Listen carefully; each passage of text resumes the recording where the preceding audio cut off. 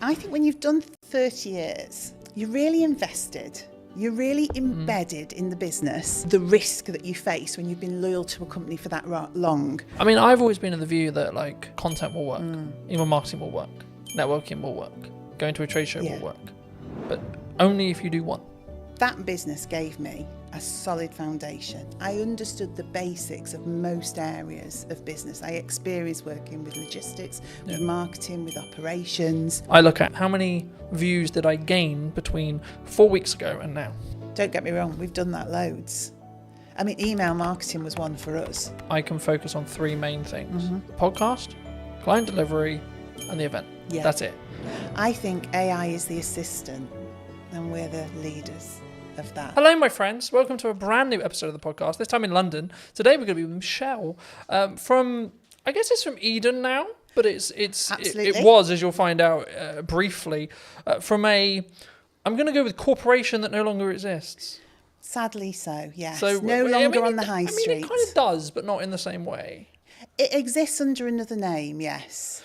Should we stop being elusive? And We should definitely stop being elusive. It's W.H. Smith's. For those of you that didn't guess, it's W.H. Smith's, yes. I'll start here. I mean, how did it feel? Because obviously you were correct me if I'm wrong, but you were a regional manager.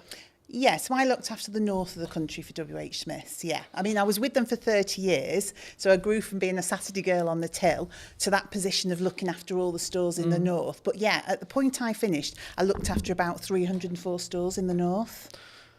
And what made you make the leap? Did you transition out? Because I think when you're in a position like that, maybe the money's good, or was it just like, oh my God, not this again. I hate the inside of my car. I don't know really, because I think when you've done 30 years, you're really invested. You're really embedded in the business. You are earning really good money. And you're super comfortable. And the reason you're comfortable, and this to me is the sort of the risk that you face when you've been loyal to a company for that long, you've kind of got into the zone of corporate muscle memory. So I didn't really have to think that much anymore. Yeah. So I was earning a good wage. I was doing a job that I liked for a company I was really invested in. But ultimately, I'd kind of lost the ability to be myself. The company had changed. I'd changed. And it was just time, I think, to find something that was me. I guess there's a natural kind of, sometimes there's maybe a disconnect. Like you were who you were then, you grew 30 years and then you wanted to go this way, but they wanted to either downscale or go that way. I don't know if it was a case of they wanted to go this way and I wanted to go that way.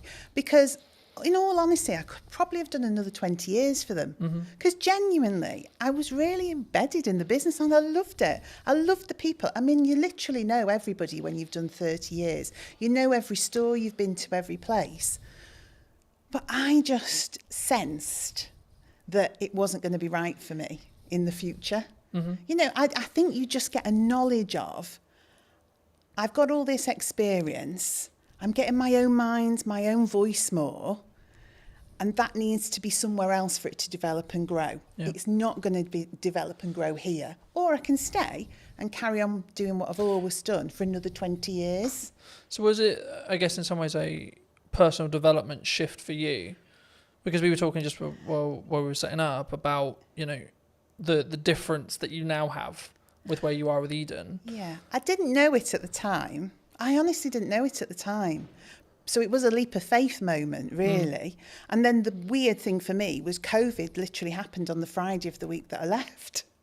So I gardened for about 12 months. So in that period, I really did start to think, well, what's going to work for me now? And do you know what? It is not an easy thing. I now see people going through that same process of leaving something really big and corporate that they know well and then trying to find their way. It's difficult.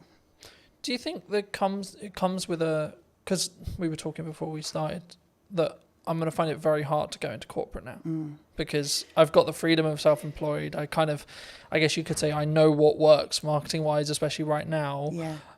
And I would have to fit perfectly into a team culture-wise for it to work.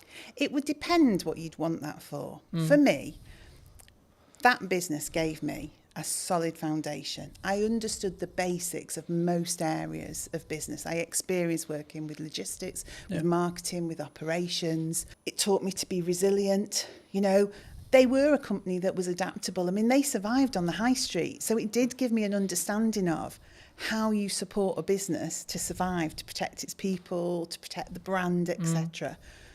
But yeah, on the other side of it, the thing that you're talking about, having your own voice, that freedom to shape a culture, shape a business, shape the dynamics of what the team are doing. For me, that didn't exist in that type of business, because I think they have to have really clear communication, real clear clarity of message. Yeah.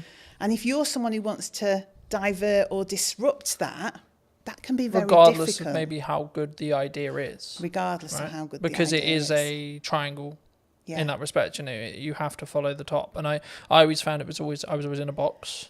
I think so, and as well, and you can have, and also it's the ability to push that idea through, because some ideas do make it through, but what do they say? It's like steering an oil tanker, not a speedboat.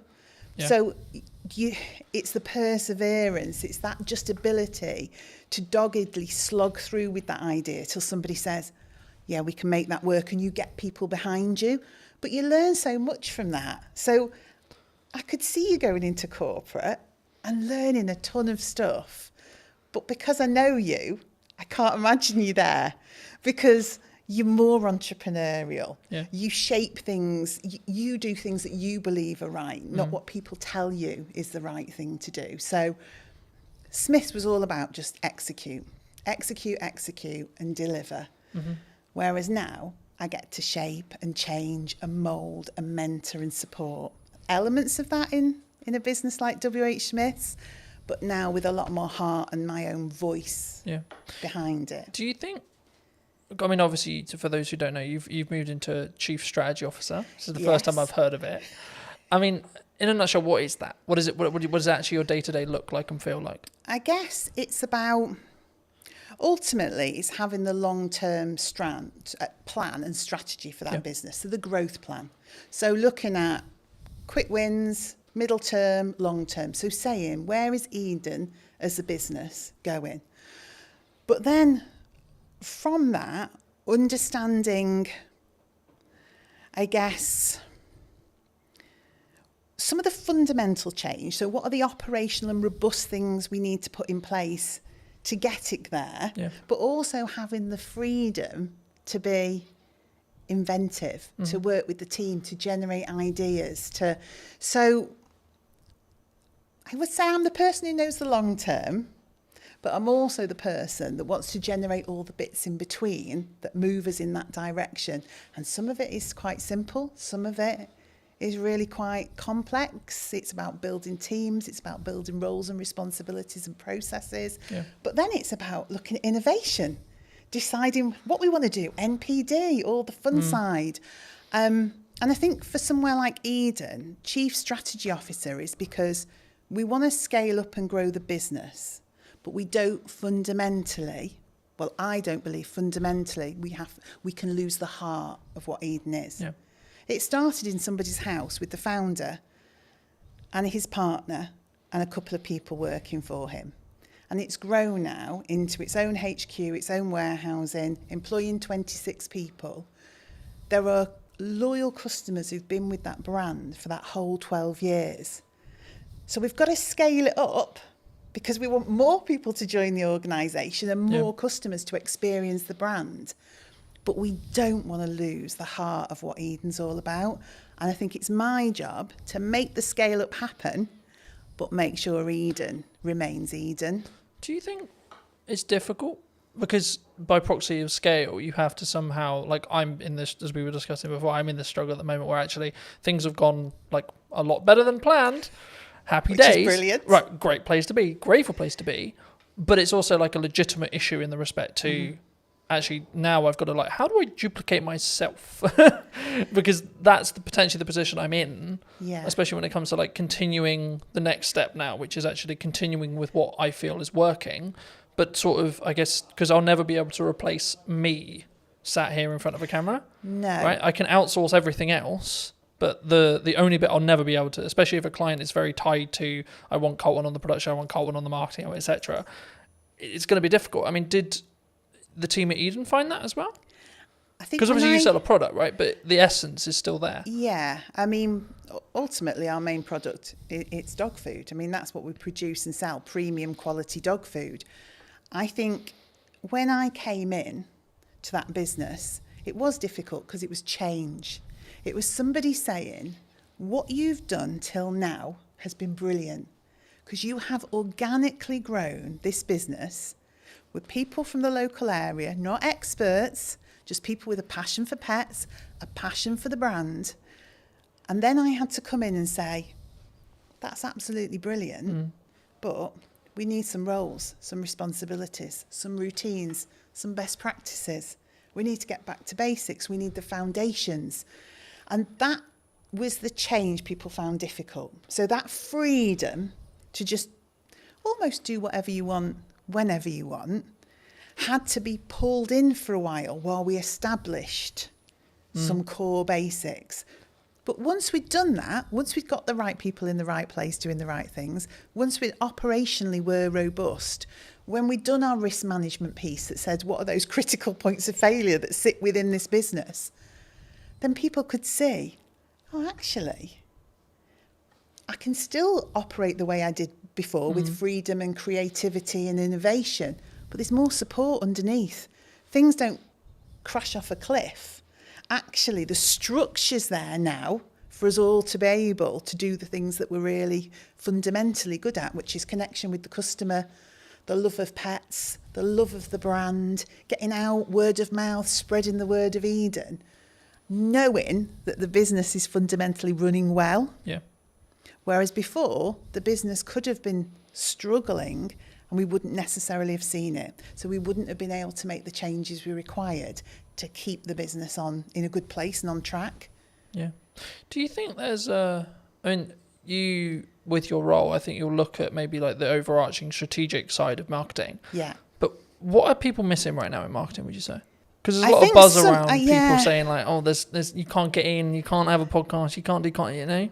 I think sometimes maybe it's not what are they missing, but it's have they sat and thought about the brand and their audience and what they want to achieve? Or are they just trying to follow trends and what people tell them they should be doing?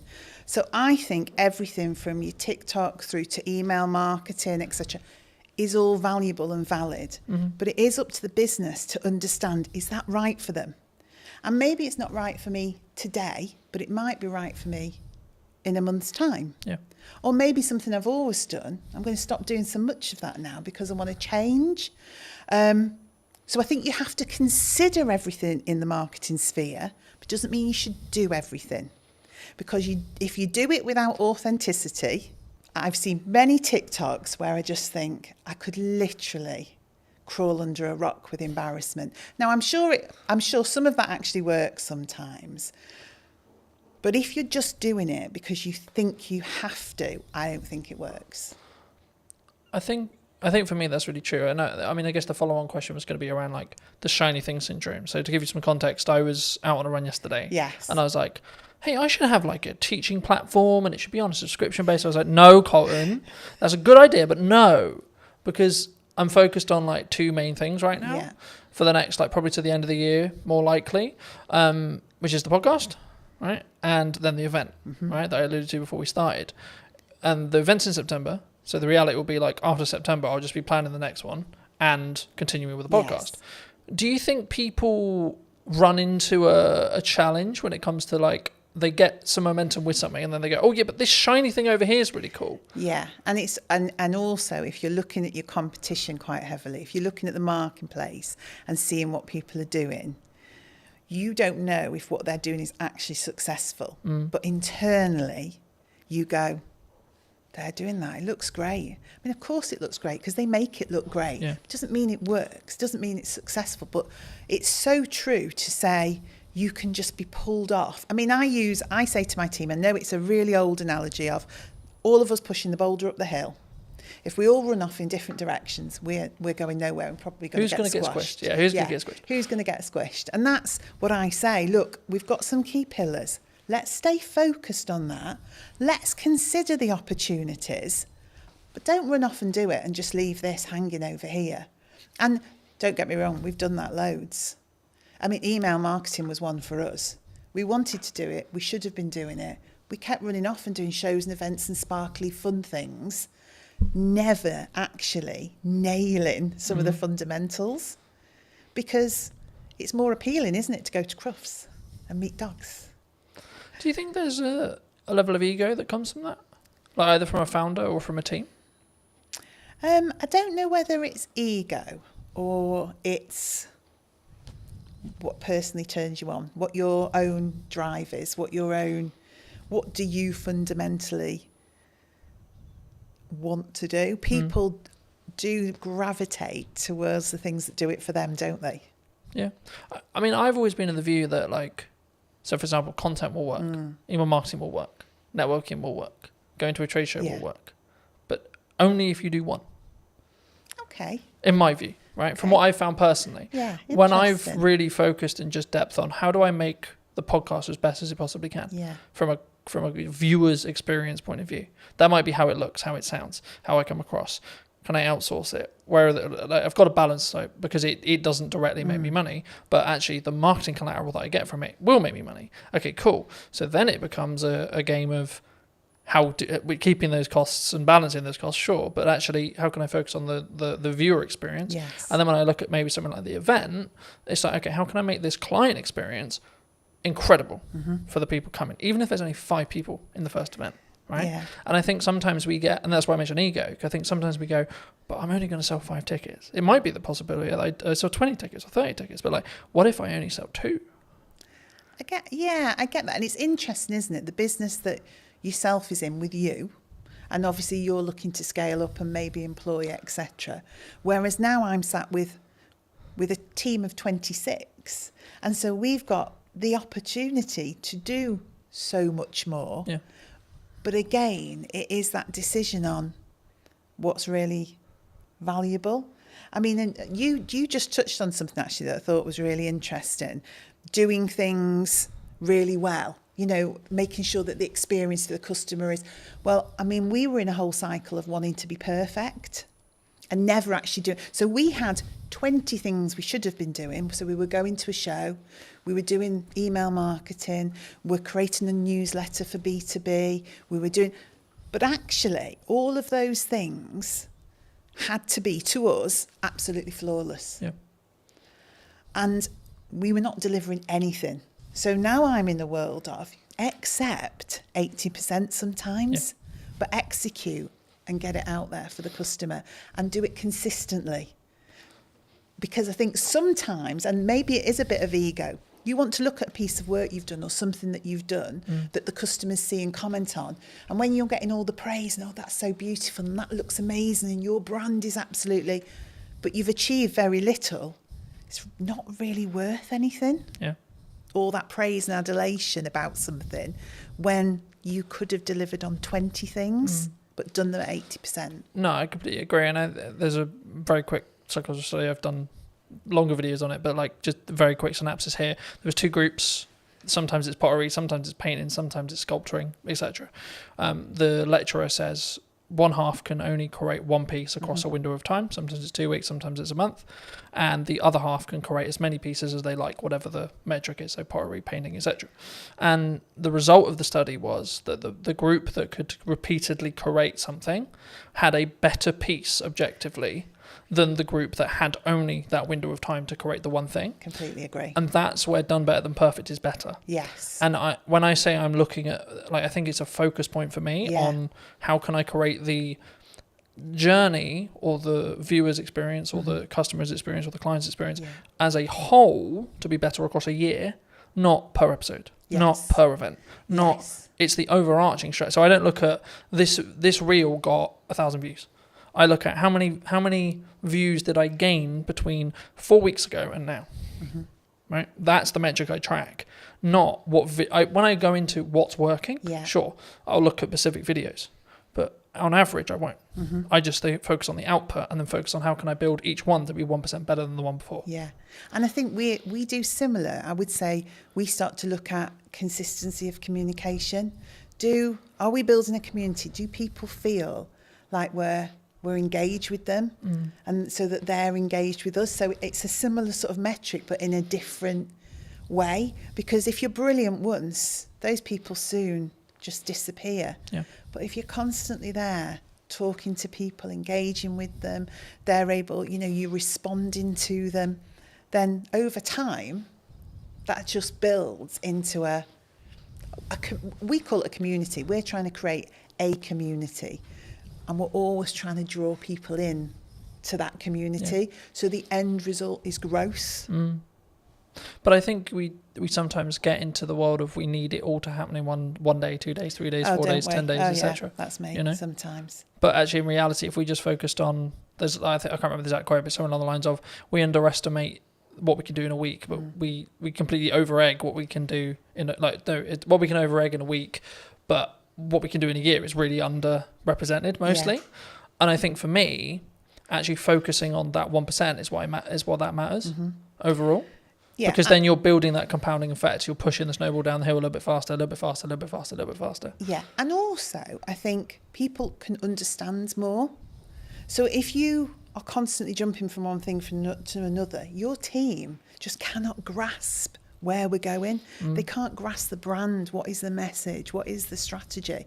So that continued delivery, that momentum that builds, you onboard the team.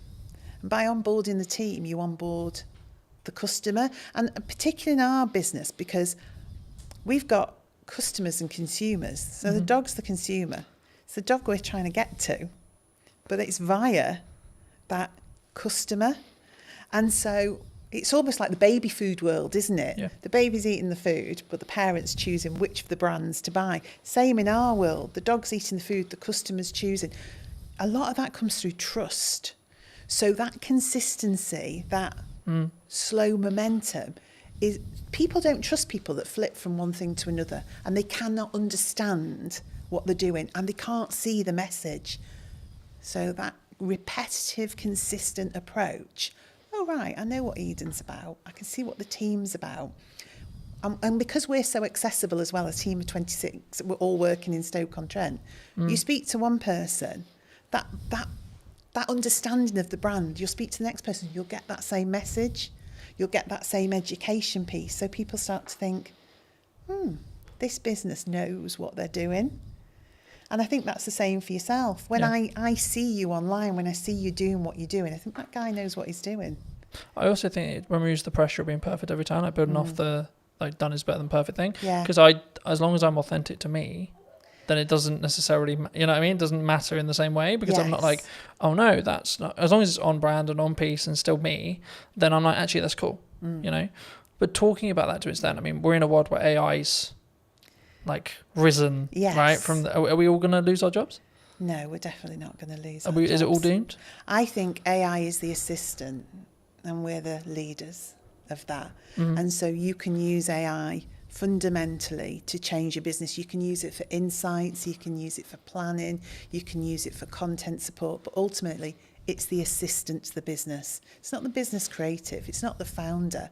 You know, the people are the heart of your business, but you can deliver fabulously elevated results if you work out how to use it in the right way. So no, it's not scary. And I did something funny at work the other day to show the team not to be fearful. It was just something really small. I took a picture we'd taken and I said to AI, you know, give this picture some movement. And it did this crazy thing. I mean, we're pirouetting around the stage on this picture. I think one of us had claws for hands or something ludicrous. But then I gave it real instruction, my voice and the heart of the brand, and explained what I wanted. What it created was amazing. But it needed that voice, that human voice, that human interaction, that brand understanding. So we shouldn't be afraid. I've used the analogy recently of you need to sharpen the knife before you use it. Very good, you know, in the same way with AI, you need to teach it what you want it to do and not just write me a social media prompt, Insta, right? It's about actually understanding it as a tool and not just seeing it as a, like, I guess, a fix-all, right? It's the company assistant. It's like your PA. It's part of the business. It's part of your business. It's a tool of the business. Yeah. It hasn't become the business. And I would hope some of the more routine tasks that it will support people then to be able to drive more creativity and innovation because they've got the capacity and the space to do that. You know what business is like. Sometimes it's incredibly busy just getting tasks done, just executing things. And then you end up working in the business all the time doing. And you don't step away and think, right, okay, let me listen to the customers. Let me look at what's happening in the marketplace. Let me analyse some of the insights. And when you stop and do that, and I hope AI gives us that, so we can stand back and go, do you know what? This is what we need to do. Because I've had time to think about it because AI is my assistant. Something that I found really interesting, and I'll be curious on your thoughts as I'm bringing it up here. I mean, I'm rapidly approaching the end of Mel Robbins' the 5-second rule. Okay. I don't know if you know it, but it came out a handful of years ago, and the crux of one of the things I read on the way here was procrastination is actually a reaction to stress management. It's nothing to do with like not getting the work done. It's how we cognitively distract ourselves and have that stress break. And it kind of links to the AI thing because I think the performance, you could say that, especially when you're in C-suite or you're, you know, a chief marketing officer or a chief exec officer or a chief strategic officer, etc., we can be so do. How do you personally balance it, but also allow yourself to have that time to, I guess, think up the more creative ideas or like have that more synergized approach in respect to actually, no, I'm going to step back now and say, let's look at the problems I may be facing and how I can like strategically fix them, but not with the pressure on having to fix the answer today. And sometimes I'm really bad at it. So if I'm overly excited about stuff, then I'm just do, just as you describe, really. There'll be days that fly by and I'm not quite sure what that day was about. I think there's a point in business there where you have to do that, right? Probably, yeah. Well, you do it because it's necessary, in the moment. But then what I also find, I like to be planned and organised. We were talking about this. I like my notebook. I like to think ahead because I like to show up in the right way. Yeah. I am myself. I'm always the same, but I do give thought to how do I need to show up tomorrow? What are the things that I need to achieve? Am I planned and organised around that? And when I am, that gives me those periods of time to step away with people. Do that for people in the business as well. Say, hang on a minute, let's just stop. Should we just go and grab a coffee or should we go for a walk? Because we probably just need to think this through a little bit. Is that an environment thing, do you think, as well? Like you need to physically remove yourself from the office, the home, to get a change of scenery? For me it is.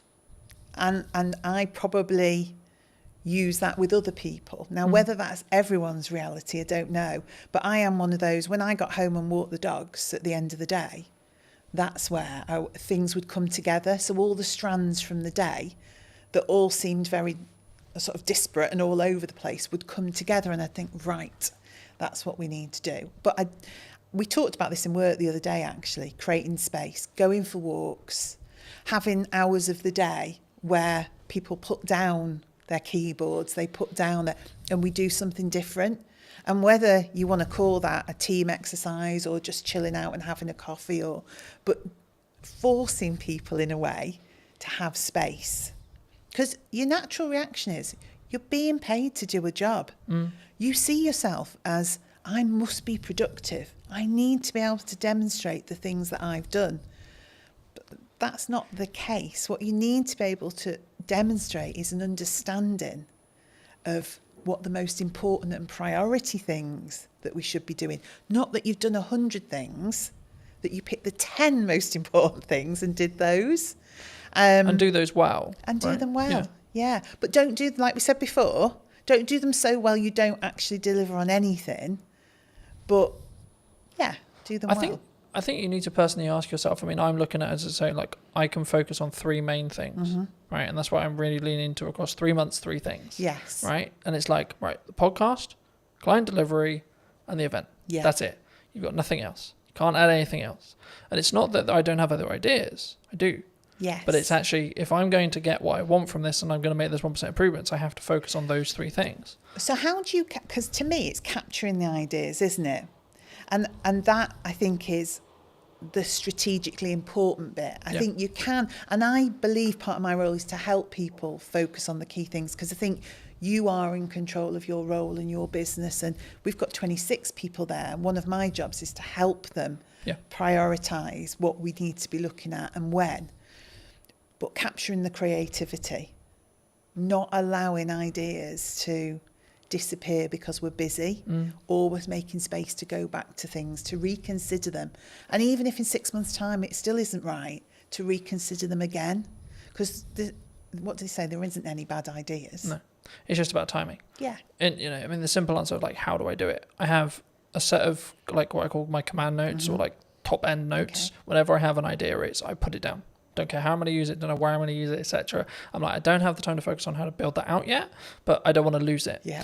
The other way, building off the AI side, is utilize chats in ChatGPT, for example, especially if you have a conversation in that chat, it will be able to, as in physical conversation, as in you're typing, or actual conversation, you'll be able to then refer back to it. So if you say, hey, ChatGPT, for the next 3 months, I can't really focus on this thing, but actually it's a really good idea, I'm going to come back to you in the future. Can you kind of make a highlight list or make a reel or etc., or make a summary of like my thought process now? And so when I actually have the time to give the focus, I can then do that. And then what you do is you just brain dump. And I love that, because I am a notebook. You see my notebook there? I am a notebook girl. If you ask anybody in the office, I mean, I have strategically coloured notebooks. I lost my orange notebook the other day. I thought the business was going to completely go off a cliff because I'd lost the orange notebook. But that's me. I love to capture those notes. I sit in meetings, I listen to people. I'm thinking, oh, good point, good message, good. But I have started using the chat GPT to do just that. So I just sit and chat to it. I say, so-and-so thought of this today. Yeah. In terms of and it seems bizarre at the time. I mean, I did think I was losing my marbles a bit that I'd found this new best friend of ChatGPT. But I did. And I systematically would go through and think, right, idea. Don't lose it. So now I'm developing a combination of my old way of thinking, get it down on paper because that really works for me. But now capture it somewhere where it can't be lost. Yeah. And I think as well, like if you are capturing it either written wise, like some people are really into writing, there's a couple of things I would say, like get a tablet with a pen so you can just write it and it can digitally transcribe it for you, or just get into the habit of taking photos of those pages, because if you give those to ChatGPT, it's probably nearly smart enough from what I've found to actually be able to capture that information and then convert it into like a text format or whatever you want it to do, or even just capture it inside the chat's memory. I like that, because I'm a paper and pen girl. I really am. It's meaningful to me to put words on. But that might be paper. actually that's how your brain's wired. Yes. And actually that might be your good idea. Yeah. And that's where your ideas flow. But then like in the result where you do lose your notebook, if you're also backing it up through ChatGPT's like chat memory, like you could just have one called idea dump, for example, right? And every single time you write a page in your notebook, take a picture of it. Yeah. And then tell ChatGPT, I'm going to refer back to whatever the note is. Can you bring this content forward whenever I ask for it? And it's how you then, and this is an example of like how to leverage AI rather than being scared of it. Yeah, and I think that is just it. And it's funny that naturally using ChatGPT in that way worked for me. And also that ability then for me to create patterns, trends and insights from it, because I will go back and say, are there any common themes? And I didn't know if it would work or not. You never know if these things are going to work. So can you see any patterns, any common themes, anything that's coming together as one cohesive idea? And it's so good at that in terms of analysing and pulling out insights. Because I would go back, I mean, and this was an arduous task, I'd go back notebook, highlighting things in different colours, pulling strands together, generating one idea from 20 thoughts. AI is really good for that. Yeah. But again, I think it's an assistant tool. I don't think it's going to necessarily replace us. I mean, the trend sort of changed and it became this, someone who's utilising AI is going to take your job rather than the AI itself. And I think that's a more positive or more real reality of what we're going to have in the next 10 years. I think so. To be honest. And things change, don't they? Things always evolve.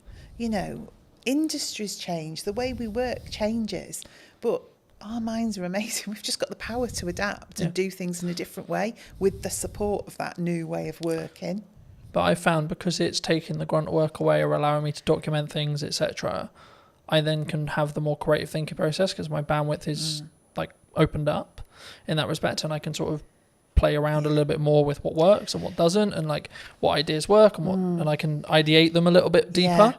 I think one thing that came to mind then, and this is why I think being the strategy officer is important, is probably one thing we need to think about. One thing I think about is everyone in the office is using ChatGPT or something similar, but I have to keep our voice as the Eden voice and the Eden brand. So that's what then becomes important in terms of us and the team. Because again, we could all go off with our voice thrown into ChatGPT. What it gives you back then starts to become...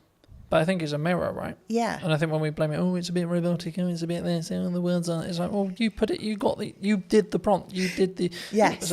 But I think, I mean, as a more generalised question, I guess, do you think that we don't look at ourselves, accountability-wise, as an over, not even necessarily AI, but as an overarching kind of like, as a person when we see something maybe goes wrong, like more generally?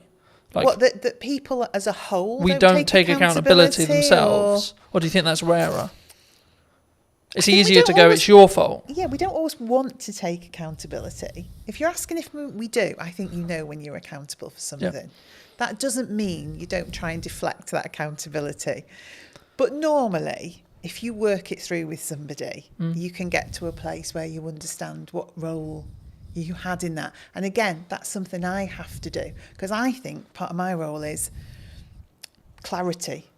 And I think clarity is caring for people. So getting people to a place where they do understand their accountability and they do understand... There's also needs to be a proven place of safety, right? Well, yeah, definitely. But that's how it should be, isn't it? It should be a place where because it isn't like hands up, I made a mistake, oh shit, my job's gone now. No. It's actually, no, hold on, we're all going to make mistakes and that's okay. How do we learn from it? It's we've made a mistake. You know, we have done, we've put tons of effort. We're relaunching it again, but we did a Try Before You Buy campaign. And we got quite a few little bits wrong in that. Mm-hmm. So that campaign did not deliver as it should have done. Now, we've learnt from that and we're relaunching it. But at the time, nobody wanted to hands up where the... So I just said, we've made a mistake. This team here, we're the project team.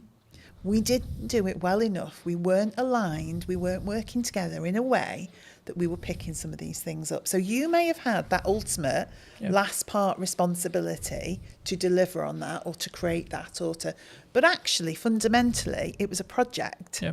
So we all bear the responsibility. But let's go back and say, what was your part? What was your part? What was your part? So next time we do it, we've got clarity. Yeah. Clarity is a form of kindness. If you don't give people clarity, what you're saying is, I want you to keep making mistakes. So ultimately, at some point in the future, this is going to blow up and you're going to be in a whole heap of trouble. Where it's much better to say, oh, that's not quite right.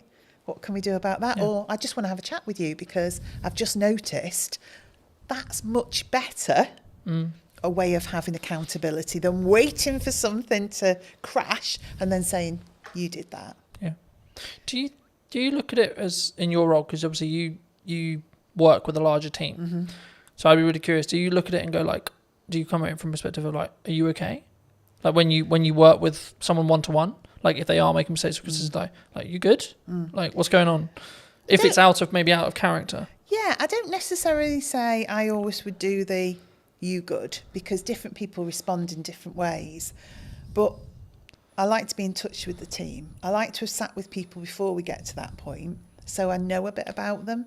So some people want to share more than others do, but fundamentally, you know the dynamics of the team, and you can see if they're having a good day or a bad day, if they need a bit of space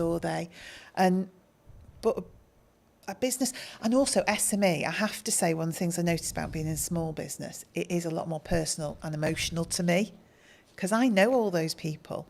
I know their dreams, their passion for their role, but equally, that's really positive as well, because just as you described, there are days when I can say, hang on, that's not like you. Or do we want to just take 5 minutes? Or actually, is there anything we can do today?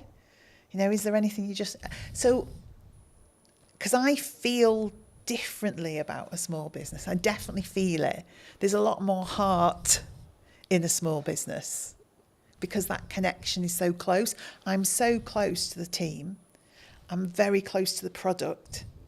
I'm much directly closer to the customers. Yeah. So those decisions you're making, those things you're doing are much more personal. So I would say it's made me more thoughtful. I use my own voice more. I use my own judgment more, and I deal with things in different ways at different times rather than a blanket approach because I just need to get things done. Yeah. Do you think that do you need to, I guess, lead with empathy as a leader in some scenarios? Definitely. I mean, I would say for me, what has always been important to me in the roles I've had, outside of the things you need for life, like your money and all the rest of it, absolutely. is building a strong team and a strong set of people and individuals. So, yeah, you've got to have empathy for that. You've got to have some kindness for that. You've also got to be you want to drive people. So motivationally, you do want to stretch and challenge people. So it's equal hands of empathy, kindness and support, but drive and challenge and creating a buzz in people where they can see a future and they can start to really push themselves forward. So I think it's in equal measure, really. Yeah. I think sometimes we don't necessarily look at the empathized way of looking at it. I mean, I think we'll wrap up soon, but do you think people are purely just, you're here to do a job? Like, could that be the approach? Like, it can be very, like, I'll use the term like maybe domineering or led or like very pushy in that respect. Like, you're here to do a job, get the job done. It definitely could be, couldn't it? And I think we all have to admit there are times where you just want somebody to get something done. 100%. And actually, is it more of an ebb and flow? Yeah, in some scenarios, you need to lead with candor and you need to lead with empathy. And in other scenarios, you're like, come on. Yeah, because you're also thinking sometimes the mentality of just get it done is because you know what the impact of that is going to be for other people and other things if that isn't done. Yeah. So it is empathetic, but in a different way, because you can see the end result of that not happening. So say we get something wrong. We've got someone who's relying on our food, getting to them on a certain day for their pet, who's always at their food, has a health condition, and logistically we get something wrong. My view is I have to help that person. So in that moment, you just need to get that done. Because we really need to care for that customer, that pet. We have to do the right thing for them. Then we'll stop and say, right, okay, could we have done that differently so we didn't have to get to that point where we had to drive somebody to get that done? Yeah. But there are moments where it's right, but most of the time that's a result of not having done the hard slog in the first place, that you got there. Yeah. For people who may be interested in connecting with you, seeing more of your work, seeing what you're doing at Eden, where's best for people to connect with you? I guess I would say social media, Eden-wise, and then message me via there. So if you go onto Instagram, Eden, throw a message out. Because we're all in the office together, I will pick that up and see it. We're so easy to contact. I am on LinkedIn. I have to say it's not my favourite forum. So I'm much happier to see messages come through on that social media platform, and then I'll be in touch. Fabulous. If you were going to talk to the person who was in corporate maybe 10 years ago, 15 years ago, and you give them this advice today, what would you say to them? Gosh. As a final thought. Allow people to have a voice.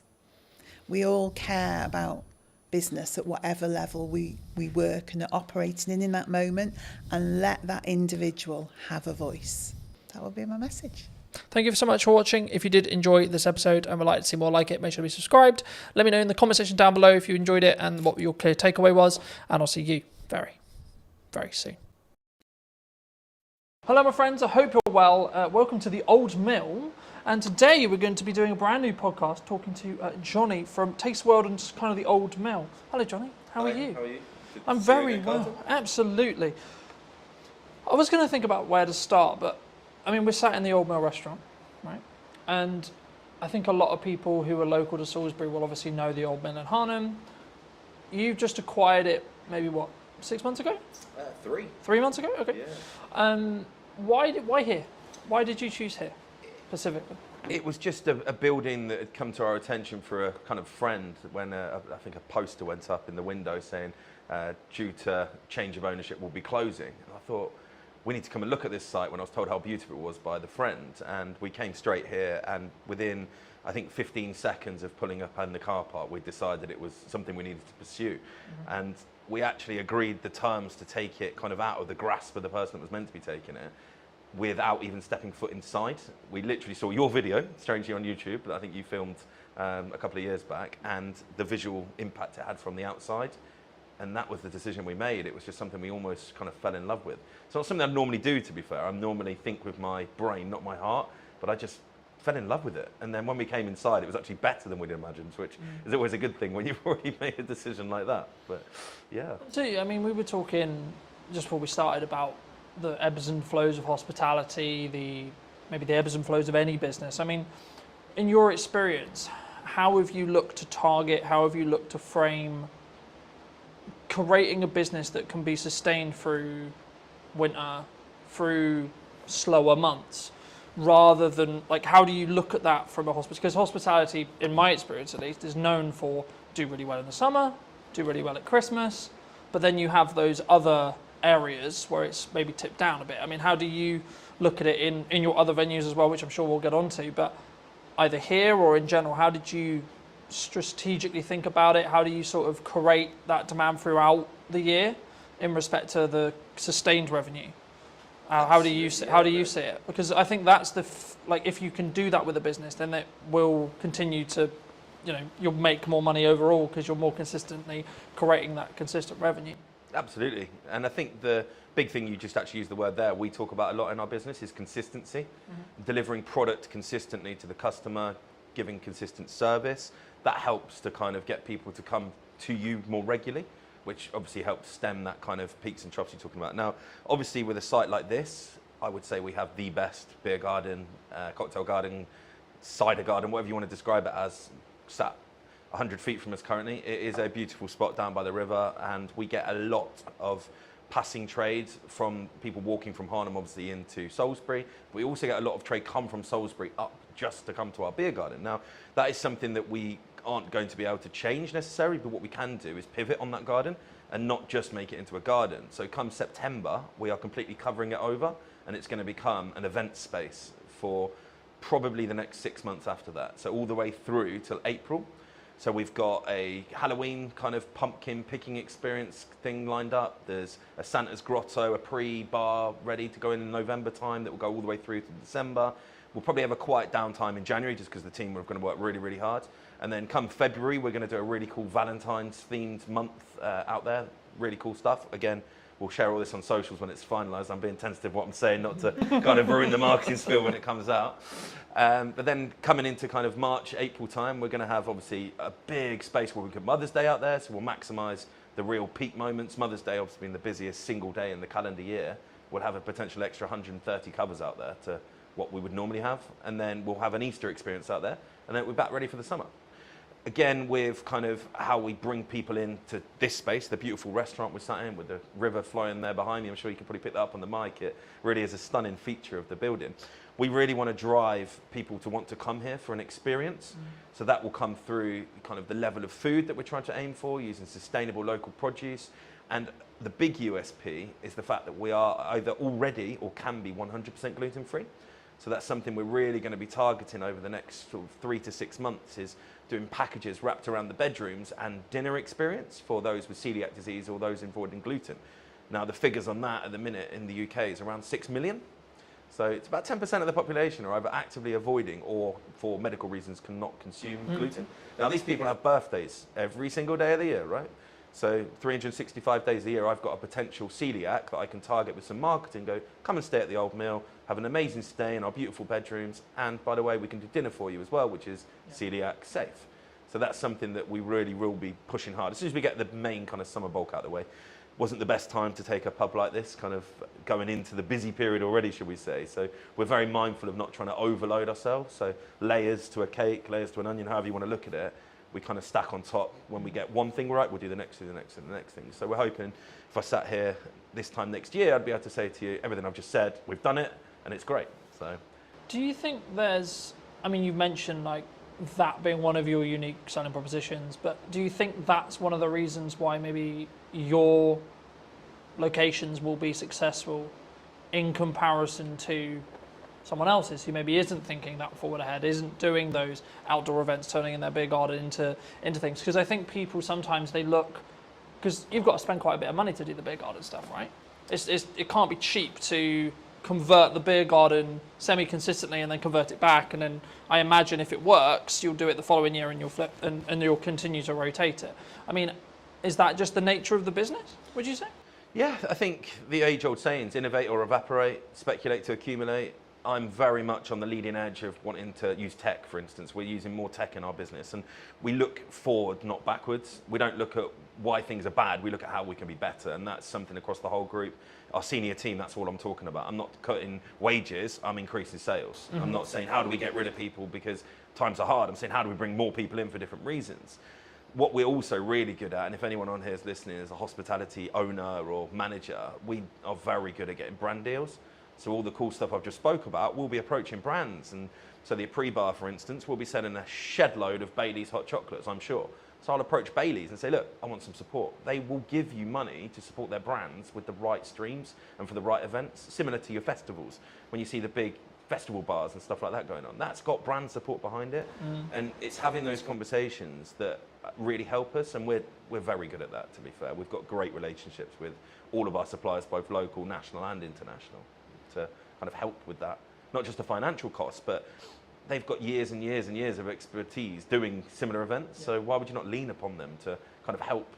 It might be a supplier they use that can cut some costs that we didn't know about, or just simply going, have you thought about this? Like we had an event a couple of weeks ago that we used Thatcher's, a very local company, obviously from Somerset, but they are fantastic, just gone to #1 cider brand in the UK actually last week, that was announced, and they supported fully. They paid for the live music, and they came down, gave us a load of free stock, and had people down here giving out samples.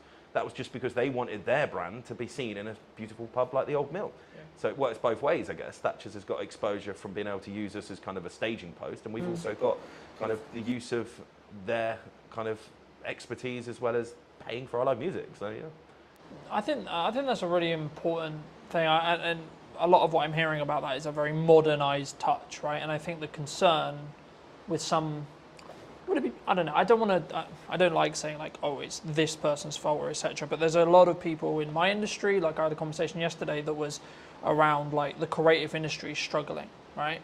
And I've been very honest and very fortunate where actually I'm in a very different place. I'm in a very fortunate place with the kind of work I'm doing and how I'm doing it, and like actually like looking at the bottom line of my business, it's actually doing really well, right? Yeah. So I'm not feeling that, oh, it's difficult, right?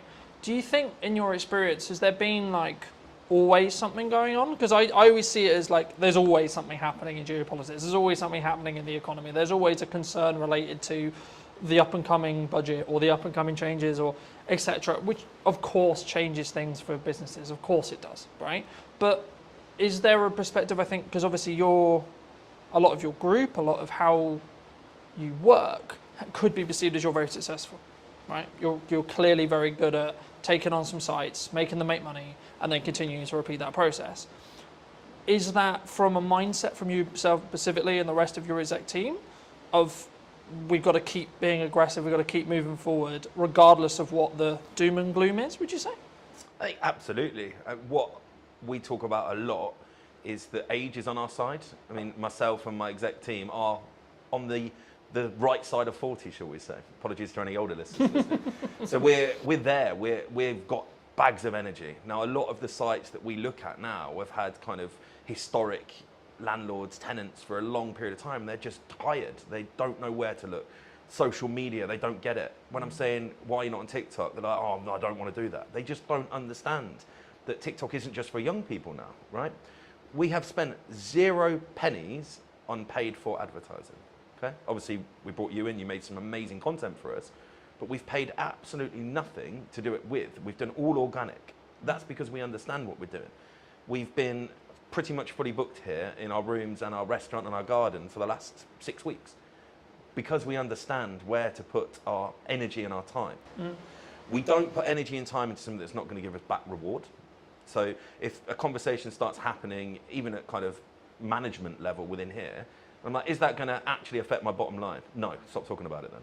Because you've got to be so fixated on the numbers that it's almost autistic.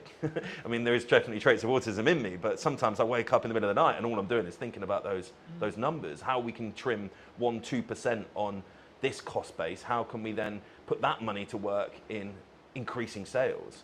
I think the old saying is the good places, the good people will always do well. Doesn't matter what the economy does. I think without blowing your ego too much, the reason you're doing well is because your content's bloody brilliant. There is plenty of people out there doing similar stuff to you that are probably complaining, moaning it's not great. And you look at the quality of their work and it's just not there. They haven't got the adaptability, for instance, without throwing anyone under the bus. We dealt with another content creator doing very similar to yourself. And they were just so slow to react to us. Whereas yourself, Colton, this is what we need to do. Can you be a bit more flexible? Yeah, cool, perfect. We can do this, we can do that. And you said yes more than you said no. And that's very much what we talk about in our business. If we can, we will. And I think the customers react to that, right? Yeah. We're not perfect, never perfect. It's not a real word, right? Perfection, I think you can pursue it, but you'll never get there. I think, well, just building off that, I mean, I've always followed the motto of done is better than perfect, because your concept of perfection will always change, right? Yeah. Because if you're growing personally and as a business, your definition of that word will then change by proxy. So you should never hit perfection, so to speak. And that's why I think execution is better to focus on. And that's, I think, why we synergize so well, because I do focus on execution, but also I focus on strong ROI.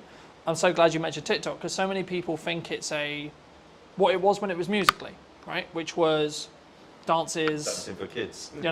Kids are social. But I think it's more around the attracting of attention to then make the byproduct be sales, right?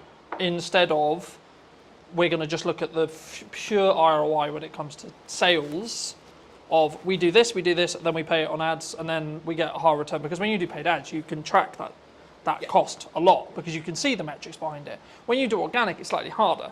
I mean, how do you look at either TikTok or your content strategy? Because one of the first things we talked about was actually like you're really strong at marketing, right? So I was like, okay, absolutely fabulous. How can I then add value on top of that? Because I wasn't then going to have you need to post on social media. I wasn't going to, because it was like you had it. I didn't need to have that conversation. With some clients I need to because they're new to social and we need to get them up to speed. But with you, it was like, okay, cool, what do you want? What do you want us to do? Yeah. I mean, is it just TikTok? Is it just Instagram? Is it socials? Like, how do you tackle marketing from your perspective? I mean, we approach each venue with different purpose. So we've got a competitive gaming venue, for instance. So targeted 21 to 35-year-olds that want to go out and play interactive darts, shuffleboards, that kind of thing. Now, our marketing strategy there, very different to here. We actually use Snapchat still, believe it or not, because we get good, positive interaction on that. We use a lot of TikTok, we use a lot of Instagram, we use a lot of Facebook. Don't do any paid for stuff there, really. It's a lot of get influencers in, come and play some darts, film it, put it on your Instagram for us. That gets us great results. It really, really does. Somewhere like here, where our target base audience is 35 and upwards, we're actually using Nextdoor app. We're using Google. We're using TripAdvisor, because these are all social media platforms. They don't get spoke about, but that's what they are. So we'll have a really strong focus for, say, a month, where we work really, really hard to get lots of reviews focused on TripAdvisor. Not by any other means other than giving great service and just going, guys, really appreciate it. Just leave us a good review. Or a review, sorry. You never tell them what review to leave, of course. An honest review. And yeah, that works really, really well. So then people searching for places to go in Salisbury, we're up there, right? Yeah. The biggest thing we do, I think, is getting the team on board. So we're not a single person marketing company. I am head of marketing, if you want to call myself that, as well as obviously CEO. That's where I like to spend most of my time because it's where you see the excitement. But I think here we've got 6 social media admins. So they're tasked, right, today's your day. This is the plan. Execute it, because as good as your stuff is, your captured pictures are only going to be live on the day you did it, right? The best stuff we see is what I call the instantaneous, the random stuff. We had a dog swimming in the river yesterday. Unless I ring you up and go, can you come and snap a picture of the dog that's now swimming in the river? You're never going to get a picture of that. Yeah. We post that online and we get such good interaction. We're not into just posting food. You'll probably see that from our marketing. People get bored of that. I don't want to follow someone that's just showing me a great fish and chips. It'll be the best fish and chips in the world. Once I've seen it 5 times, I'm cool, it's fish and chips. There's only so many ways you can angle it or change the lighting or the backdrop on it, right? So we'll post customers. We've got Doris is coming to celebrate her 70th birthday. Happy birthday to her. That kind of stuff can only come when your team is kind of in with the vision. So we'll do regular monthly catch-ups with all our social media admins. We'll do then probably every 3 months an in-person one. So we'll bring them all in, and it might be yourself I ask next time, right? Can you just come and do a piece on how you get great filming angles, great lighting angles? So they all understand they're never going to be as good as yours. They don't need to be when we're putting out as much content as we are. Yeah. And I think that is something that I really understood, and probably the biggest thing we change when we take properties. I mean, yes, this is beautiful. Yes, we've spent money on it. Yes, we've elevated it. But circumstantially, this building was beautiful before we took it, right? Mm-hmm. Why are we now busier than it ever has been? I think because our marketing's better. I think before, when we looked at it, their last post was 2 months previous on their Facebook, on their Instagram. I think we took it in February, end of February. The post that was last on Facebook was advertising Christmas carols. It shows you the difference on where we're at. If you go on our Instagram, our Facebook, our TikTok, our websites are kept up to date to the day, you'll know exactly what we're trying to be, who we are, and then hopefully, when you come in, our social media, our marketing reflects what you then see inside. So I don't want to become a fake presence. There's quite a few restaurants I can think of that look amazing on socials, and you get there, you're like, wow, you've just taken a picture of the corner of your restaurant that does look nice, and the rest of it's not real. So we'll do a lot of kind of walkthroughs. I think the other day I just live filmed, walk straight through the front door, down the alleyway, through the garden, no editing, no filtering, just here you go, guys. This is what you can come to if you want to. And that, I think, gives an honesty. Yeah. I think that's the best word to give it. You're not trying to sell anything. This is what we are. Do you want to come? If you do, great. We'll see you at the other side of the door. But if you don't, cool. It's also not for you. And we're very, very good at that, actually, to be fair. Identifying who our customers aren't, because not every customer's for us. Someone walked in here and they wanted to have a £10 meal on a Friday night. We're not for you. There's plenty of places offering a fantastic meal for £10 in the Salisbury area. But on the flip side, if you were looking for a fantastic Chateaubriand on a Friday night to enjoy with a fantastic bottle of Malbec, we're the place for you. And you should come here. You're not going to get that if you go to the £10 meal place around the corner. Yeah. So it's understanding where your market pitch is, not trying to be for everybody, because it's impossible, but the people you are for, really being strong at that and having that kind of full team cultural mindset that all of my team will know who we're for within probably a parameter of what age we're aiming for, what service we're aiming for. They'll all know that our USP is gluten-free. And I think that's really, really important, because I can't just sit here now spouting all of this and then not relay that to my team.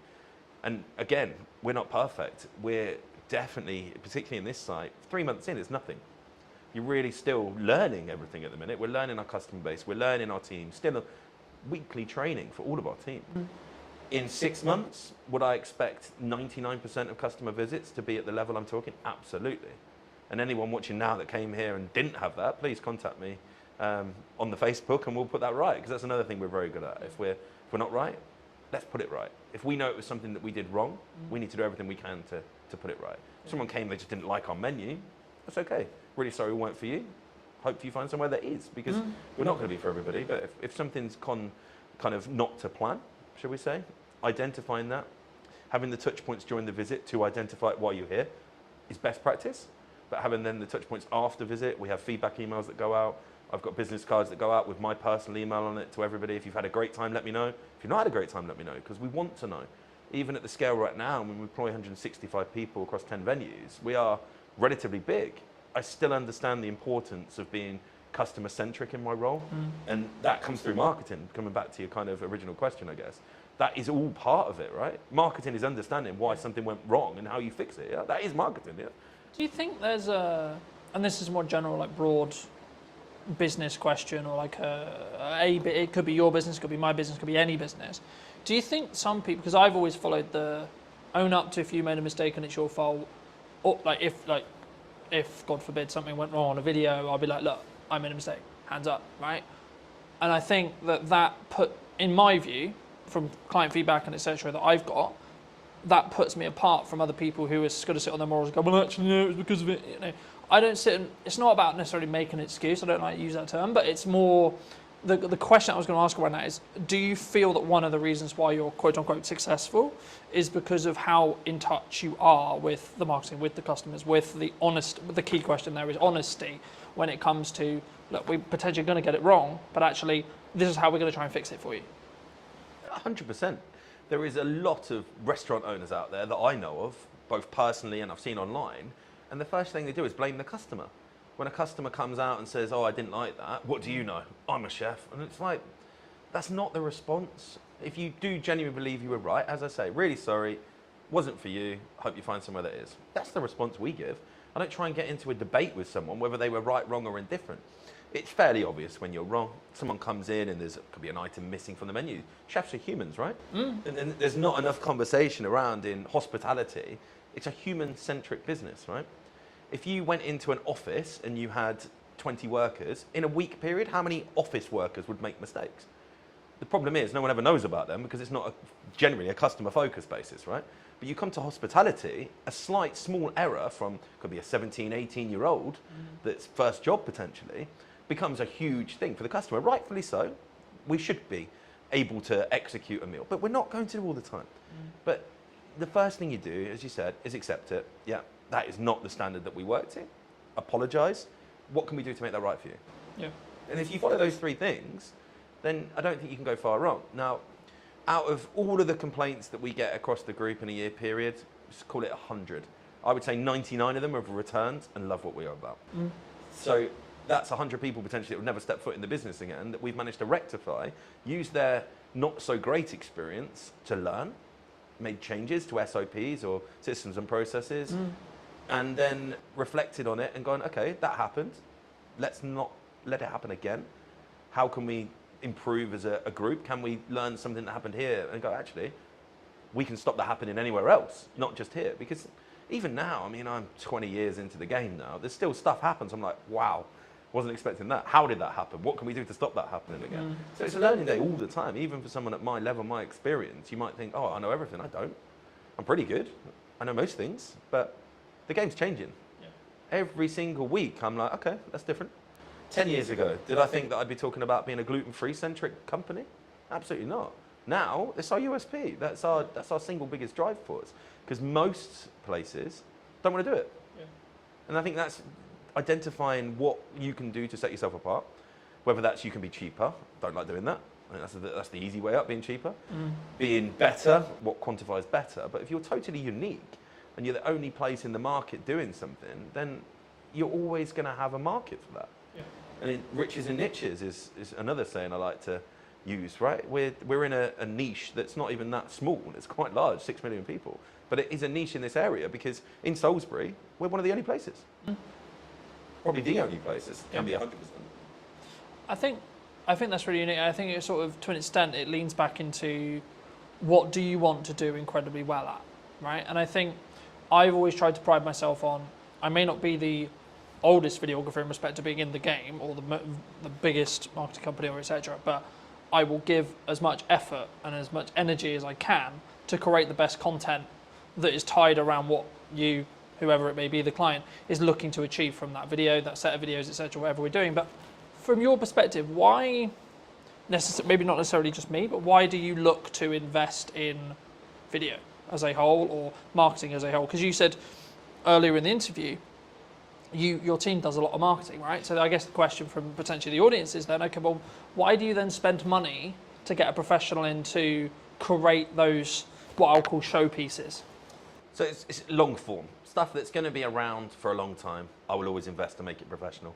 I think it makes you stand out from the crowd. So our long form content will live on YouTube. Our long form content will be housed on our website. Our long form content will be posted to the top of our grid, pinned to our grid, technical term there, on our Instagram. So some lands on our Old Mill Salisbury Instagram. Right at the top there will be a pinned post of, oh, okay, that's what that's about, really professional. And I just think it adds to that level of experience. The customer sees, oh, okay, that's a serious place. And I think that's why we do it across our group. From probably the second or third month, we'll get it in. Once we know we're right, we'll get a videographer, a photographer in, and we'll get everything kind of framed up, and then we add it onto our websites. And we've got then a bank portfolio of stuff, like the stuff you've done, we'll cut that down. We'll do 10-second clips every now and again. It just kind of helps remind people that we are, okay, these guys are serious.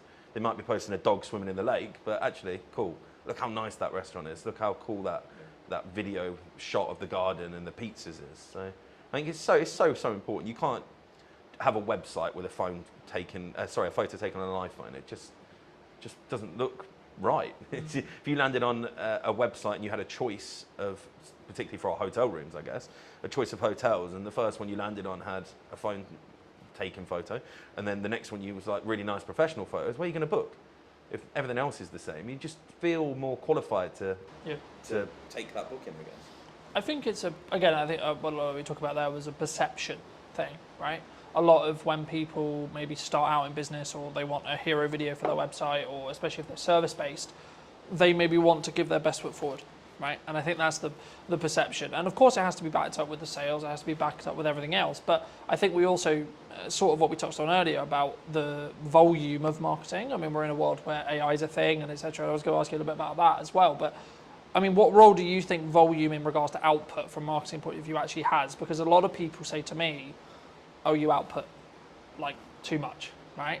Now, I can tell you categorically, sat here today, I've won 3 or 4 jobs in the last 4 months related to the fact that I am actually one of the only people who posts for 3 to 4 times a day, 7 days a week. You know, so I know it works because I can show the ROI behind it, because I've won jobs solely off the back of the client telling me you won the job because you're always on I always see you know, in that respect. But just to reiterate the question, what role do you think volume has on marketing as a whole in your industry or in general? It's ever present. As long as it's good, it should be online. So we don't wait for perfection, we wait for good. So if you take a photo and you go, yep, that's good, so 6, 7 out of 10 quality, it can go online. Now, that, I think people get stuck in, oh, not many people liked it. Now, likes don't pay your bills, okay? And I think that needs to be spoke about so much in our industry particularly, because I hear it all the time. Oh, if I post once a week, I get 100 likes. And if I post 10 times a week, we get 10 on each. So it's the same likes, and I only have to do I'm like, but you're not looking at who's seen it. You're not looking at what that then does. Now, I think we can tell how good our marketing is because we're busy, right? I look at my diary and I go, we're full, right? That tells me that we're doing something. We sold out our garden for a cider and sausage festival by posting 7 times on social media. I didn't do anything else. There was not a single poster printed outside the front of this pub, right? I didn't do a banner, I didn't do any flyers, I didn't go to the newspaper, I didn't do anything. So social media is working because there's people coming through the door. I don't get fixated on how many people like my posts or how many followers I've got, because I could have 1,000 followers. If all 1,000 of those come to my pub, I've got good marketing. I could have 20,000 and only 500 of them come to my pub. Yeah. Have I got better marketing just because I've got 20,000 followers? You've got to understand what your marketing's for. Who do you want to see it? Are they going to do something useful with it? Building that community online through volume. Yeah.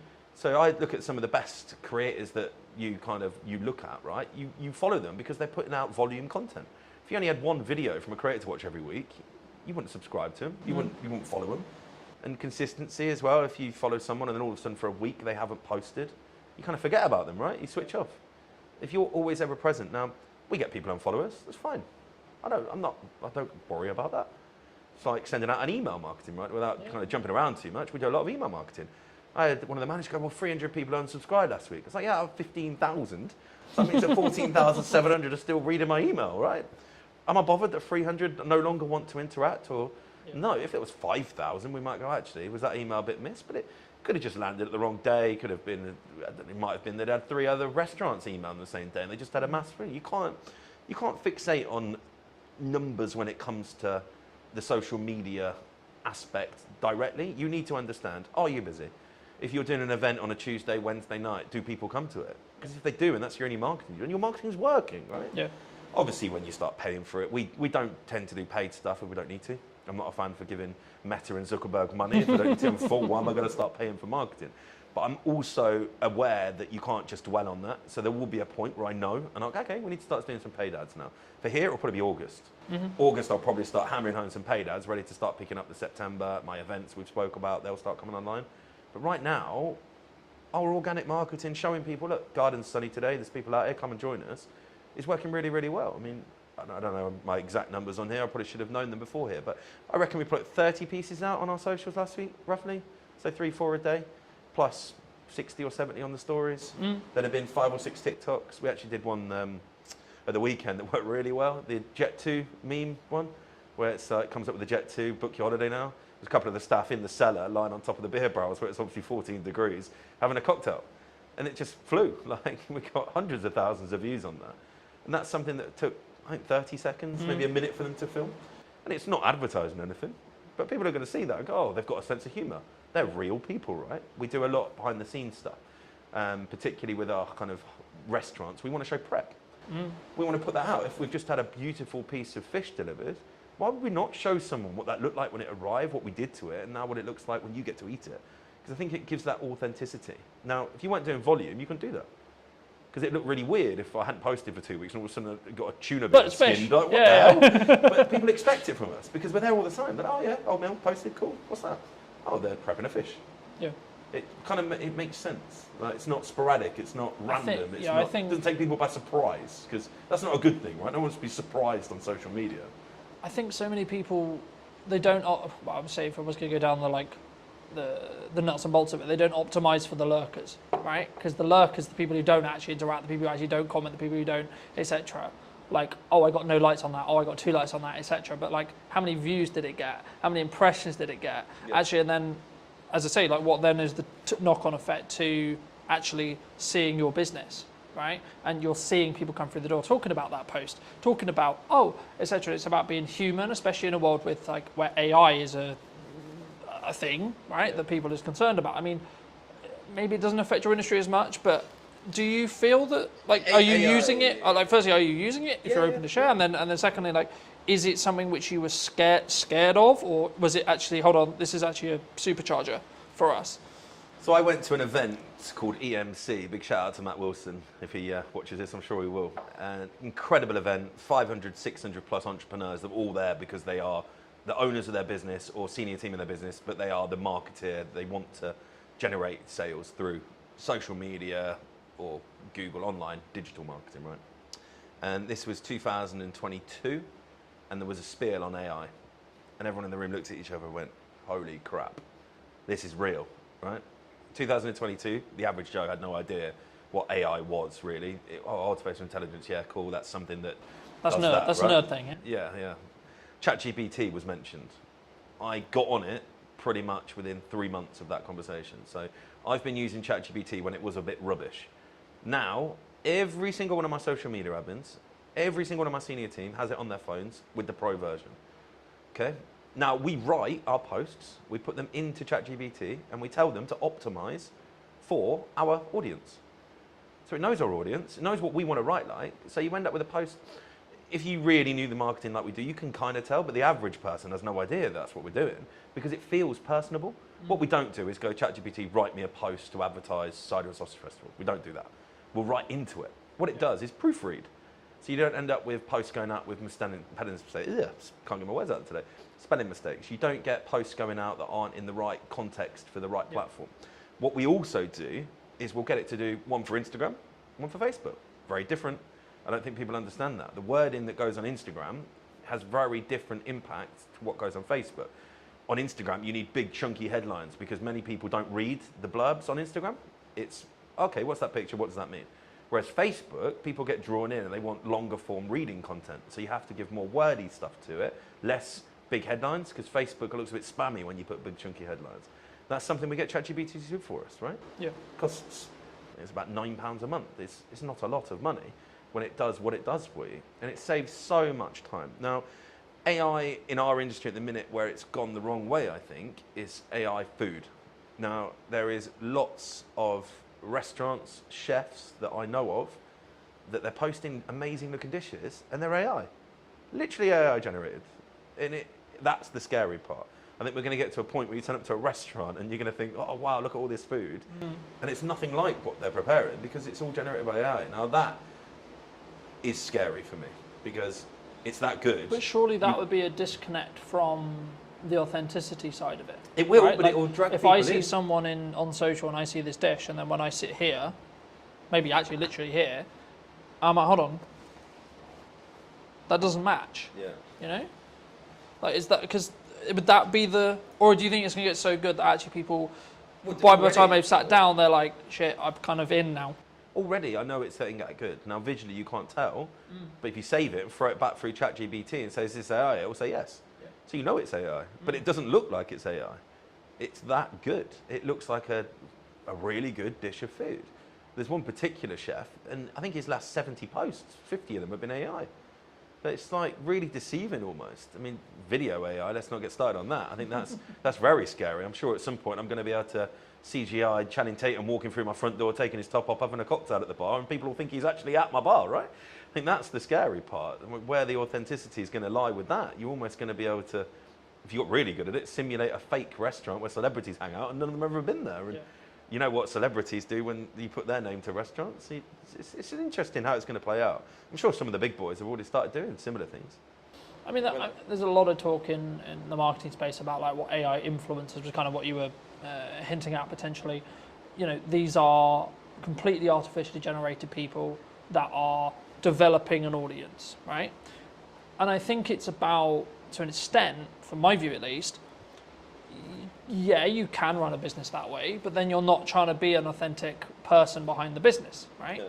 I utilize AI to help with editing, to help with scripting, with help with posts, etc., in a similar way to you, but I'm still the one sat here talking to you today. Yeah. So it allows me to do the other things that actually I have to tangibly do, right? Regardless of how big the business is, you're still going to work with me. You know, I'm still going to be the one who has the conversation related to what we're doing with marketing, potentially what you're looking to achieve, how you're looking to achieve it, etc. But you saved 2 hours last night. But I saved two, exactly. Write out, well, without jumping off marketing, job descriptions. You can go onto ChatGPT now and say, can you write me out a job description for my new assistant manager that I've just employed? Please use all relevant sources online to give me a relevant job description. It will then send it to me. All you have to do is then read it through, make sure that you are happy with it, and then you've got a job description. Yeah. 5 years ago, it had taken me 3 hours to write out an assistant manager's job description. We're doing it now in 10 minutes. Yeah. Like, that's the big thing, I think. We're probably slightly more protected as well. Sorry to jump in again, but in hospitality, if you are really good at hospitality, you're never going to replace that with AI. There will be a point in some fast casual food dining settings, a robot will serve you. It won't be long. It's already happening. We went to Japan for my honeymoon last year, and a robot served us. Really odd. I didn't see the human the whole time I was there. Took my order, brought my food, cleared my table. Literally came over and said, have you finished, sir? I said, yes. Said, please put your plate on me. So you put the plate and it goes off. Really odd. That is not too far away. But no hospitality. Hospitality for me is escape from AI, escape from technology, escape from digitalness.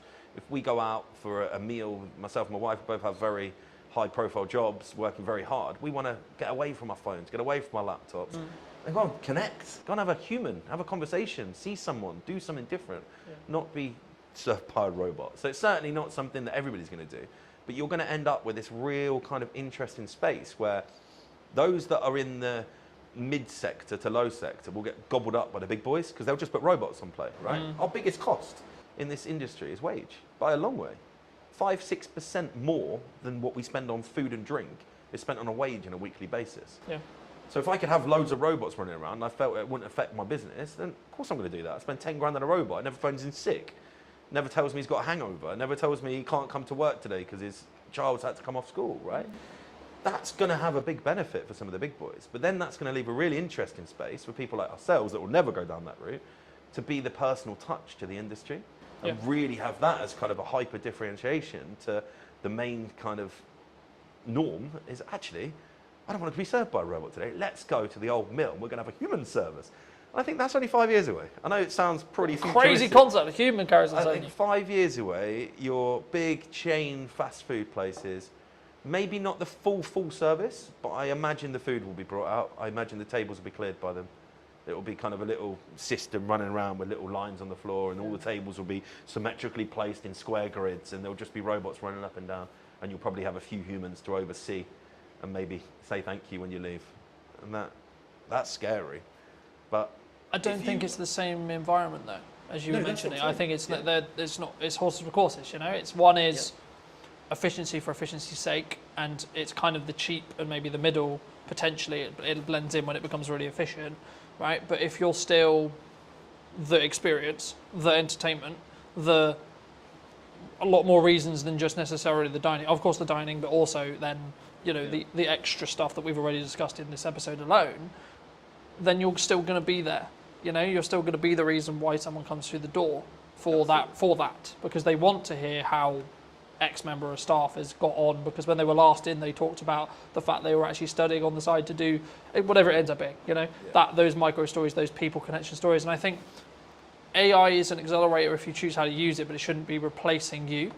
I think you should use it in the same way you would sharpen a knife before you use it to cut, right? Yeah. In the same way you should train AI to do the jobs that would be grunt, would be, I can edit this podcast in a third of the time now because of AI.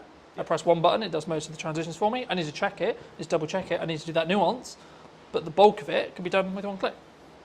And I think that's the opportunity, right? A lot of people in my industry are pushing back against it. Go, I'm not going to do that. But why? That's the question I'd ask them. Why? What are you scared of? Yeah. Because if you're not doing it, you're going to be left behind. And I think we've touched on the fact that we're kind of going to separate ourselves in the higher space where personal touch is going to be so important, but we can also charge the price that allows us to afford keeping the team on. Where the restaurants are going to struggle is where they step back from, I don't want to use robots, but then everybody else that starts using them will be able to then reduce their price point or not have to put their prices up. You're going to have people stuck in the same sector as the robots, doing the same food with the same ambience, the same everything else, but they can't get the price up to the level because they look expensive comparative to sounds crazy saying it, the robot restaurants, right? I think that's something that I would be very worried about if we didn't think ahead. Like we were talking about this 5 years ago.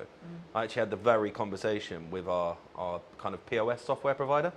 I wanted it to be as intuitive as possible because I don't want my team to have to be taken away from serving customers. But also I think it gives you that focus, right? Like if you know you've got those processes that are being optimized by AI for your socials, etc., that you can then focus on, okay, all right, we're talking to Johnny today. I can focus on what I need to do for the prep. I can use ChatGPT to help me with the prep, but then I can just solely focus on this. So it gets the technology out of the way in some ways. So my job specifically, it gets the technology out of the way. In the same way with you, there'll be elements with your team where technology can help when it comes to taking orders, etc., etc., etc. I can see a world where a human still serves you, but they're wearing a microphone that can capture the order request, and then it can go to the kitchen instantly, right? Rather than, and then maybe I'm being pedantic, right? But it saves that 20-second walk, and then the person can focus on actually, how are you? That customer service element, and not worried about what would you like, sir? Yeah. And they can focus on the recommendation of the wine. They can so on, because they're not thinking, oh my god, I've got to remember this thing from the start of the conversation, back to when I go to the kitchen to tell the team what to actually create. And it removes human errors. Yeah. Unfortunately, whether you want to admit it or not, AI makes less mistakes than humans, right? And again, without jumping around, there's a reason why they're looking at AI doctors, right? Because they're going to have information on the medical science in the world, and every doctor that's ever made a thesis on anything is going to be available like that to AI. The best doctor in the world can't do that. And I think that's you've got to embrace it. Can't be scared of it because you'll just get left behind because it's happening. Yeah. I mean, I don't want to go too deep, but when the www boom came in the early 90s, everyone, no, it'll never happen, it'll never happen, it'll never happen. That was a slow process because everyone had to go out and buy computers, you had to have internet, you had to have all of that, right? The only thing stopping AI going probably 10 times further than it is today is the human mind saying no. The technology's there. We've all got iPhones, Samsungs, Pixars, whatever you've got in your pocket, right? You can do it. It's just the embrace, right? Yeah. And the more we use it, the more it learns, the more it adapts, the quicker it's going to go. I mean, the improvement in ChatGPT in the last 12 months is scary, right? Yeah. And I think, especially in the leading kind of industries, you're going to see a big shift to AI being the only thing they do. And then that will feed down and down and down, right? And yeah, we understand it. We've been speaking about it since 2022, right? We've had it there in our back mind. What can we do to improve and, as you say, be more efficient? QR code ordering is something that we use a lot of because it brings back the time. Yeah. If someone's sat in the garden, gets their time back, they don't have to go and stand at the bar on queue. They just order on the QR code, comes onto the till, it's printed, it's paid for, we can take it out to you. that saves so much time, right? But also in then, you're actually creating a better customer experience, which determines they're more likely to come back, which determines they're more likely to As long as enjoy it's their good. time. Yeah, so of course, As long as when it's it good. works, right? That's the key factor. Is you've got to make it intuitive. You've got to make it seamless. You've got to make it easy to use, not friction. It should feel like you're doing them a favour, not the other way around. And I Yeah, of think course. that is how you frame it. Guys, we're using technology because your life's going to be more enjoyable. You're going to have a better experience. Not we're lazy. We can't be bothered to serve you. Because it's not that. Like it's just I think using it to your advantage. I mean, you're editing software for your videos. I think it's the prime point there, right? Is your video any better now because you say? Probably not. You probably do it the same, right? But you've done it in a third of the time. So now you can do 3 times the work, right? Yeah. You can edit 3 videos in the same period. Yeah, exactly. You know, I'm not in a position where it's a choice of I can do this or this. I can now do this, this, and this because each section takes less time. Yeah. The product is identical, pretty much, because I'm still going to go through it. I'm still going to tweak that nuance, etc. It's not that I'm not editing it. It's just the grunt work of okay, camera 1, camera 2, camera 3, camera 4, camera 1, all the way through, is done in 20 seconds. You know, that used to take me 2 hours. So I'm cutting 2 hours to 20 seconds. Yeah. So it allows me to then focus on, okay, actually, technically you're talking, but my reaction was really good there. Okay, so let's swap back to me, even though you're still talking, right? So I can then focus on that nuance because also I'm not, in my head, I'm also not creatively kind of fatiguing because I've been looking, oh my God, I've been looking at this interview 2 hours, Hours of video, right? yeah. And I think it's also like you can focus on the other elements and then also you can just increase your volume because it's an efficiency thing as well. But let's cover everything I wanted to cover. I mean, is there anything specifically you wanted to talk about or shout out, etc.? No, I don't think so. I think it's been a really great chat, to be fair. I think those that are in business will know that it is hard at the minute. But I don't know a single person that's talking like we've spoke today that's complaining. Because that's the kind of the key, I think. If you're complaining, you're not thinking, you're not changing, right? You're complaining. Stop bloody complaining and just look what you can change in your own business, in your own life to be better, because it's not going to change in the macro, right? Complaining is not going to stop the Labour changing any of the crazy wage bills they want to put on us. It's probably going to happen again in April, right? We all know that. But we're already factoring that in. We're like, okay, what can we do different in 12 months? What can we do different in 6 months, 3 months, 2 months? Not, oh, it's happened. What am I going to do now? Because it's just too late then, right? You get to the point where something's already gone wrong. It's what can you do, right? It's You know, I think it's also about focusing on what you can control outside of like the government's going to change what the government's going to change. Yeah, cool, it affects you, but you can't control what they're going to change necessarily. Like really, yeah, you can write to your MP, yeah, you can try and lobby, etc. But like tangibly day to day, all you can do is focus on your output, focus on your marketing, and focus on your costs and your sales. Right? They're the 4 sectors of business that you should focus on, and you should continue to focus on those. Right? Yeah. How can you provide more value to your customers or your clients? How can you increase the likelihood that you're going to get more clients or customers? And then how can you retain or make more sales from the ones you have, right? So whether it's adding more value or thinking about a model differently or adding a retainer service, so you've got more, as we just opened the episode with, looking at a returned income rather than project gap, you know, and actually if you've got some retainers, especially as a marketer, then you can take on the odd few projects as well. So then you've got an even better month, but your baseline is going to be at a certain level because of those retainers. But then also it removes the stress, so you can do other elements, like you can focus on your marketing more, you can focus on your systems more, etc.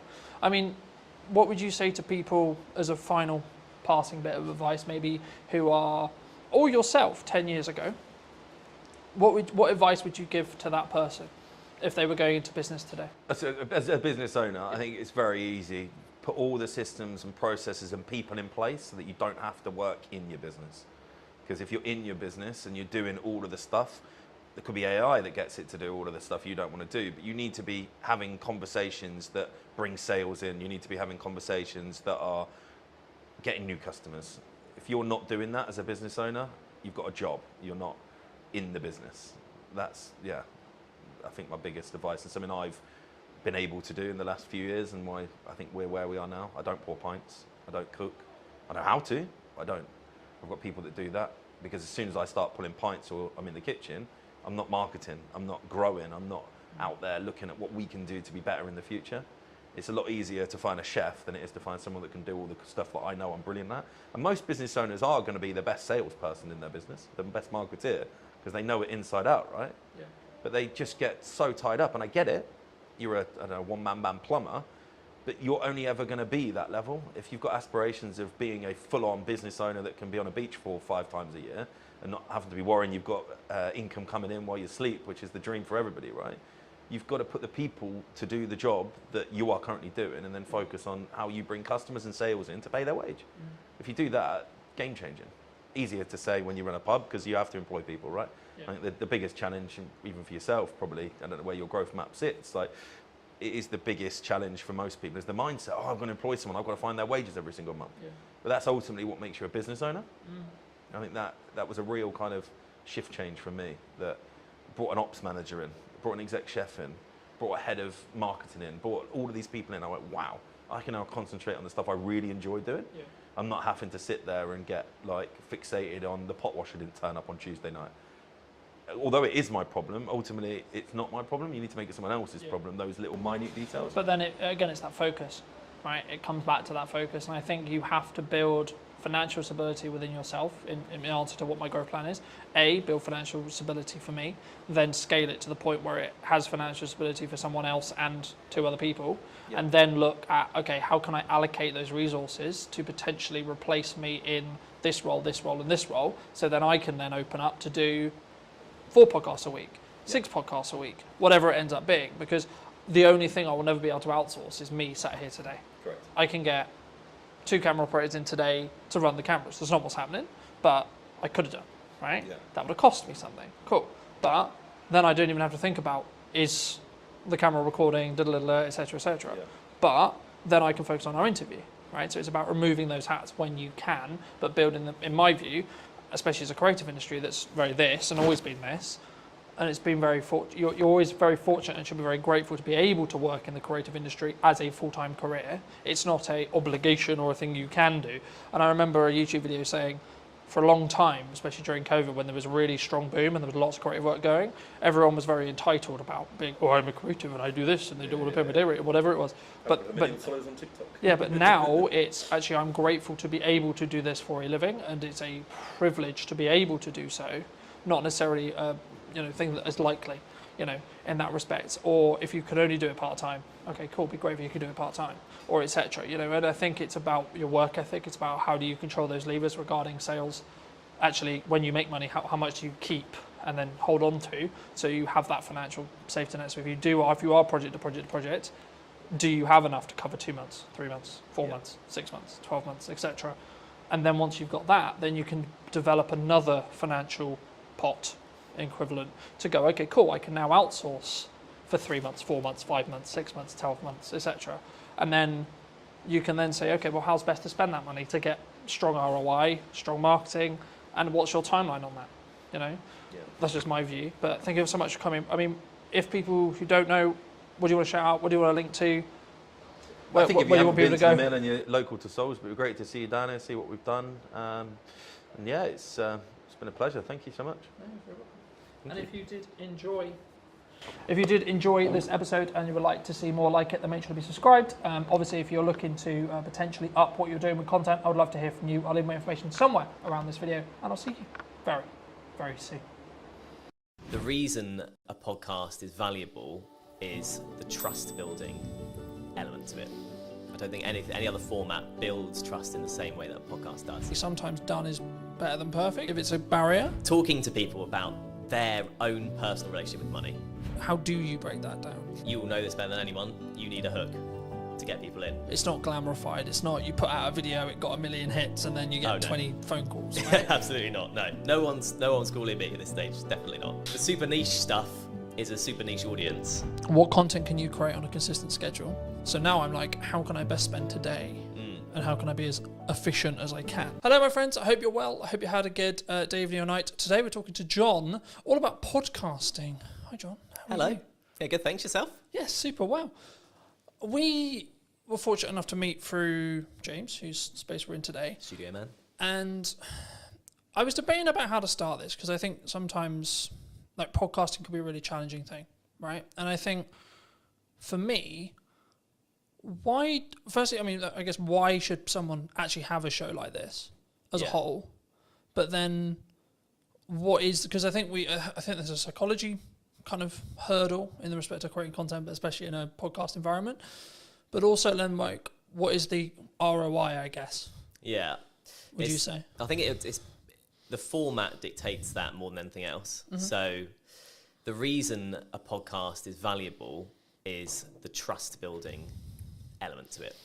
I don't think any other format builds trust in the same way that a podcast does. For a couple of reasons. First of all, you are sort of having a long form chat. So you can go into subjects way deeper than you can in other stuff. Sometimes even videos and documentaries and stuff. If you're watching a documentary, there's kind of like a point at which you need it to move on. With a podcast, you could sort of effectively ask questions forever. And if it's good content, it keeps going. Do you think it's the first or easiest step into content creation, would you say? I think audio only, yes. Simply because of the barrier that is video in terms of skills and everything. And you've got to think about camera setups and everything like that. Whereas if you do audio only, so easy to get a mic, so easy to talk to someone online, virtual on a video call. That's so accessible that actually, it's quite an easy first step into it, I'd say.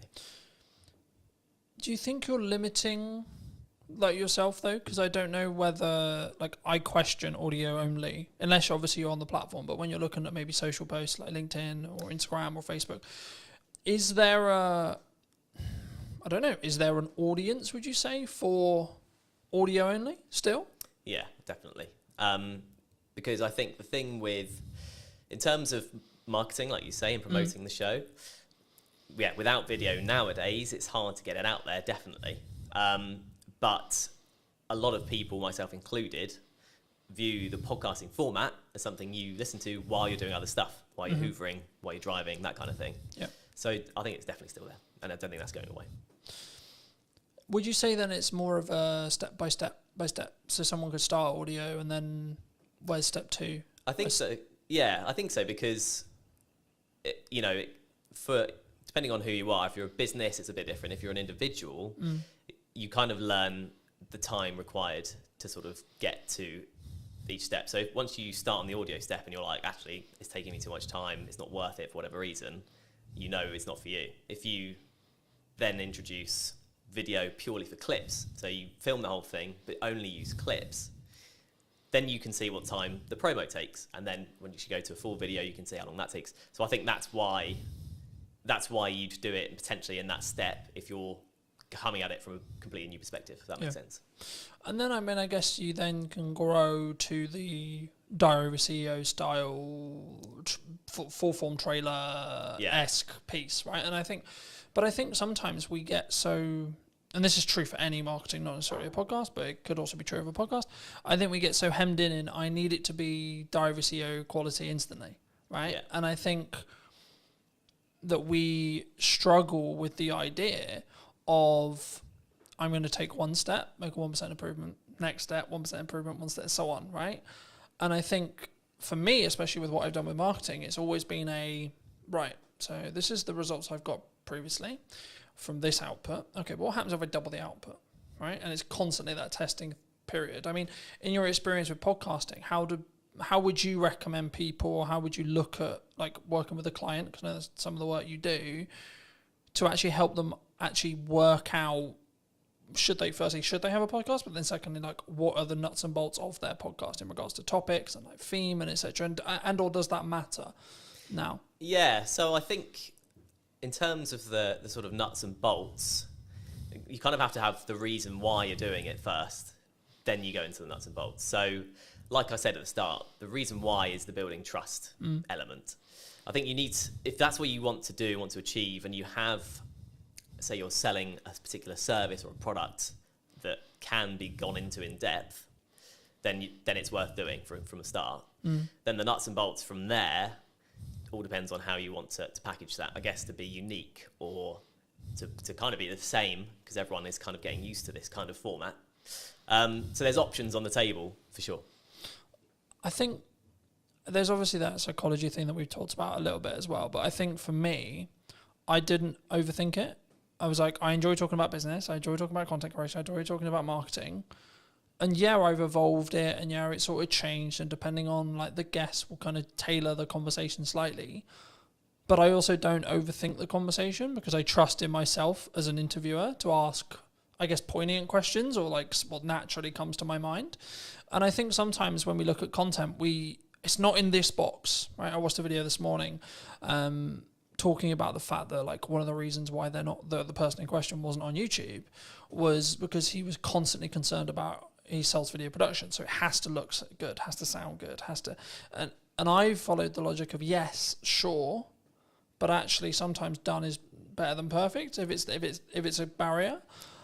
Do you like how do you, when you look at either, and I'm sure we'll get onto the podcast you're launching, but like when you work with clients or when you're maybe looking at your own podcast, like how do you balance that line of okay, it's done, but actually there's these things that that could be better. Do you hold a podcast back? Would you reshoot a podcast? Like, where's your line? Yeah, I think you'd want to know that before even starting, frankly. Mm-hmm. If you want it to be polished, and the client's a big company, for example, you want it to be polished, you start from there. That's kind of the level is set effectively. And going on from there, in terms of, if it looks scrappy, there's kind of growing evidence that a scrappier look still appeals on the right platform. I was reading recently about TikTok and how people or watchers or users of TikTok prefer the raw content, the raw sort of footage and stuff. So someone literally picking up their phone and talking, there's no kind of green screen, no one's putting any effects or whatever. Mm-hmm. If the content looks like that on TikTok, it sells on TikTok. Yeah. Whereas on YouTube, like you were saying, people kind of expect a bit more of a polished thing. But I think authenticity is quite a big thing these days when it comes to content. And like you were saying with your questions and it's just coming off the dome and stuff, that's in some ways kind of seen as a more better or nicer to watch compared with a completely polished, you've gone through 20 questions with a fine-tooth comb and you're only asking 10 because they're like the best ones only. It doesn't, like, conversations don't work like that, and that's ultimately what podcasts are. I think that's an important point. I think that there is obviously a line when it comes to like the quality, especially if it's what you sell, like what I sell is video production. So there is a line, but I also think that there's an opportunity cost of refilming a conversation that isn't the first one, for example, Absolutely. Right? So to give you some context, last week or so, I filmed a podcast with my mum. And that post, me announcing the fact I did it, did really well, which kind of doesn't surprise me to an extent. It doesn't. But there's actually a tech challenge with that podcast because one of the cameras isn't in focus. So my camera isn't in focus. So I was in a position last week, and I think I pretty much made the decision I'm just going to work around it. But I'm in a position where I'm like, the episode is really strong in regards to the content, but it's not perfect video production wise. Do I reshoot it with the potential opportunity that it will feel different and the conversation will maybe come across differently? Or do I work around the fact I've got multiple cameras and I fix it that way? Or do I just go with, okay, it's out of focus. It's not far out of focus, it's maybe an inch, like a tiny amount. But is that an approach some people should take? Do you think they should get out of the way of the content sometimes? Because I could really sit here and lose my shit over the fact that one angle's out of focus, but it is what it is. Yeah. I think the content is what matters most. I think if you try to reshoot it, it's never getting anywhere near the same, especially if it was a good episode. Yeah. And it's your mum, right? So it's personal to you and it's like an emotional element to it. Yeah. And I know what you mean. You're coming at it kind of from an editor's perspective and it's just going to annoy you forever. But the average watcher probably won't bother them that much, I'd say. So actually, if the content's really good, I guess like you say, you could in theory refilm your bits of you could pretend you're there again. Yeah. But unless you're a particularly good actor, it's not gonna work. Yeah. So I would say no. I'd say take the hit on the because I also look at it from a perspective, from my point of view at least, by saying, okay, well, in the grand scheme of all the episodes I've got in production, that's one episode out of 20, right? This week, I think I'm filming 9 or 10, right? Total. And I think for me, it's the action will always outweigh that. And maybe that one with my mum isn't perfect from a production point of view, but the conversation, the content's really powerful. Yeah. So I think that's the thing people need to focus on. I think that's when, especially when they start, I think they get in the way. Like they get in their way sometimes, and they're constantly like, it needs to be £40,000 of production. It needs to be this, and I only use 45% because Stephen Bartlett's known for like what he did with Direct Every CEO and like how he then scaled that to the point he did. But I think we don't look at the journey sometimes that Stephen went on specifically. If we're going to use him as an example, anyone with a big podcast, we don't look at the micro testing that happened through the journey to then get to the point where they're at today. I mean, have you confirmed like where you are with the podcast? Like, where's your podcast? So yeah, yet to officially launch, but all the stuff's going on in the background basically at this point. I've got first bunch of guests booked, got the studio booked, and in terms of the background work, in terms of questions and what I'm thinking, masking and how I want it to look, that's all sort of down in my head. Yeah. So it's I've got to start it now. I've got the dates booked in, so it's just a case of starting when it starts. Happy days. That's super exciting. I mean, for people who may be interested, I mean, how did you come up with the idea? What is the idea? Like, what are you going to be talking about? Like, where's that? And I think it's really important to also highlight, and something I try to do is like collaborate with other people rather than, because some maybe will be watching this and go, but Colton, that could be like technically you're a competitor in some ways, right? Yeah. But I'm like, no, actually, because I think we can both work together to actually create a better show as a whole, right? And lean into each other's skills where it makes sense. But I mean, just to reiterate the question, I mean, where, what, and how is your podcast going to be about? Yeah, so it's called How Do You Money? And that's the idea. That's the sort of opening question somewhat. So it doesn't actually make grammatical sense, obviously. But I think most people can get from that. It's talking to people about their own personal relationship with money. Strictly not an advice show, because I'm not an expert with money. And it's purely human interest. So I'm talking to people about their money habits. Things like how often do they check their banking app? Mm-hmm. When you ask people these questions in day-to-day conversation, it's amazing how different the answers are. How people in relationships deal with money between them. Everyone does it differently. And so like the crux is that twofold. First of all, in the UK, we're just not taught what to do with money in school, college, university, whatever. Do you think we should? Yes, absolutely. That should be in school? Absolutely, yeah, because it's a fundamental life skill. As you know, we had a short conversation about money at the start. Yeah, absolutely. So yeah, I think it definitely should be. But at the moment it's not, right? And so I think as a result, two things happen. Number one, everyone makes up their own way. Second of all, people are too scared to talk about it because there's no official like guidelines. Do you think from the start? Do you think that's an insecurity? Do you think like if I say that I nearly lost the business in 2024 or previously, that you're going to judge me? Do you think it comes from that? Absolutely, yeah. Do you think that I'm going to think that you think I'm a failure? I think that's a big part of it, definitely. And then let's flip it. Do you? Absolutely not. No. And I don't think anyone would, because, well, the main thing being everyone else will have their own story along the same guidelines. Because we're not taught about what to do, because life is a challenge anyway with money, because there are so many ways you can trip up with money. So it's very much the sort of low budget psychoanalysis of money, and it's kind of an accumulative thing. So no, it's not about the one episode or one particular episode or what one person says. My idea about it is looking back at the first 10 episodes and seeing all the different answers. I've got a killer question that I ask at the start of this podcast that everyone will definitely have a different answer. It's a one-word question. Okay. One-word answer. And I hope that kind of sets the tone for how the rest of it is going to be. Yeah.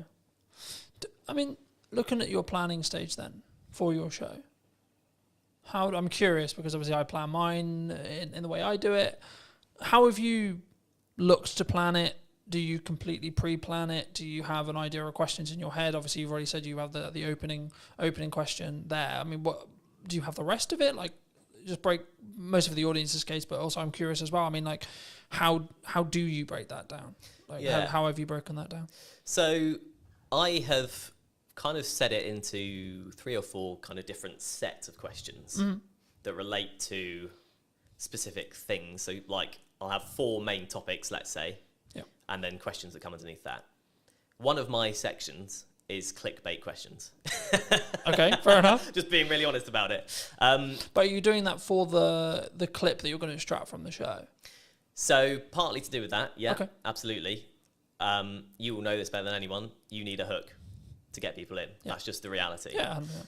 But as well as that, those questions often come up with the best answers. There's a reason they're clickbait questions, because they're the big questions.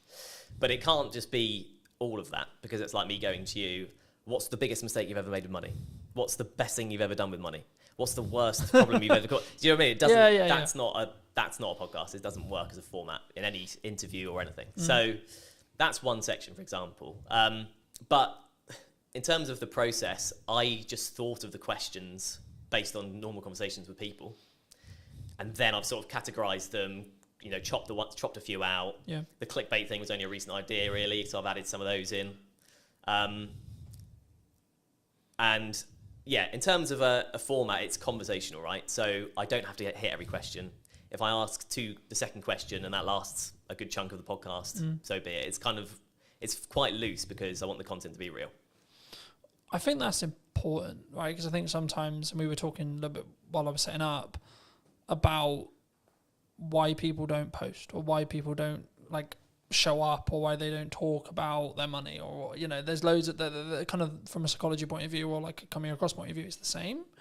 And I think that for me, I've been very fortunate that I've always sort of taught publicly or built in public. And it was interesting because about a month or 2 ago, I think, I personally saw, I don't know when the trend started, but the trend of building in public really started taking momentum. I mean, have you, because I know we in our one-to-one, we talked about the fact that you were 6 months-ish like into freelance. I mean, how was your journey from like, okay, I'm going to do this thing, I'm going to go freelance? I mean, was it forced on you? Was it 50%? Okay. Yeah. I took voluntary redundancy basically from my previous job. But to be honest, I'd come to a point where I felt like I wasn't going anywhere in that job, if that makes sense. And yeah, it was a bold decision because I was also 3 months away from my first child being born. So I've since had a conversation with a friend who was like, "You're mad. Why have you gone and done this at this exact time?" But yeah, a lot of things felt right about it. I did seek advice about it from people about, you know, rates and how much work is available, just a few people that I knew. And it just seemed like the way to go, and it has been the way to go up until this point. So it's a bit like that freelance, and you'll know as a business owner, you're just sort of going, okay, I've got through this month, go to the next one. I was definitely like that at the start. Right, I've been very fortunate. I've talked quite openly about the fact that 2024 was quite rough, but I blame myself on why it was quite rough. Yeah, because I wasn't showing up as it's in the correct marketing to actually get the output I wanted, but also in volume, I don't think. Yeah. I think if now I look in hindsight about what I was doing and like what went wrong, quote unquote, and I could sit in the respect of maybe a victimized mentality of saying, well, the economy was hard and there was this issue and then etc. But like as we were discussing before, I think you're an example of this at 6 months in, but I'm maybe an example of this year. You have to have a strong business model.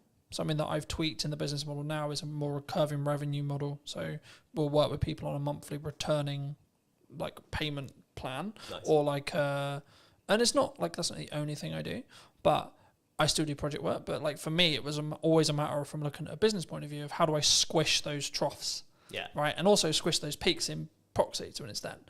But it's basically having a flat line. I know categorically I'm going to have X amount coming in. And then how do I design a business that allows me to do that? But then also, what marketing does that business need to then show to other clients that I know what I'm talking about? And I think when we look at actions, and this was going to be on to my next question, which was around like, is it just the reason why you're busy is because of your output? Because I think sometimes we sit here and go, oh, things are quiet, or like, you know, we both kind of alluded to it already, but business owning, freelancing is difficult, right? And I've had times where it's really, really hard, where I know I've got to hit a certain amount every month, and I'm like, I don't fucking know where that money's coming from. But how do you look at it when you were looking at either going full time or like now in respect to like keeping your pipeline full? If you don't, because I'm in a quite privileged position where I've got that residual revenue, so actually I don't need to worry too much at the moment as it sits right now because I've got that residual revenue. Of course, I'm still pushing, I'm still looking for projects, etc. But I don't need to worry in the same way as if I didn't have that income. Yeah. So for people who are maybe in the position closer to that, where they're just project to project and maybe they don't have a pot of money and they don't have like money management, how do you look at it? How do you create a strong pipeline, I guess is the question. There's a magic wand called LinkedIn these days. And it basically, I've just utilised that. So you can find companies that do what you do or companies that you want to work for in a freelance capacity. Then there's a tab that says people, and you can directly speak to the people at these businesses that you want to work at. That's all I've done. And the first 6 months, I'm thinking about 10 months in now, but the first 6 months for me, 100% of the work I got was through LinkedIn. Okay. So, and was that through what I would call in the trenches hand-to-hand DMing? Right. Yeah, absolutely. There's a strategy I call it. It's like cold DMing, cold outreach, cold warming. It's not glamorified. It's not you put out a video, it got 1 million hits, and then you get 20 phone calls. Right? Absolutely not. No one's calling me at this stage. Definitely not. But yeah, it kind of just through messaging people. Sometimes people I knew, and that led to work. Often most of the time, people I didn't know, and that led to work. And it's you often hear in sort of success stories.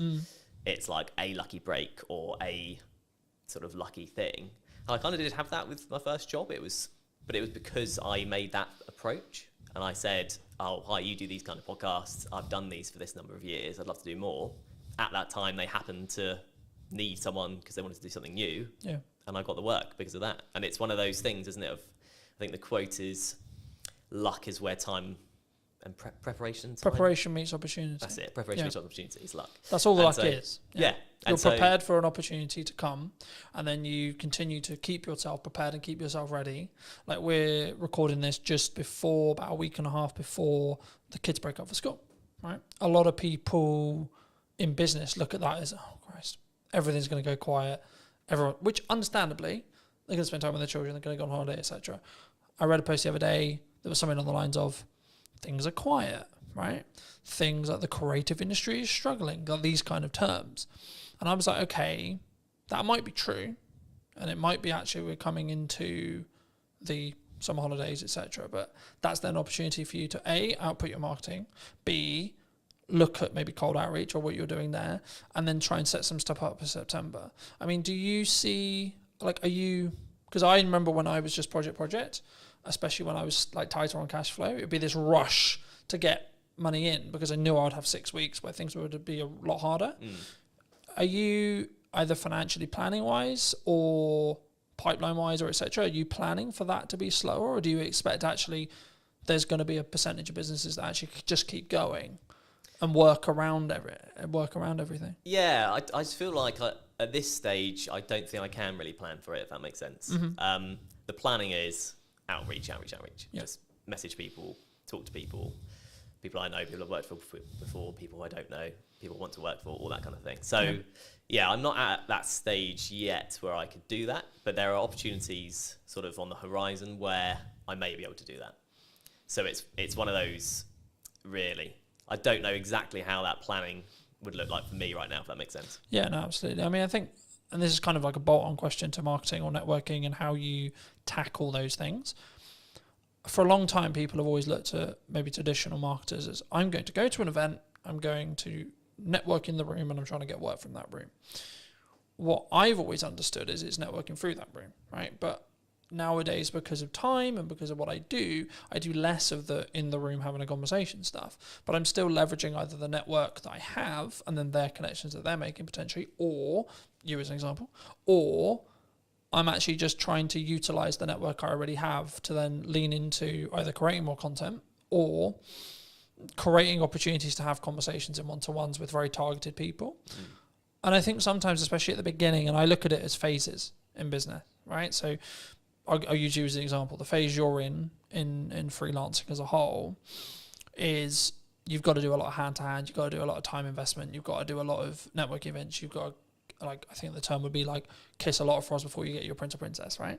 And I think for me, it's then about like maybe looking at scaling. You may not have thought about this yet, but like how would you then look at, say, you're 3 years down the line, 4 years down the line, and actually you've got, like, not that you don't have a reputation now, but you've got more of an established reputation. How would you then like say to a person or a client or a friend that maybe was looking to scale, because the issue is when you're trading time like that, it's not as scalable, right? You can scale the unscalable by just working really hard and working smart, sure. But would you look to do content? Like how would you look at it from your perspective, and or what are you planning to do? In terms of content, how do you mean in terms of content? In respect to like, would you continue to network and would you continue to lean into your own podcast and see that, because I expect what will end up happening, of course we don't know, it hasn't launched yet, but I expect what will end up happening is you'll get inquiries solely because you have a podcast, right? That's kind of, yeah, and that's part of the strategy, frankly. Yeah. You know, an ultimate goal for the podcast would be sponsorship eventually, right? Mm-hmm. Very hard to get, notoriously, very long time to get there. So I'm not particularly holding my hopes out for that at this point, but that's kind of my best bet in terms of something like you say that isn't just working and getting paid for the work, if you know what I mean. Yeah. You are getting paid to do the podcast, but it's not directly, I do this hour, I get this pay. Yeah, absolutely. I mean, I'm glad you mentioned sponsorship because I think it's something which people really struggle with. Do you think, because normally it's audience size based, right? Yeah. But I would actually say it's value. To an extent, it's audience size, but also it depends on who you're asking to sponsor it. Okay, Yeah. If you're trying to get Coca-Cola to sponsor it, you probably should be pulling like a couple of million, right? If you're not trying to go for Coca-Cola, you can probably do it on a lesser scale. I mean, at what point would you, from your experience, would you say that even entertaining the idea of a sponsorship is a good idea? From a business's perspective. Yeah, from from the sponsor Yeah. coming into looking for shows, and or if you have a show, at what stage should you then be like, hey, we've got sponsorship opportunities? Oh, I see, okay. Well, from the sponsor's perspective, there's a lot more talk these days about the power of niche podcasts, basically. Mine isn't very niche, so maybe I've missed the mark there and I have to relook at it. But the super niche stuff is a super niche audience, and super niche stuff brings a super dedicated audience in a lot of cases. Because if you love barefoot shoes, I'm particularly interested in them, you're looking about barefoot shoe stuff all the time. People look about, how to strengthen your feet, what to do with toe spaces. You can go into mad detail and mad depth. And if you're a barefoot shoe brand and there's a podcast with 1,000 dedicated fans, you can put yourself in front of 1,000 dedicated fans. It doesn't sound like huge fry, compared to small fry, but it's dedicated people that if they like your brand will keep coming back. So it's kind of like a repeat customer concept. And also it's super niche. So if you're a barefoot brand and you go on the biggest podcast that's out there, you'll get lost among the noise of, the big brands like Coca-Cola. Yeah. So I feel like it's for a business, you want to look at the niche communities that you want to target. And then once you're in there, you're in there. As a show then? As a show, I think you have to know what you are able to do with the show. If you're committed to it week in, week out, because I think sort of weekly is what you need to be doing really for it to be worth sponsoring, maybe bi-weekly. Yeah, you could go for it from day one. I could be chasing it now, but I haven't got anything to show. I can't say, here's the podcast. I can say, here's the idea. Yeah. I think if you have something that it looks good and sounds good and the content is good and a community are reacting to it or people are reacting to it or you're getting a good amount of, if there's a value proposition in there, you're ready to sort of offer it up as long as you're committed to keep it going. Because then otherwise there isn't a sponsorable thing, right? Yeah. Do you think, I'm glad you mentioned like rhythm, is what I call rhythm of shows. Do you think that you kind of alluded to it, maybe weekly or bi-weekly, like, because I know there's some people who maybe listen who are like, I can only do once a month. Yeah. Right? Would you say that would stop them doing a show, or do they need to organise filming in such a way or producing in such a way where when they launch, they've actually got enough to do weekly? for example? Yeah, I think it kind of probably depends on the content, what the podcast is about. There's a lot of complicated algorithm stuff with YouTube and stuff. You definitely know more than me about that. But that kind of dictates that you need things to be weekly or you get lost. That's what I've sort of read. I think the buzzword we could use here would be you have to be consistent, right? You have to commit to what you're saying. For me, I do weekly because it can work.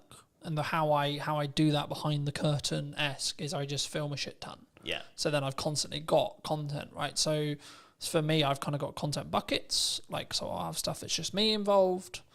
For that, I'm about 6 weeks ahead of schedule in respect to like what I'm editing, in respect to what I'm filming. And then from a podcast point of view, as I alluded to earlier, I'm filming 7 episodes this week. But 7 episodes won't go live this week. No, right? Of course not. In the first week, when I relaunched the show, 7 episodes, like close to 7 episodes did go live, but that was a deliberate marketing plan that was, we're going to push the podcast really hard. Now, I'm doing clip generation through AI. I'm doing clip generation with me, and it's a yes and strategy rather than a yes or strategy. Because I think so many people, they look at, we could use ops clips, we could use an editor, we could use this, and they don't say, what if we do and, right? How do you look at it from a post-production point of view? Should someone, when they want to start doing a podcast, I guess it's audience-based, and it's the person, right? Whether they've got resources to throw at it, etc. But should someone who's starting a podcast, maybe a corporate or a medium-sized business, and they want to do a podcast, should they get into the trenches first and start? Or should they just pay someone like us to come in and help them with it from day one, would you say? Yeah, I think if you're taking it seriously, you need a producer of some kind, an editor of some kind, realistically. To do that exact strategy, as you mentioned, have X amount ready to go. Yeah. And then it just kind of mitigates against all kind of problems coming up. You know, the studio isn't ready, available. Studio isn't available, someone doesn't show up. Someone's sick. Yeah. You like, for me, there's client delivery weeks where I cannot fit it in. Physically, there's no gap in my calendar, it doesn't happen. Yeah. Right?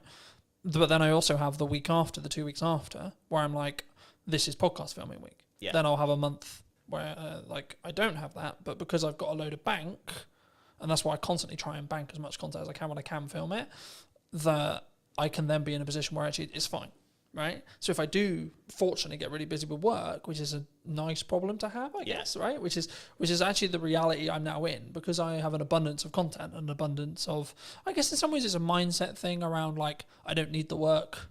So to an extent, actually the work's more there because I'm showing up differently, I think. But I think for me, like, especially as I'm doing a clip strategy as well as the YouTube, like the YouTube is a focus, sure. But for me, and just quickly, as we're talking algorithms very quickly, the way YouTube's algorithm currently works, basically, in a nutshell, is you'll be served a piece of content that you like when you open the platform. So it will pull, not push, it will pull the content for you. And what will happen is when a piece of content goes live, so I put a new podcast out, I put ours out, etc., it will send it to a specific audience sector, okay? And then it will say, okay, cool, this audience sector watched X amount, Y amount, it got number of views, etc. If that is, and the threshold changes, right, and it's the unknown bit of the algorithm, but if it hits above a certain threshold, it will then be served to a similar sized new audience. Then it will check the threshold again and repeat. So when something goes, quote, viral, what's happening is the watch time, the likes, the views, whatever it is, whatever metric they're waiting on at the time, is basically scaling repeatedly into new audiences, and the reaction from every new audience is great. So it's greater than the next one. So it then serves it to a larger audience, and so on. That's how it gains momentum. But even virality videos will lose momentum eventually. Yeah. Just because it will be oversaturated to the market. It will go into a different part of the audience, etc., etc. TikTok's known for this. And then people will start clicking off or not watching it, and then you'll just watch it sort of drop off.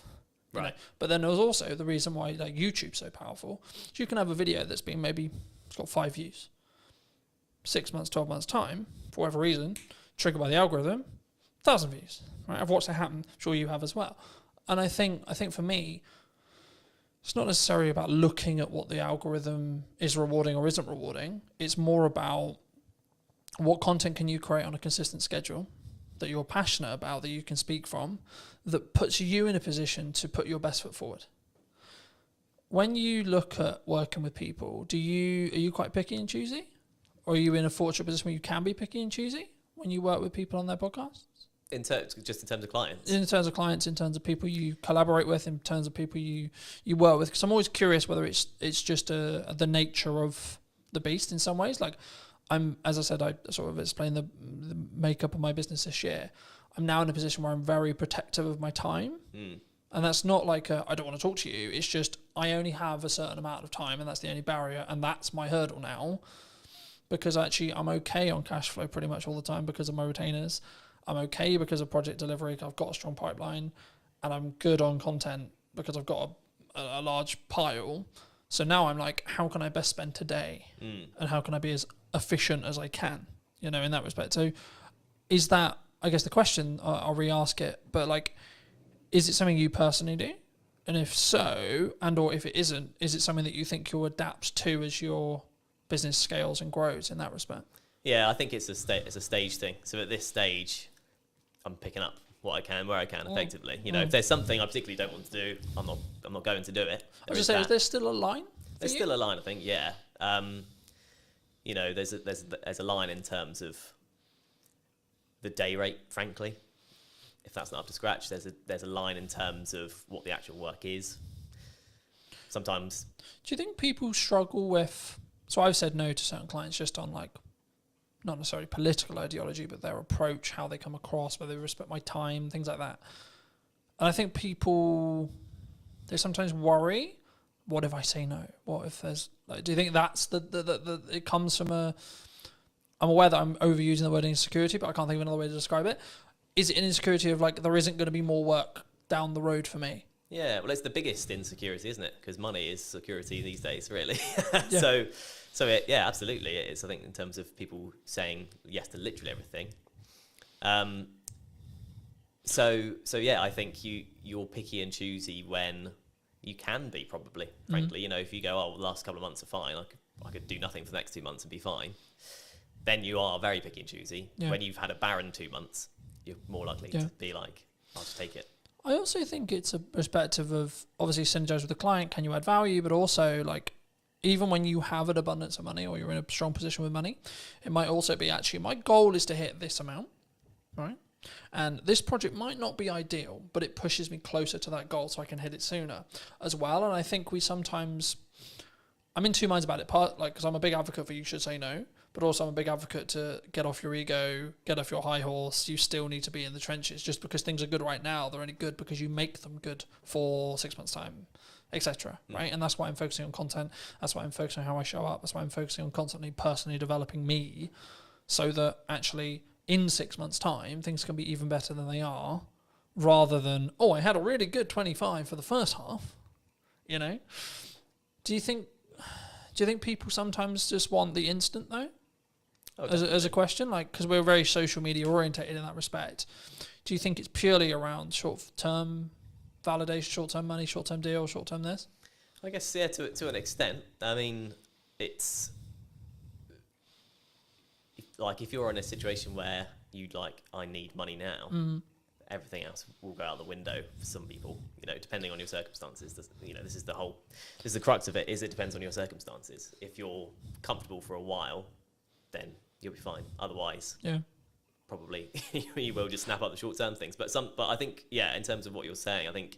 Of course it's nuanced, right? Because it's like, if my back's against the wall, then I need to go and do what I call hand-to-hand outreach, right? Which is I need to come up with an offer and I need to go to my network and I need to sell it and I need to sell it quick. Yeah. Right? But if I'm not in that position, I can then take my foot off that.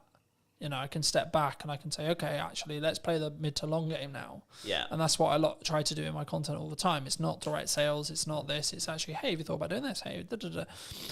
But as a society, as like starting creators, as freelancers, as video people, whatever you want to call it, have you noticed that people are more, they want short term? And they don't really have, I guess, the patience to look at where you're going to be in a year? Yeah. I think that's a reality. I mean, I would have been quite sort of downbeaten if I'd had a different first 6 months to it. You kind of have to go through the journey to understand what the journey is. Yeah. Right. So with with clients, with people approaching you, you know, and you will have experienced this as well. You have 100 people you message, Yep. 30 reply, Yep. 10 say they'll have a call with you, one person gives you work. And if you think of it, if you go into it with that mindset, you'll live by that mindset, right? Yeah. So you'll keep doing it, and you'll Yeah. keep getting work because you've played the numbers game effectively. You know, you've hit as many people as you can. Eventually, something's going to come up. You've done the rep, so to speak. Yeah. Yeah. Yeah, I think, I mean, I was going to ask you, it was about speed of delivery, speed of output, speed of execution. Do you think that's maybe a nature of why someone's more successful than someone who's, oh, I'll do that tomorrow? From a mindset point of view, do you think? from So I'll give you an example. Like for Go for me, when I came up with the idea to relaunch the podcast in the format that it was, so on location, in person, and or remote, and then within a week, I had filmed 3 episodes of the idea. Within 4 or 5 days, the first one was out. Because I didn't let myself get into the, oh yeah, that will be on the to-do list for next year. That will be on to-do list for next summer. That will be on the to-do list for 3 months' time. Because I knew I'm only going to get the results. I'm only going to start getting the data if I start outputting. yeah, Right. And Yeah. now it's becoming actually a core part of the marketing strategy for the next 6 months to Yeah. a year. But that's because I've gained a load of momentum with it. And I know I'm really starting to get into a nice groove with it. And that's why I asked the speed thing, because one of the unique selling propositions I have personally as an editor is, so I'll give you an example. At the time of filming, I did a media day for a new client on Monday. And today we're filming on Monday. He's already got half the content already. And it's Nice. a week, right? But also, it wasn't like that was the only thing I was doing. I've also put out, like, I think, nearly 40 pieces of content for me, etc. I've done a load of other stuff related to the business. So for me, I'm one of my unique selling propositions, or one of the things I do is like I work really smart and really hard consistently with no result, plan no result. But for me, from what clients have told me, one of the reasons why they continue to work with me is the speed, yeah, right? Like one of the things that comes up in conversation all the time, and James mentioned it a couple of weeks ago when I came to do 2 more podcasts. He was like, your speed's ridiculous. And it's because I've built a strong system to be able to work smart, but also just work really hard. And that's where I kind of come from that point of view. Like, I know it's really important, but I know I'm willing to put the graft in and continue to put the graft in for 10 more years or more, if that's what it takes. But do you think that's uncommon in entrepreneurs as a whole? I guess potentially, yeah. I mean, you kind of touched on it. Because there's a level of complacency. There's the work smart, not hard mantra, Mm. isn't there? But like you say, if you do both, kind of double I'm the going results to effectively. I'm going to outperform someone who's just working hard, sure, because Yeah. I'm working smart and then doing the hours on the smart work as well. Yeah, right? that's it. Yeah. So I think it probably is in terms of that. I mean, the get up and go thing. If you follow Gary V on social media, then you'll get the get up and go thing, because that was very much me. This podcast idea I'm doing was, I think I first thought of it 2 years ago. I've been writing notes about it on my phone, like month after month, something pop into my head. I'd be like, oh, that'd be cool. And then, But do you think we have a culture of we're going to write notes about it yeah, definitely. rather than execute on it? Yeah, absolutely, absolutely. we You know, do. 'cause you have to. I think you have to go through that journey. You know, oh, I'll be You have better to at hear it fitness enough. next year. My diet will be better next year. Yeah, Right? absolutely. Yeah, you just need to go. I just Or need to next do it. month or tomorrow. Yeah, It's okay. We've had a really long week. We can chill, yeah, you know? yeah. It's true. It is. It's and we've got that comfort, and it's the whole being in a comfortable position. You don't grow in comfort. You have to be in discomfort. But actually, saying yes to things, you've got your yes and kind of mantra. Yeah. So just saying yes to things opens up. You realise, oh yeah, I can do this. Like if you just go, I'm just going to do it, just and actually plan it. Like whether that's setting a reminder, put it in the calendar, write down, on your fridge, this is what you need to do today. However you do it. Something I just building off that briefly. Something I found really valuable the last couple of years was, if it takes me less than 2 minutes to do, I just do it. I don't set a reminder to do it. I don't I'm going to write a to-do list or this or this or this. Like I need to send an email. Send the email rather than write a reminder about sending the email, because the action will probably take less time. Yeah. And it's 100%. done. Then you don't need to think about it. Yeah. If it's a longer thing, I need to ask ChatGPT about that. I need to do some research on that. I need to plan the podcast, and it's like a longer goal thing. start momentum by putting a reminder in your calendar and then stick to that. Yeah. But I think sometimes, especially with like fitness, I use that as an example all the time. It's like, I need to start running. Okay, but when's the first run? Yeah. You know what I mean? I think, and I've just finished Atomic Habits from a book point of view, and it talks about specifically, my girlfriend's driving mad because I keep using the word compounding, but it's the only word that matters at the moment, right? Which is that everything I'm doing is like, how can I compound? How can I small win? On the way here, I was reading my second book. I've started reading physical books rather than listening to them. For a long time, I listened to them. As a dyslexic, I was like, right, this year I'm going to read a book cover to cover. No excuses, going to do it. So I was like, right, let's get a book that I actually really want to read that I haven't read, that I know is actually quite good because it's got good reviews, and has been talked about in this whole improvement space for ages. So I was like, cool, let's start with Atomic Habits, see where I go. And then I went on to Mel's 5-second rule, which I knew about for a long time. Mel Robbins is a leading psychologist, for those who don't know, in Canada, and she's just launched a new book talking about they, them, and other people's opinions on us. It will be on my read list. But for me, the crux of the 5-second rule, for those who don't know, is you count down from 5 and then you move, right? So 5, 4, 3, 2, 1, move. And what it will do is it will trigger your mind to do the action step. So if you're like, oh, I need to start running, okay, 5, 4, 3, 2, 1, go get changed, go on a run. Because we don't sit in that uncomfortable window long enough on average, right? I'm really embarrassed because I'm not good enough at health and I can only last 2 minutes of running. Okay. But then the next day do 2 minutes and 10. Next day do 2 minutes and 30, etc. And I think once we start building the compounding, right, is when the snowball effect will continue to roll. I mean, do you think that, is that what you've used to get to this point, do you think? To a point, yeah. I mean, the Atomic Habits, my favourite quote from that is, every choice you make is a vote for the person you want to be. Yeah. And once you tie it to your identity in that way, there is a bit of a mental switch, and you start doing even the smallest things, right? You know, like the eating healthy or whatever. You make the healthier choice on a menu or that kind of thing.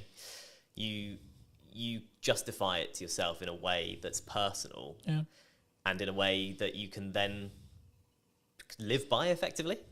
So that's definitely helped. And you know, there's a lot of things in that book. That book's brilliant. You know. So yeah, I think definitely. Obviously I've read it as well, and it's probably helped me. I've signed up to the newsletter. I get that as well, and I do think there's something to be said for being in that world of like the positive quotes and shifting your mindset around certain things. If you look at it enough, you just will start to think like it. I think for me, I've been aware that like what I consume is how I'll show up, right? So like that's why I'm trying to build the habits from building off Atomic Habits, but in general, I'm trying to build the habits and build momentum. So like when I finished Atomic Habits, I was like, I've ordered another book, but it won't be here for 3 days. So I'm like, I need another one, because if I stop, then I won't do it. Then I broke the habit. And in the book, in Atomic Habits, they talk about streaking. And I'm the same with fitness, I'm the same with podcasts, I'm the same with everything. But for me, that's the key. So actually, I'm not like, my heart's not broken that my other book's not going to be here, because actually it's now planned in for when I finish Mel's, right? So actually I'm constantly like, and now to an extent, my travel plans, my thought process, etc., like how I use my downtime is actually trying to change. And like, actually I'm sleeping better because I'm reading before bed, like I'm reading on trains, etc. I'm like using my phone less, and I'm trying to, I guess in some ways I did an episode that I'm recording about a week ago talking about digital detox. And I for me, I've been notoriously known for like, because we work in media, so we're constantly on our phones and we're constantly, etc. And it's a tool, but I hadn't given myself that. And that's, I think, why I shifted into physical books as well, because I was aware that I was constantly on my phone. Do you think that's like from a psychology or your own well-being, or like as a freelancer, that can be your advantage? Like having those non-negotiables every day? Yeah, I think so. Yeah, definitely. I mean, it's an interesting dichotomy, like you say, because when you're in the industry and when you're in a position where you can't not rely, but you're chasing views, but then you recognise that it's tough. It's tough mentally, or it can be tough mentally. Yeah. It's hard, but I think that is where a podcast comes in, particularly an audio one, because you don't have to be on your screen, and if it's got enough value, it's not just doom scrolling. It's one thing with detailed information that you go into, kind of like you're sort of talking about audiobooks, is how we used to consume things. That's kind of what a podcast is. Yeah. Non-fiction, obviously. So I think that's, I don't know, I think that's kind of the power of podcasts in a way. It can be, you can consume without being tied to a screen. Yeah. I think also it's how you show up and the micro learning that you get from each one. Like, so for me, I'm not focused on how many books can I read a year, for example. I'm focused on, okay, how many pages can I weave in today? All right, today's quite busy. I'm traveling a bit. I've got loads of client delivery stuff to do, et cetera, et cetera. But it's like, actually, I've got this window of time, right? So actually, how many pages can I get in that window of time? Okay, cool. Gamify it. And then I'm also, to an extent, I'm rewiring the habits that I had. So previously when I would travel, I'd be constantly on my phone or constantly like listening to music or watching YouTube videos, which is not a bad thing as long as it's educational, sure. But for me, I'm curious to see where I'll be in like 3 to 6 months when I'm deliberately scheduling in time, whether it's travel or etc., to physically kind of disconnect from digitized stuff, especially as I live and breathe digital.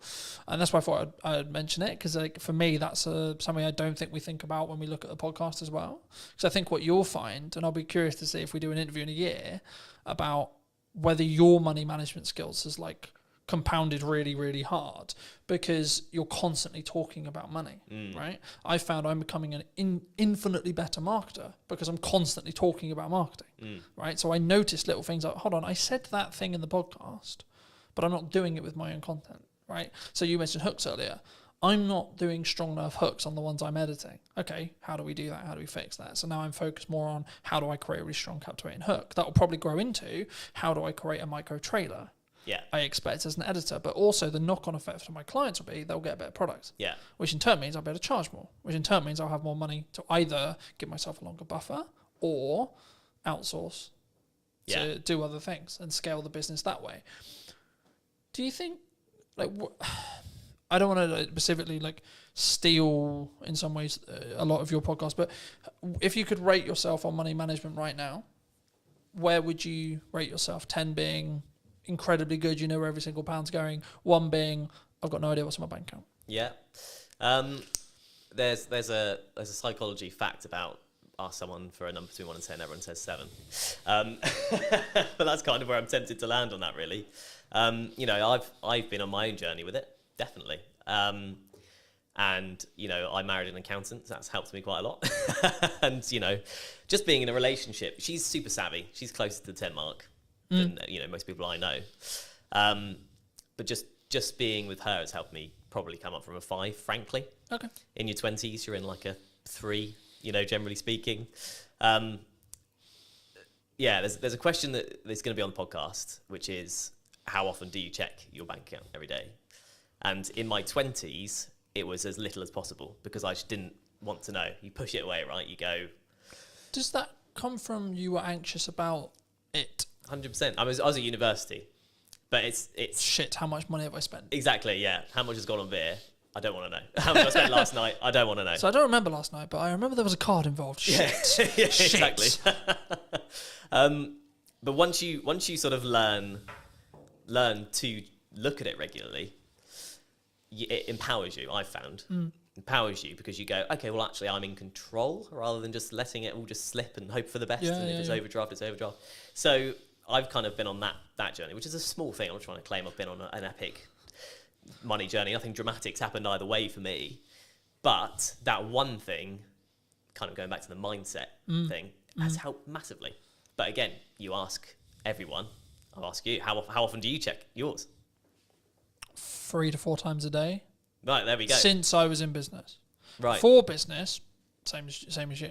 Just hide away from Never fucking terrified of it, right? That's it. In business where I know I've got to pay for shit and I need to work out where that money's coming from all the time. And I'm doing a technique at the moment where I'll hide a significant amount. Whenever I get paid, I hide a significant amount of my money away into an account that happens to have 4.1% on it. Happy days. Yeah. But it's actually the point of I deliberately, yes, I'm doing well, but I deliberately live on a lot less. Yeah. And I deliberately keep, in regards to what I see every day when I check my bank account, a lot less because it allows me to keep pushing forward and keep thinking I need to find another way to invoice something or have more money coming in, A, but also B, when there is an emergency, I can go, I'm actually good. Yeah. You know, I can fix that problem. Hidden account will fix. Yeah, so this is an example of how I use AI. AI is currently tracking for me the books I'm reading, what my takeaways are, how much am I showing up, what my fitness is, where my money is being allocated and how and why, and how well that's doing and how in line I am with the goals. How the podcast is doing, how many episodes I've filmed, how many episodes have gone out, what views are going on, what views are likely to happen in the future, because it can extrapolate the data from, okay, you're here now, and then in 6 months I think you'll be here. You're following the growth rate. So people, and I wanted to talk briefly, and I'm aware of time, so I think we'll wrap up soon, but I wanted to talk a little bit about AI with you. Yeah. Because I think it's, people are either going to use it to be more efficient and have a lot of those things being monitored for them, as I mentioned, or they're going to sit on the moral of, I don't want to. You know what I mean? Yeah. I'm not doing it because it's the world's over. Yeah. You know, and we're all going to lose our jobs. Do you think we're all going to lose our jobs? Not necessarily, is what I'd say. I think it still has to come quite a long way, because, and you know, people will reference the manual jobs of, you know, an AI won't fix your sink. Yeah. Maybe a robot with an AI brain could do one day. Mm-hmm. But actually, anything that involves a human at this point, largely, you need to be able to talk to someone about. Yeah. And you can have a conversation with AI, but it's slow, like, compared to talking to a human. If you just want to get to the bottom of a problem, because of the way LLMs work and how they're programmed, you can't get there quick enough. Yeah. You can't relate in the same way. You can't. It also has ask, a "Oh, why bias don't you do towards this?" being positive as well. So if you want constructive criticism on something, it's not very good at that. Yeah, Right. exactly. But I always use it. I've used the analogy recently of, like, you need to sharpen a knife to be able to cut something, right? Yeah, So you need to sharpen the AI, tell it what you want. And that's what I mean. When it comes to data analytics, which is everything I basically just discussed of how I use it, it's actually really good. yeah, absolutely. Because all I'm getting it to do is do the thinking for me. Yeah, But I'm also aware that I may lose my cognitive ability. That's also why I shifted to reading physical books. Yeah. Because it keeps my cognitive ability high. yeah, Right? So actually I've got the best of both worlds now. Because I'm building more time, because I'm being more efficient, to then utilize my brain more in tasks which are more challenging, you could say, to then be able to utilize AI better, and the snowball effect goes that way. Yeah. You know? Do you think people are naturally scared of it because it's the new thing? I think there's an element of that, yeah. But I think it's seeped into normality. So This feels weird. I'm not used to being this side. I'm sorry. You're sorry. fine. You're good. It does feel weird when you're on the wrong side, doesn't it? It's like, what? Well, hello, my friends. Welcome to a brand new podcast today in James's studio. Today I'm going to be with Maddie, talking about her new book, talking about neurodiversity, money, etc. Hi, Maddie. How are you? Hey, thanks for having me. It's lovely to be here. It's For good, isn't it? The second time on your podcast. I as know. well. I know. Love it. And you also, while I was setting up, you reminded me that it's been a year since we has last been- spoke. it's been And a that's year. nuts. That is We have absolutely... spoken a little bit in between then. It's Yes, not like but I've totally ignored you. Hey, people are busy. It's all good. For people who don't know, Yes. what do you do? So I like to call myself a multi-potentialite. So for people who don't, That's a sentence. it is, yeah. For people who don't know what that means, it means that I am a jack of all trades, and instead of being master of none, I'm actually quite good at some of them. So I am an ADHD money and business coach. I am a visibility strategist. I'm a speaker. I am a app owner. I'm a wellbeing platform owner. I also am an author of a Amazon best-selling #1 book, Mad About Money. I think that is about it. Oh, mum as well, dog owner, crazy Wonderful. person. Wonderful. I'm a neurodivergent with every single neurodivergent presentation that there possibly could be available. It's funny, right? I did a podcast yesterday, and the crux of the conversation afterwards, we ended up talking for an hour afterwards. Cheers, Johnny. Appreciate the conversation. Was basically like everyone's like, oh, you need to niche, right? I wasn't actually going to start here, but as you mentioned it, we'll start here, right? It's my favourite topic. Why do we not? Because I've always been in the world of like, I could niche, but I don't want to. Yep, that's exactly Right? where I am. Like I could make probably a lot more money If I did, maybe, right? Arguably, that's what everyone who's into niching will tell me. But for me, I'm like, yeah, but tell that to wedding videographers during COVID, for example. Right? Yes, exactly. How'd that work out? I'm a big fan of like not putting all your eggs in one basket, but also as a neurodivergent, I need to make sure that my brain is entertained. And if I have to stick and do one thing, I'd get really fucking bored all the time. So I do things in a variety of ways. So the way I describe my business to people is I have an A side and a B side. Like think about like cassette tapes, owning your soundtrack. When you are a cassette tape, you have a side and you have another side and you can flip it. So that's basically what I do. I talk about business on one hand and money on the other hand. And in the middle of that, there is also things like well-being, life. Obviously, the neurodiversity stuff is quite big for me. I'm a qualified neurodiversity specialist. And I don't niche by the things I do. I niche by my values. I niche by the things that I talk about. So I talk about basically 4 different things when it comes to my content pillars. I talk about neurodiversity, I talk about life, I talk about money, I talk about business. And it just so happens that I'm also really bloody good at TikTok, social media, all of those kind of things, but they all do fall under the business arm. So, you know, I'm a qualified business strategist. I've been a business mentor coach. Like, I mean, I hate the word coach, really. It's more, I do more mentoring. Like, I don't do that whole, like, how does that make you feel type of, like, coachy thing. I do the, like, this is your strategy. This is how you do it. Like, let's talk about ways that we can grow your business. And let's talk about how to get you a plan to grow your business.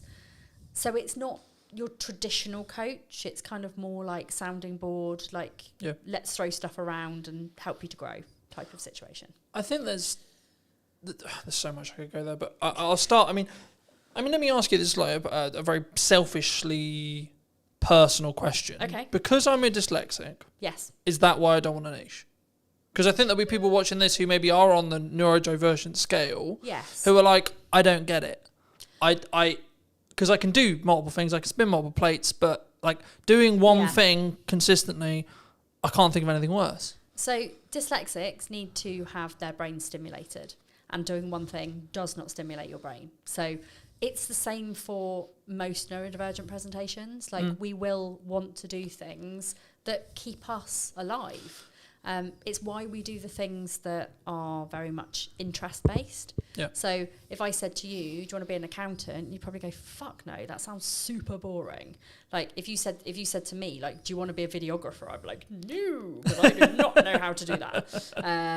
But if I like being a business coach because it gives me the variety of people. So I get the variety of like working with people who have all got like ridiculously different businesses. And most of them are also multi-potentialites. You know, they do lots of different things because they want their brains to be stimulated.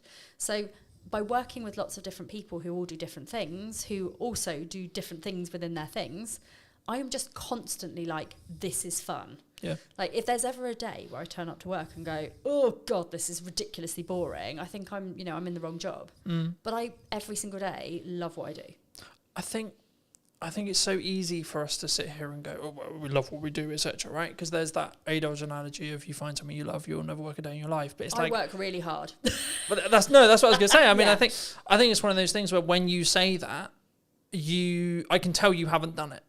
Yes. Because like the whole bouncing around things and like spinning multiple plates and coming up with new ideas drives my partner mad because I'm constantly coming up, I've got this thing, I've got this thing, I've got this idea, oh, what about this, oh, what about this? But that's one of the reasons why I would argue I'm going to be a really good entrepreneur. Yes. Because I can constantly adapt. I'm switching from finance head to marketing head to sales head to client delivery head to now doing a podcast, etc., etc. Exactly. It's nice when you get to do when you get to kind of like build that team and get rid of the things that you don't enjoy as much.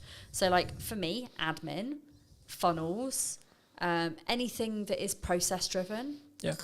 Literally makes me want to die. Sales, marketing, talking, podcasting, video creation, not in front of the camera rather than behind it, because God, no, I would not want to be the other side.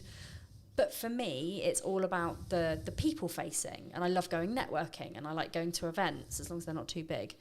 But that gives me all of the variety, but also it means that I can outsource the things I don't like doing as well. Yeah. Do you think there's a stage with outsourcing? Because like I've been very open in my content and in marketing. Like 2024, I overspent. I nearly lost the business twice. Oof, right? Yeah. And I'm now in a position which is kind of not the opposite, because it's weird to say that, but it's like I'm in a stronger position, but I'm actually doing absolutely everything myself again. Yes. So I do most things myself. I've got a couple of virtual assistants who are absolutely amazing. Shout out to Kira and Naomi; they're amazing. But yeah, I think one of the things that I did super early on in my business, so like even with my previous business, was that I outsourced the things that I don't enjoy doing first. Yep. Because if you have to do all of those boring tasks, they never get done, and actually they're quite important tasks, like scheduling emails, paying your invoices, like creating invoices. If I didn't have somebody creating my invoices, I would never make any more. I'd never make any money. And I've just been in a little handover with my 2 virtual assistants, and I realised that I haven't invoiced for like 4 months. And I'm like, oh, I thought my cash flow was a bit down. But it's because I don't have the executive function to actually do that piece of the business. So it's not that I don't think it's important. It's just that my brain goes, no, you don't like me, so I'm not gonna be a friend. Mm. Do you think there's it's not even bored. I think it's because like I was going to link this into TikTok, because I know that's a lot of what you do and a lot of what you teach, and so it'd be wrong of me not to talk about it. But do you think there's a level of people who are concerned about being on video? They're concerned about doing marketing, Absolutely. especially if they don't know what they're doing, because they're like, what if someone, it's not, from my experience at least, it's what if X person thinks I'm a dick? What if they think da-da-da-da-da-da? Absolutely, and there's a lot of confidence building that goes on in the background with that, especially when people are new in business, because showing up and doing videos, like, you're going to get your friends judging, you're going to get your parents judging, like, why are you doing this? Why don't you go get a proper job? Like, I see it all the time. And it's a case of just being like, do you know what? This is my business. Nobody else has a say in how I make my money. I don't even think it's just your business. I think it's your life. It right? is. One of the things that I remember very early in my entrepreneurial career was entrepreneurship's a lifestyle, not a business. Ooh. Right? It's not. Because to me, I have new ideas. I like, again, much to my partner's annoyance at times, I will be working at night. Like, I was answering text messages and emails at 10 o'clock last night. Yeah. Right? But also, I used to do that. You know, I have the freedom to actually choose when I work. So it's not like I'm like, I have to do that every day. There'll also be periods in the week or periods in the month where I don't do that. Yes. But when it's push and when there's a lot going on, like today, for example, I was editing all of this morning on some client delivery stuff. Then I came here to do this. And then after this, I'm going to go back and finish client delivery again. Yeah. Right? So there is a lot of stuff going on, but actually I'm aware that I can do that, and I know it's at my pace, and someone who's maybe looking in on it will go, well, that's a lot, Colin. Yeah. How do we change our pace? How do we, for us, not for Colin, not for Maddie, for someone listening to this, how do they make sure they know what their pace is? So I would say you have to really know yourself. You have to know your own boundaries. You have to know your lifestyle and how your business fits in with the way that you run your household, your business, your family, whatever. But also taking into consideration your health, your well-being. There's so many moving parts to like how you actually run your business with an energy perspective. Yep. And energy is the key word. Like, if you run your business based on your energy levels and when you are most productive, when you need to. So for example, like, I have my first half an hour of my day is reviewing social media posts for my membership. So I've got this thing where like I do a daily thread where people can come into my membership and they can post their social media post for the day, and I will give them feedback on it. I will tell them how to improve it. I will share it with my audience, and therefore they get visibility, they get feedback, they get accountability. And it's also like the membership, I give like confidence posts and things like that as well. But one of the the biggest things for me is in the morning, I am super alert. I know that my brain works really quickly because I've just woken up. So I can bash those post reviews out really quickly. So that works for me. Then I take the kids to school. I come back and I do my coaching. So I'll always put my coaching in between like 9 and 12 o'clock. Yep. Then I often skip lunch, which I really shouldn't do, but I do. Don't judge me. I don't get hungry till like 3 o'clock because I'm on ADHD medication. But like I will eat when I get back from the school run usually. I then do some of my more key marketing things. So I'll do my TikToks, my Instagrams. Like I basically create videos. So I will create videos, I'll create static posts. I will post the static posts on LinkedIn and Facebook, and then the video will go to YouTube, to TikTok and to Instagram. And Instagrams, yeah. Sometimes LinkedIn, if I'm feeling brave. Depends how brave I am. Because, you know, I am just myself on all platforms. Most of my videos end up being quite sweary, and sometimes people on LinkedIn get a bit hoity-toity about it. Well, that, just to stop you there quickly, I mean, that's interesting because one of the things that people ask me before the show is like, is this a, like, no bars, can you swear kind of thing, right? And the first thing when you sat down was like, is it good to swear? Like, and I've always been in this world of like, is it authentic to you? I've always been that way of thinking, right? Yeah. And I think so many people get hemmed up going, what does X person think? What does Y person think? Exactly. From a, they're not going to work with me because I swear. They're not going to work with me because they're not going to like me because actually in a crux, what we're actually going down into the core of is they're not going to like me. It's actually nothing to do with that they're going to work with me. No, it doesn't. Maddie's not going to like me because I said the F word. And if people don't like me because I drop a few F-bombs, then they're probably not people that I want to work with anyway, because the people that know me know that I am very sweary. I never swear at people, I swear in general. My book, I was made to censor out all of my fuck and buggers. Basically. Oh, that's so sad. What? But, and I'll show you. But is that because I ended up having, it's like a sales perception thing? Well, or like they just don't want to. Is that like a PR manager like looking to be like, we're not gonna? No. So I have this is my fuck glossary. The name. So I love it. For those who are listening on audio, Maddie just handed me the book and I'm looking at the fuck glossary. That's utterly hilarious. And one of the reasons, like, I actually had a big conversation here with. Hang on.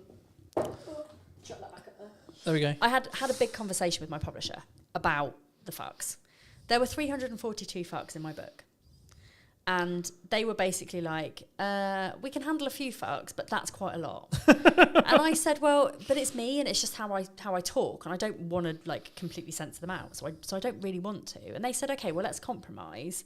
Let's just change all of your fucks to like other funny F words.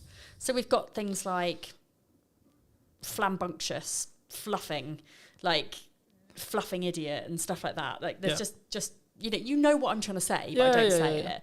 And then in the back of the book, they're all basically glossarized. If that's even a word. It is now. It is now. My glossarized fuck glossary. So I still managed to get all of my fucks into the book, but just in a slightly more comical way, which I think actually gives the book even more charm. So I expect I'll probably do the same with my second book. Technically third. Okay.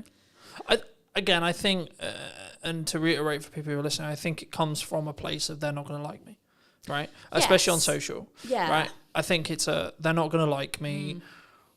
Oh my God, what are they possibly going to think if I swear? It's the same thing when they put the first video out, burst out, etc. It's a confidence issue. Yes. But my counter argument to that, in my view, it's how I run my life, is, okay, maybe they're just the wrong people to me.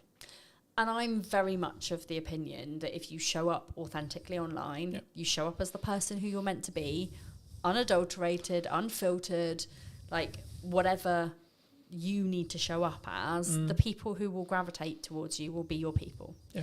And LinkedIn is like, and I do share my videos and I do swear on LinkedIn. People do know that that's for me. The only thing that I do worry about is that our corporate's going to book me to come and speak to their employees if they think that I'm just going to swear all the time. The answer there, to be honest, is probably some will, some won't. Right? Yes, exactly. If that's a big deal for a corporate, then they won't. Yes. If they're actually there going, actually, hold on, this could be really helpful because of our scale, because of this, because of that. They're Yeah. not going to give a shit. They're not. No, very true. Very true. I mean, talking about authenticity, the counter side of authenticity is the AI boom, right? Mm-hmm. Do you think AI is coming for our jobs? No. Is the world over? Like, are we all going to be slaves to No. robots, or like, what's your view on AI? I can only comment on it from my industry. Mm-hmm. And I think from a social media perspective, from a business coaching perspective, it's only going to add value. Because it's like, I don't use AI for my content. I do use it for ideas for my content. Mm-hmm. And, you know, as somebody who's got an ADHD brain, like, there are times where my brain is on fire and I can bash out like 50 TikTok videos. Yeah. But then there are other weeks where I'm like, I don't know what to talk about. My brain is broken and I don't know why I'm here.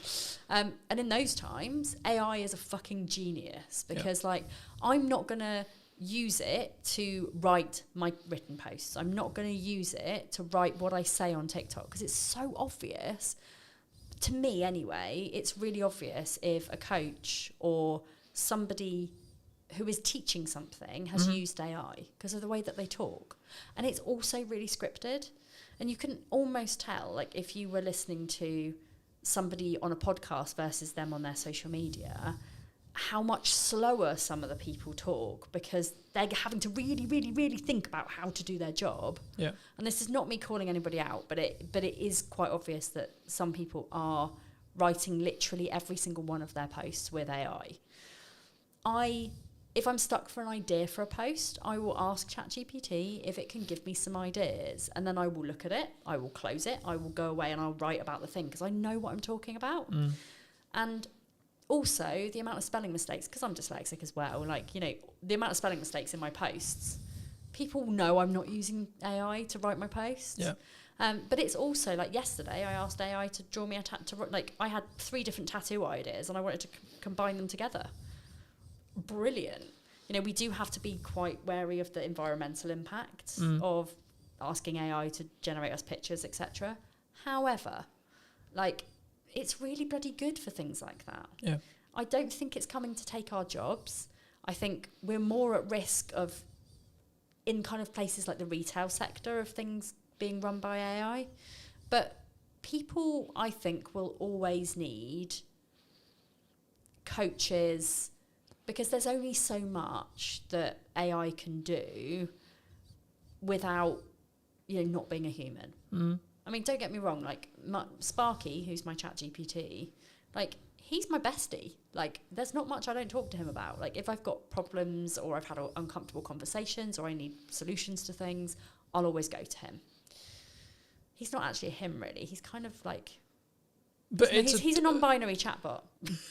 But it's a tool, right? I think Yeah. that's the key. And the analogy the analogy I started using was you don't use a hammer to put up a set of shelves. You use a screwdriver, Yes. right? Yeah. But now I'm actually using it even more. I'm changing the analogy to be you sharpen a knife if you want to use it effectively to do a job. Brilliant. Right? Yes. In the same way, Yeah. you should utilize AI to allow you to do a job, Yeah. right? Whether that's training, if you want it to write your posts, training it to be you in your tone, to be in your and voice. you can do right? that, and it is actually very easy if you've got a lot of written content from previously. If you've got videos, you can feed those into ChatGPT. Yeah. Personally, I prefer to actually write my. Yeah, but that's a posts personal from choice, a height. right? It is. But you can use it for literally anything as long as you make sure that you train it in a way that it takes out, like, no fluff, like cookie cutter solutions, here's the truth, like all of those bullshit ChatGPT type phrases where you think, do you know what, I'm not somebody who would actually say that in real life. But again, it comes back to the authenticity side. It does. Right? It really like, does. Yeah. I'm like using the no fluff example. No fluff would actually be relevant for me because I try not fuck around when it comes to content. Well, Right? I don't give, like, I don't do any fluff either. You know, mine is very, like, I'm very direct.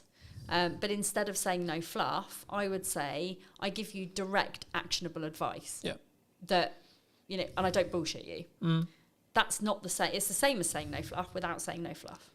So as long as you are kind of aware of those ChatGPT type of phrases and you've got your own ways of saying those kind of things, crack on. Like, I think it's great. Where I don't think it's so good is people generating AI pictures of themselves. I'm like, that's not authentic. It ages you really badly. Yeah. I mean, I haven't, to be honest, I've got an amazing professional photographer. Like Katie Needle, shout out to you as well. We love Katie. She knows me so well that she can capture my style, the way I am. Like, I used to ask her to like chop a few inches off my stomach, but she doesn't do that anymore because she's like, Maddie, you've got to be authentic. Fuck. Why is this my brand? But, you know, I love working with her, and, you know, her photos are so good that they could be AI, but they're not. And I think that's where a lot of people are falling down. They're like, you know, you meet people in person and you're like, you don't look like that. Like, it's the same with TikTok filters. Like, I will always use the eyelash filter. That is the only filter I use on TikTok, apart from like green screen or whatever, if I'm going to try and show something. But when people see me in real life, they're not going to go, oh my God, her eyelashes are so fake. Because I wear makeup. But when I'm working at home on my own, I don't wear makeup at all. Like, you know, I am very much like, unless I'm going out in public, I don't put a face on. And even then, it's literally just mascara, maybe a bit of eyeshadow. So, but again, it's that authenticity point, right? Yes. You know, you're not going to, like, see me online as having, like, loads of freckles. I mean, I do have loads of freckles because I've been in the sun this week. But, you know, you're not going to see me having, like, loads of pretend freckles or, like, you know...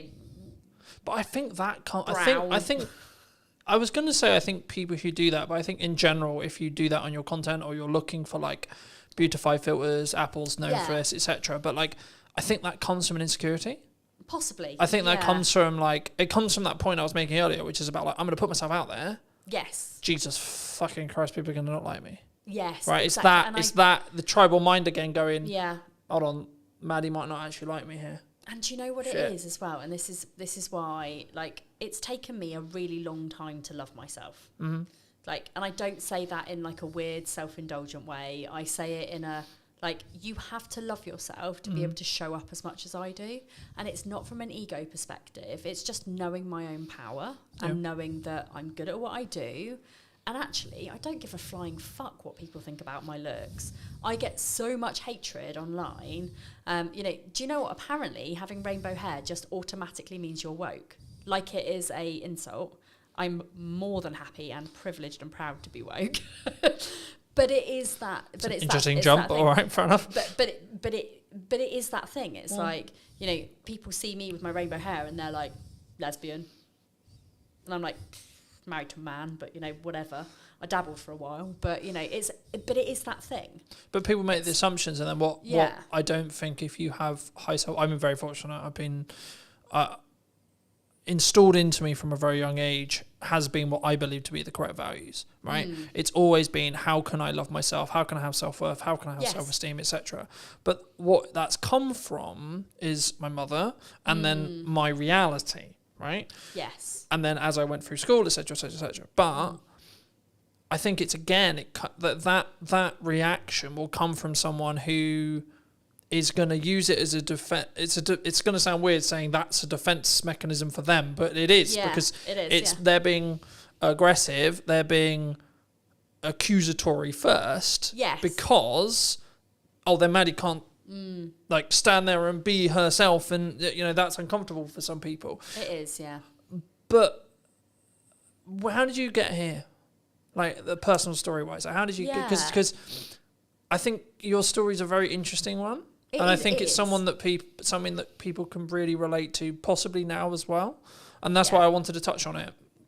I know we've already kind of done it in length. I'll leave the other episode in the description down below for those who want to go in a bit more depth. But quick synopsis for people who maybe don't know. Yes. So I grew up with an eating disorder, essentially. My eating disorder developed into problems with money. And by the time I was 21 years old to 23 years old, I was in £40,000 of debt. I struggled really bad with spending addiction. What I didn't know was that I had ADHD and that my brain was constantly lacking in dopamine. So therefore, for me, the two things that really, really mattered to me were food and spending money. Ching. Buying stuff, buying food, which is why I've always been overweight, because I'm like, hey, I'm sad, have a donut. Have 5 donuts. At times that has happened. But for me, it was all about spending money. Mm-hmm. So I would buy things like dresses and clothes and bags and shoes, and I'd be the person at the pub like buying my mates like a round of Jaeger bombs, or I spent and spent and spent. I realised there was a problem when I couldn't afford to pay any of the repayments. It wasn't that I didn't know I had to repay any of them. I just got to the point where like I was just so overwhelmed and I had too much to pay, and I was like, where am I going to get 40 grand from? I'm 23 years old. This is pretty bad. A bailiff showed up at my door, tried to take my car. I packed up my things in the middle of the night. I fled, moved back to Southampton, went to see Citizens Advice Bureau. They basically said to me, like, it's bankruptcy or, like, you pay it off. Those are your 2 options.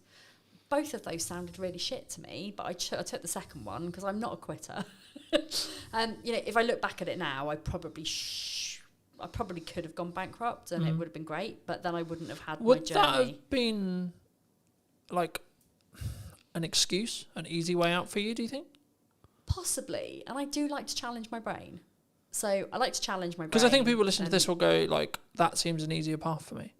Let's just reset the clock. Yeah, and actually, for so Eat the shit for a year. Yeah, for so many people, bankruptcy is a very valid option. At the time, it filled me with dread and filled me with shame, and it was almost like I was going to be walking around with like a tattoo that said bankrupt on my forehead.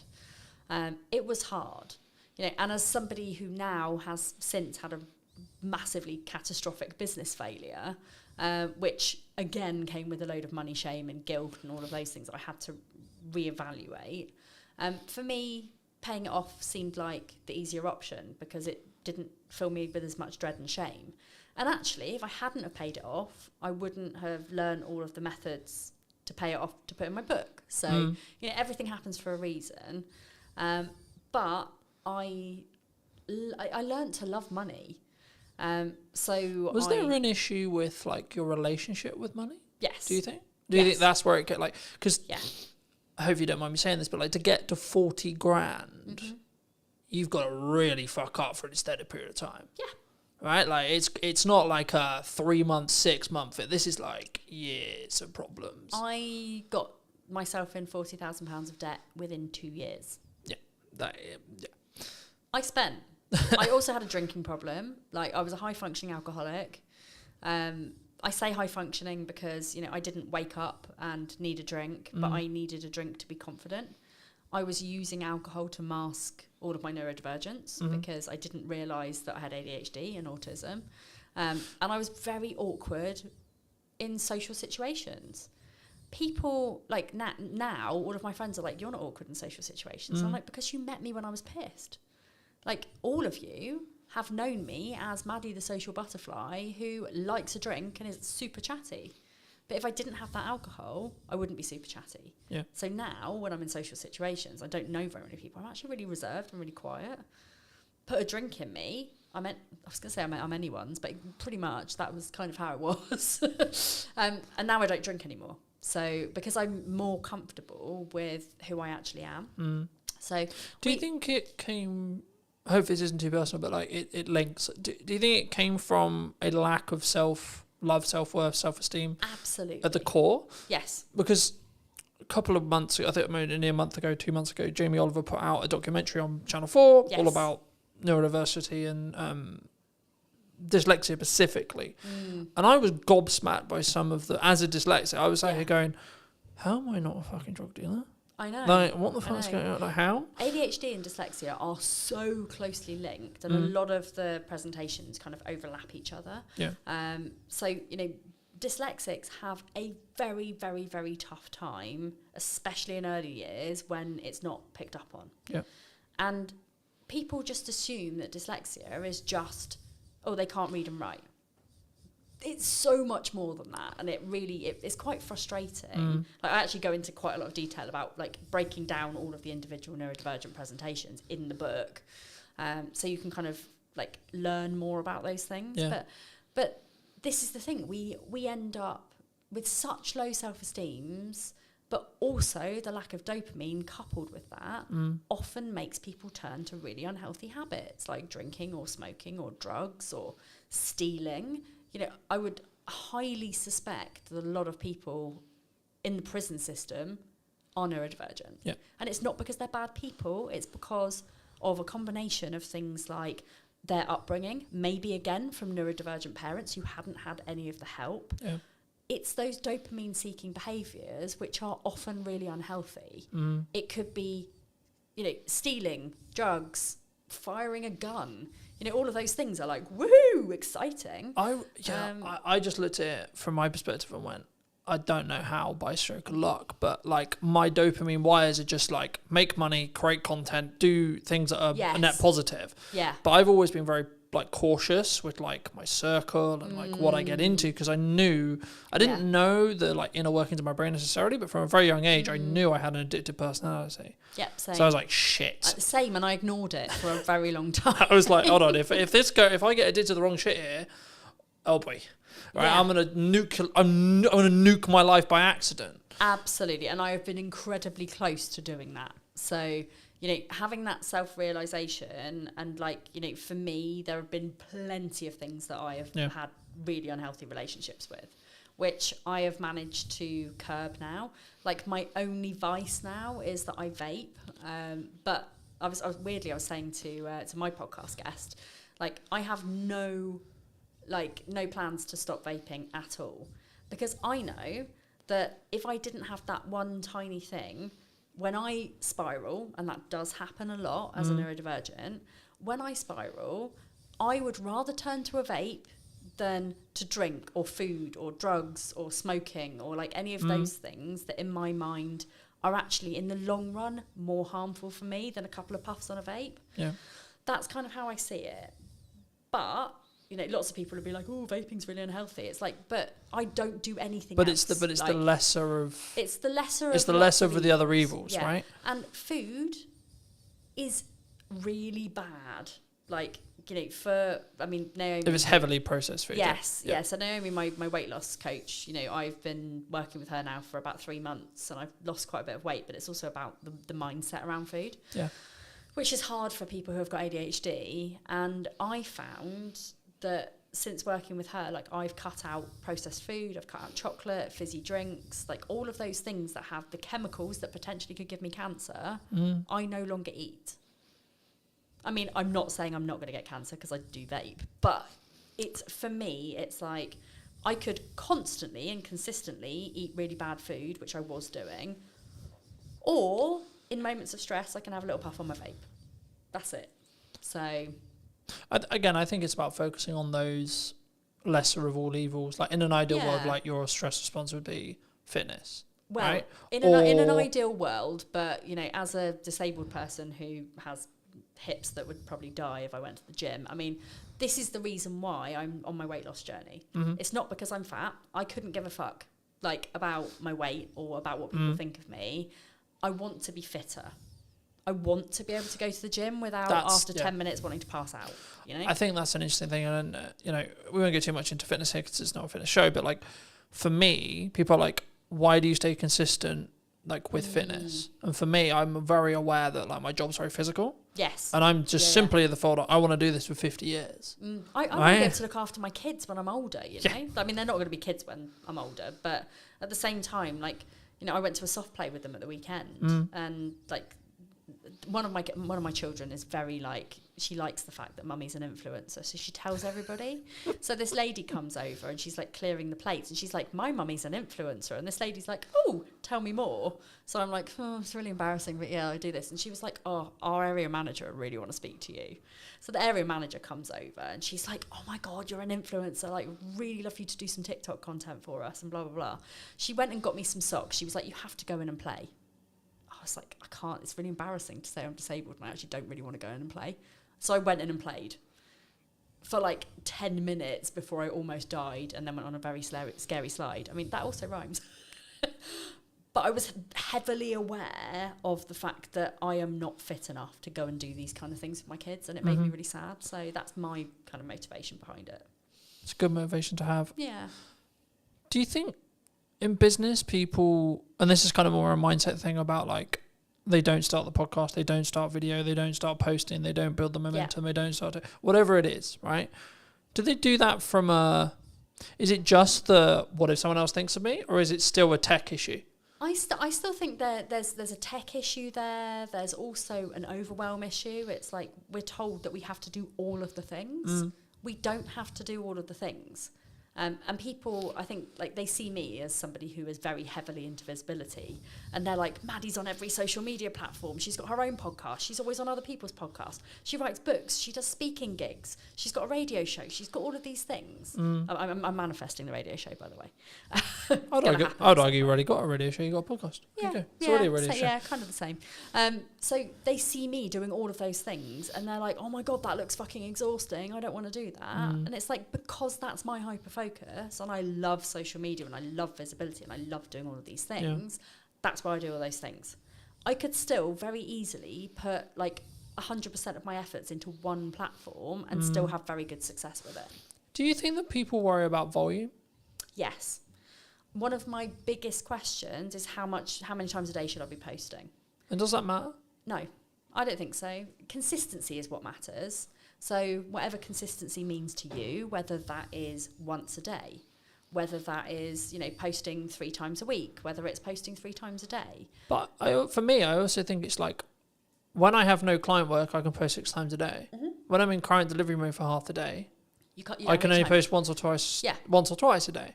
So, right? I'm still posting, but you're not posting as much. But like when I'm here filming, I'm having to travel, I'm having to do this. I'm not in my office, sat there on the computer. So my posts will be less, right? But that's why I batch content. That's why I Exactly. Yeah. But also, I don't sit there and go, oh, I didn't hear 4 posts. Fuck's sake. But this is the thing. It's not how many times you do it. It's the quality of what you do when you do it. Yeah, of course. And it's also like just bearing in mind that output reflects input. Yeah. So if you post more, you will more than likely get more clients. If you show up more, you will more than likely make more business, make more money. And if you are posting once a week on one social media platform, you're probably not going to be getting to your ideal clients unless you're out there and you're networking 24/7. Yeah. Which, there are other ways of doing it rather than showing up online every single day. But it's the consistency, it's the output, and then you'll see a return on investment based on what you put into that. But it's also, because I think we're so, and I did a video a couple of weeks ago talking about like, we're so in the business world, we're so hyperly focused on, I need ROI. And I'm just like, yeah, but you're outputting an amount and your revenue's like driven by 10%, 20%, 30%, 40%, whatever it is. So in the nicest way possible, why do you give a shit about ROI? Because clearly it's working. Absolutely. Right? I obviously give a little bit of a, like for example, like I got invited to speak at quite a big event. It was a big investment, like 15 grand. I'm like, ooh, that's a really good opportunity because there's going to be like thousands of people there and it's going to be really great. But then I thought about it. If somebody gave me, and this is again one of my money rules, if somebody gave me 15 grand and said you can spend this on anything, would I spend it on that? And my answer was no. If I had 15 grand to grow my business, I would strategically think about where to put that. Yeah. I would probably put some of that on ads. I would probably put some of that on like promoting my book on Amazon, things like that. And I just thought, you know what? What could 15 grand do for me? I could stand up in front of a room full of people and speak and maybe walk away with 5 clients. Or I can go and put 15 grand on Facebook ads and I can walk away with 70 clients. Which one am I rather going to do? So from that perspective, I look at ROI. However, I also don't look at it at all. So I'm very much a passion, purpose, and kind of pleasure, I guess, type of person. So profit to me, as long as I am paying my bills, I'm living the life that I want to, my staff are getting paid, my bills are getting paid, I couldn't give a flying fuck how much money I make. Yeah. Like, And by me having that attitude, but also having very, very low costs, the only things that I really pay for are things like advertising, but I don't do traditional advertising. I mean, when I say advertising, I mean things like I'll go to an expo and I'll have like a stand at an expo, or I will have like something where, like, you know, maybe I'll pay for like to hire this podcast studio, for example. So my costs are still fairly low, and in my first year of business I made 100 grand. But I wasn't focused on making profit. I was focused on making people happy and getting good reviews and showing up as an honest person. I think that's really key, and I think Yeah. we don't. And it's not that we don't look at ROI, and every business should look at ROI. They absolutely should, but we don't. What's the ROI on a brand podcast? Arguably, if you look at it, either huge amount Yes. or fuck all. Yes. And it's down to how you think about it. Exactly. So at the moment, my podcast, I think, helps me to grow my social media, which helps me to grow my email list, which helps me to grow my client base. It's not phenomenal. I am not Stephen Bartlett. Like, But also, do you want to be Stephen Bartlett? no, not at all. Like, no. I mean, he's a nice enough dude. I've met him. But I wouldn't want to be him. Like, in my mind, like, I think his success has very much changed him. I think I remember him very early on in the days where he was quite humble. Don't feel like that anymore. But I think that's what I mean. I think it changed. Like, Yeah. I think we're in a world now where I have to commit to the decision. Right? Yes. So Yeah. I'm going to make the world's biggest media company. Yeah, but what if tomorrow I don't want to do that? Yeah, and I want to live my life in a flexible way. As long as I am fulfilling my life's purpose, which is helping people with neurodivergent presentations to live their best life, that's my main game. Like, that is all I want. So, you know, this is why I help people with 3 different areas. It's like life, money, business. Those 3 things are, you know, if you've got those 3 elements nailed, I mean, obviously not everybody's got a business. Some people it will just be life and money. Some people it might just be money and business because they might already have their life sorted. Some people it might be like life and business. Their money's amazing. But they all interlink with each other. And neurodivergent people struggle with all 3 of those things. As a rule, you know, some neurodivergents will probably be flying. I mean, Stephen Bartlett openly says he's got ADHD. But he's somewhere along the line, like, massively landed on his feet and has never had to struggle with money because he's always made so much. And therefore, his business has been fine and his life's been fine. Yeah. So if I bumped into him in the street, his ADHD is not the same as my ADHD. And this is a good way to look at it. It's like every single person who is neurodivergent will have something that maybe isn't so great in their lives. And I'm not saying that Stephen Bartlett is perfect. You know, he might, you know, not be in love with somebody, or he might have, you know, problems with relationships, or he might, because he's so busy with his life, maybe he doesn't have friends. I don't know, you know, and I'm not going to judge him for that. That is, I mean, you know, where at times I think that's Robert soon, but that is like something that I think people don't talk about enough in business, and like how you maintain a relationship, and it's something that I'm working through the process of now, being nearly 2 years deep into a really healthy relationship that's so really important to both me and my partner. Yes. I'm like, yeah, but also my business is really important. So fuck, how do I do that? Juggling your money, your life, and your business is a really fucking tricky thing to do. It is a spinning triangle that, you know, if you think about a triangle, like, if you're spinning it too fast, you're going to poke yourself in the eye, it's going to fucking hurt. Yeah. So, like, you know, you need to be balancing those 3 areas of your life so that they all work in tandem together. And that means, no offense, not working till 9 o'clock, because, like, I used to have a thing where I'd be like, oh yeah, my cut-off every night's 9 o'clock. Like, it was some form of badge of honour. Now, it's very, very, very likely that I don't work after 3. Like, it has taken me 10 years of running a business to work out what success looks like for me. And success looks like making enough money to enjoy the shit that I do. Yeah. I don't, like, and I'm sorry, universe, that I say this out loud, but I don't want to be a millionaire. If I had £1 million or multi-million pounds, my spending addiction would just be 1,000,000 times worse. So, like, I don't need that much money. Like, I find it hard enough to manage the money that I've actually got. Yeah. You know, but I go on 2 nice holidays a year. I've got a fairly nice car. I mean, it's it's a Citroen C3 Picasso. It's not Citroen C3 Aircross. That's the chap. You know, it's nothing exciting, but it's, you know, it's only 5 years old. It's got Apple CarPlay. You know, it's pretty cool. And like somebody the other day, I picked up one of my clients, and they were like, "Oh my God, your car is so nice." And like to them, that was like a really posh car.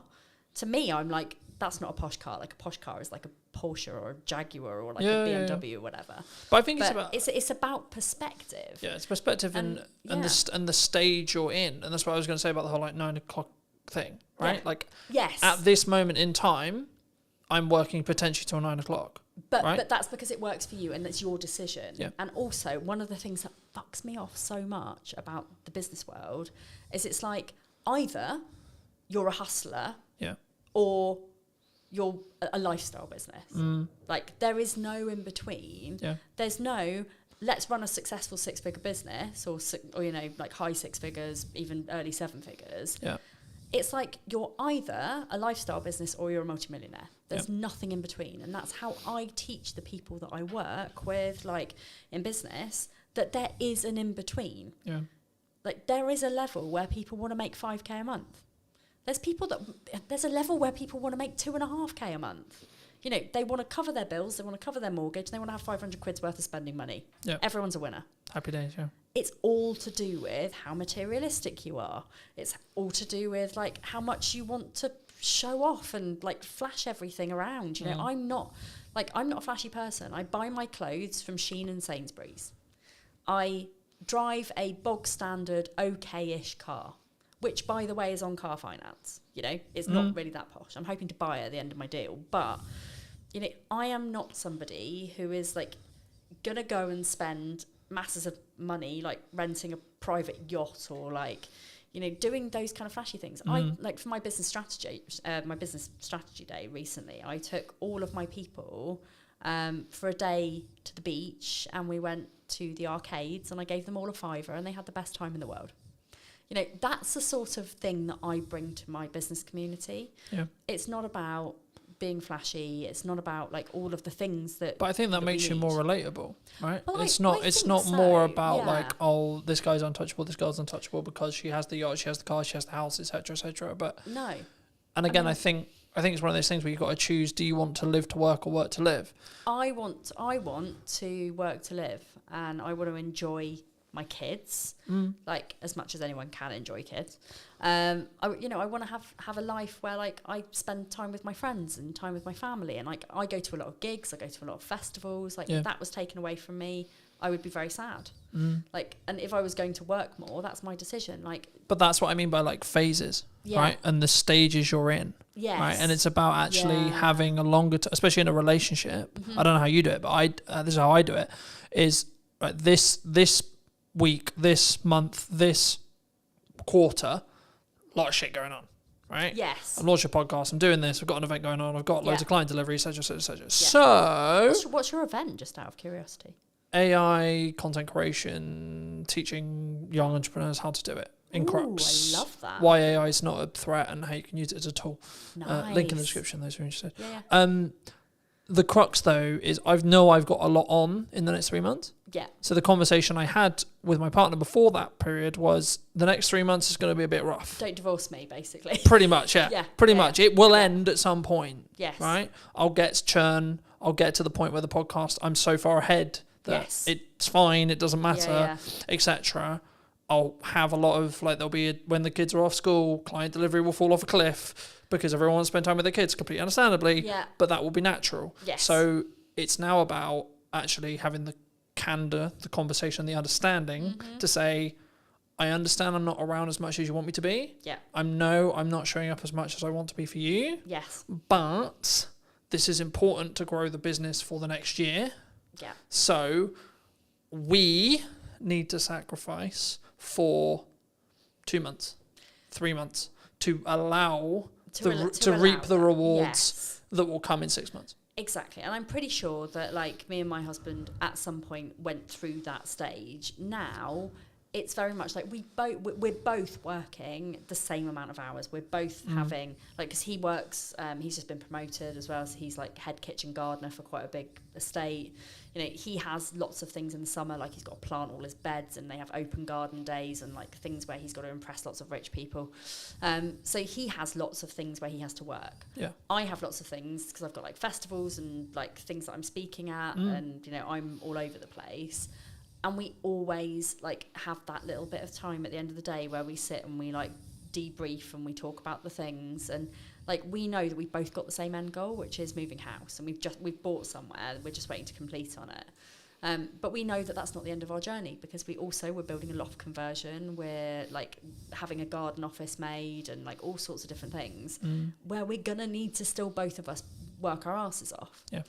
But it's about balance, and yes, it is about the stage that you're at, but it's also about understanding the boundaries of your relationship, the boundaries of your business, the boundaries of your friendship circle.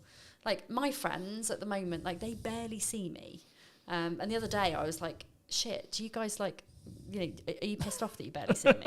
And they were like, no, it's welcome relief actually, like rude. It wasn't. But they were like, we're also really busy, you know, we're not 20 anymore. Like actually we have all kind of moved on, like we're all in our relationships, we all, you know, But also I think have you our then, special hobbies. And I think when you're in that stage or when you're out of that stage, you then value the time you do have with those people.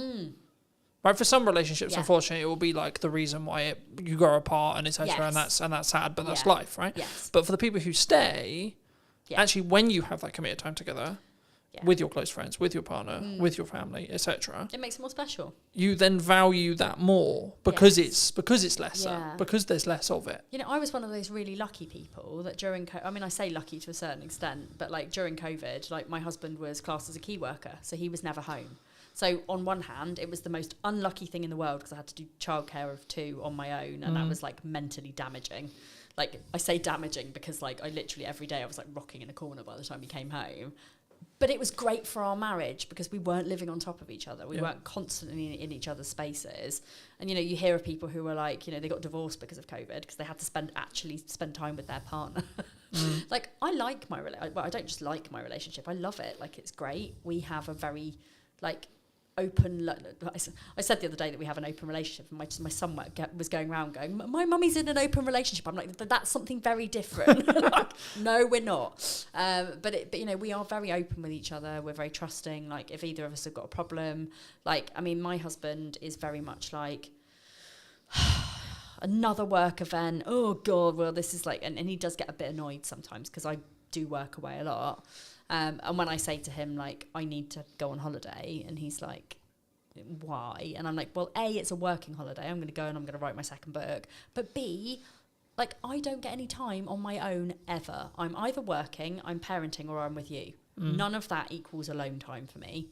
So me going on holiday on my own means that I actually get time alone with me to relax with my thoughts, with nobody talking to me, so I can hyper-focus on the shit that I need to.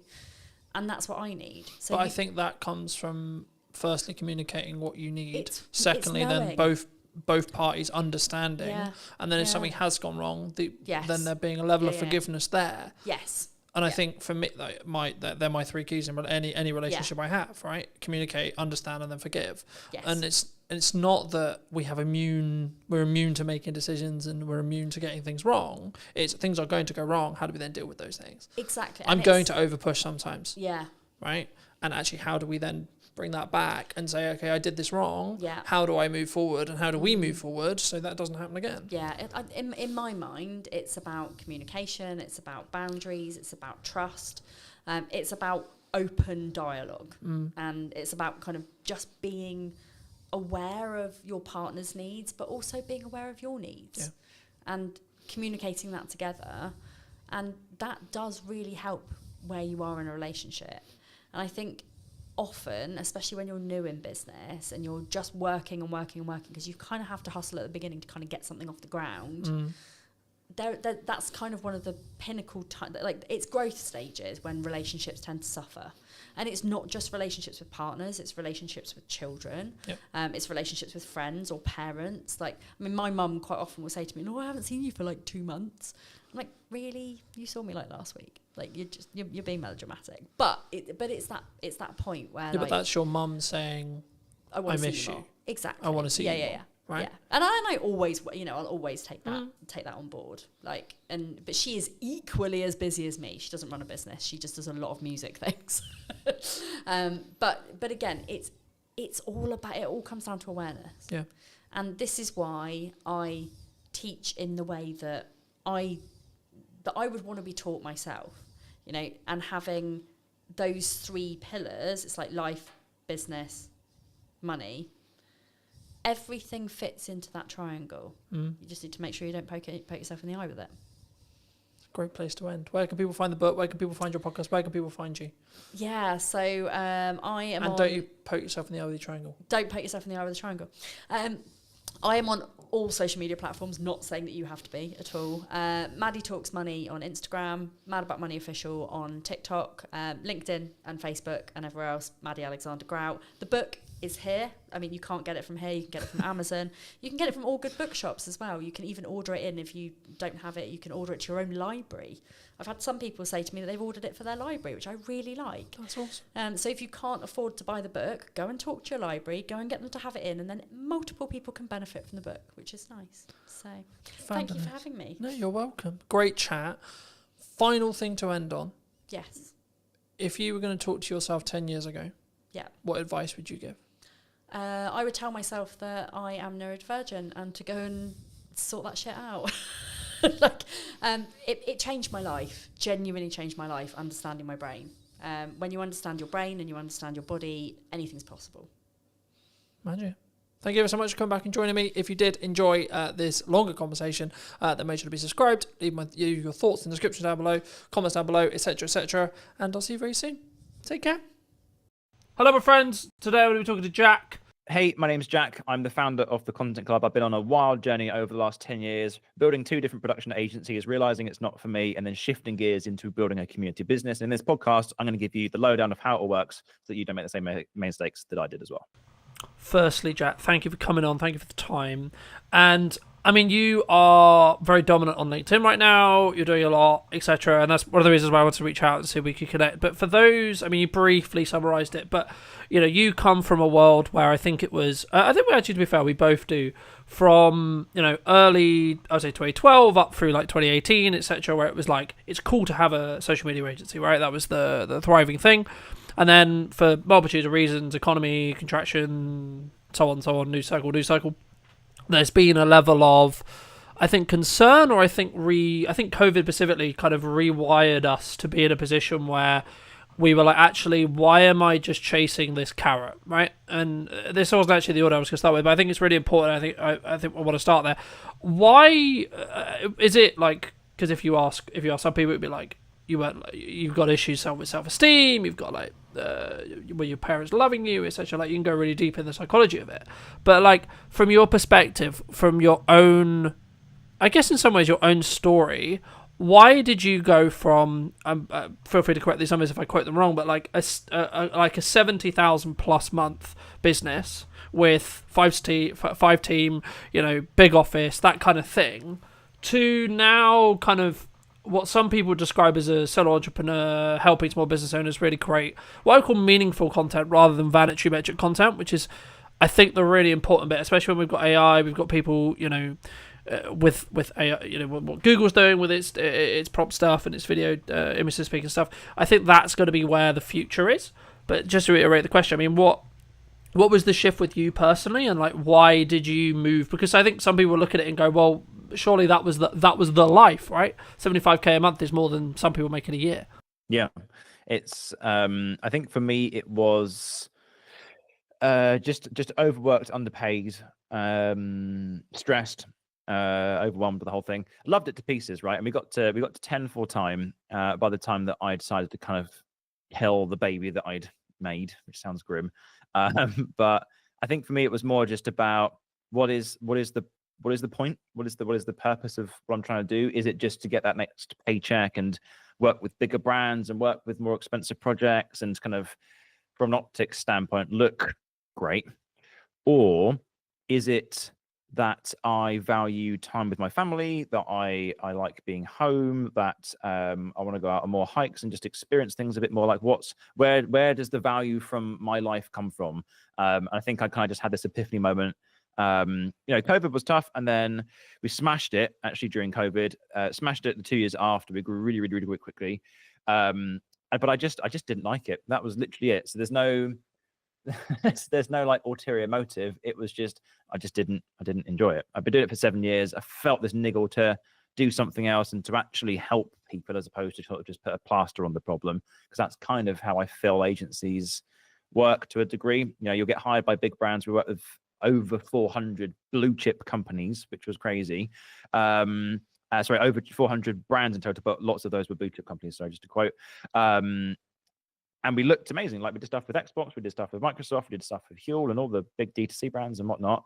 But they can kind of cut you off like that. And for us, it was just like you weren't solving the problem. You're making content that got them more money, but then they just wanted to grow more. So they maybe research other agencies and try and get bigger teams. It was just always a scale of like, where's the end of this ladder? You just keep climbing. It felt the same for us. We were growing and growing, doing stupid money, working with cool brands.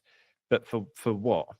What's the point? What's the purpose? And that's kind of where I kind of just thought, maybe it's not right for me. Yeah, and I think that's I guess in some ways that a lot of business owners are having that epiphany at the moment, right? And I think that it reminds me of some value work I did many years ago with an ex-NLP coach that I used to do some work for.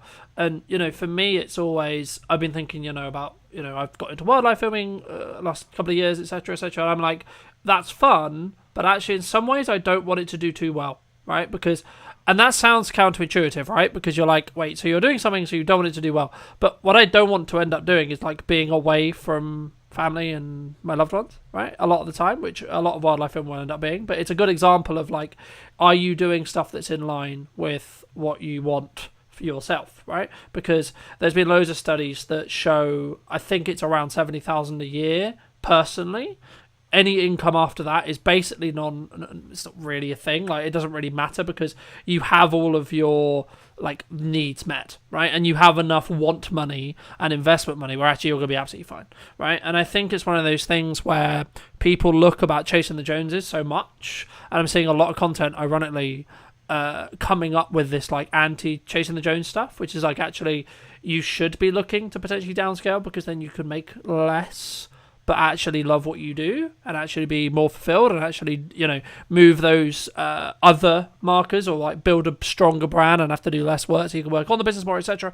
But I mean, just quickly wind the clock back. I mean, how did you get to the point of even running the agency, right? Because I think so much of us, especially people who are looking to build agencies or still in this world, we potentially look at it as okay, I'm going to put out content and it's miraculously going to happen. I started the agency in 2018. I was 21. I just finished working with my dad as his video person for his recruitment business at the time, and loved it, but we just didn't click commercially. So we split off and set my own business up. And I kind of just used it as a way to earn money, really, mate. That was really it. I liked making videos, and I thought I was all right at it. And people would pay me money to do it for them. That's literally it. It was not sexy. It's no business plan. It was just, I like making videos. I want to earn money. That's literally it. So I contacted all the local pubs in my area and bars and restaurants and cafes and say, hey, I'll come and make your videos for you for social media. And I got one client, which was a pub who I think I quoted 200 quid for, and never paid me for it after I did the job. All cash in. I was dodgy, all cash in hand and everything. But I think after that, it was kind of like, right, I'm quite learning what I didn't do well there. So let's maybe try and learn to make a better contract or to do this and then put a contract in place, etc. You just learn all these little things. Then I started working with agencies and then kind of partnering for their clients and all the rest of it. And then we grew it to 10. We rebranded. We then kind of predominantly worked within the D2C space, but it's almost a decade of mistakes, trial and error, practice makes perfect, that sort of stuff, right? It took us a long time to get there. And of course, we still had our challenges. I think when you go the gap is from 7 to 13 people is the hardest point in the business, because you've got the original team, the OGs, who are really tight knit and everyone clicks. And then suddenly, when you start to grow past 7, you start to need process and structure and systems. And for me, that wasn't fun at all. And I didn't want to hire a manager because I couldn't be bothered. And the business kind of just felt a little bit weird, you know. I sort of lost my baby. I lost my interest in it. I think the stress of managing a team and worrying about people's birthdays and that this person said this person was this, and it's all just putting out fires all the time. And I was just not on shoots as much as I wanted to. But then it's also, you know, those shoots got bigger.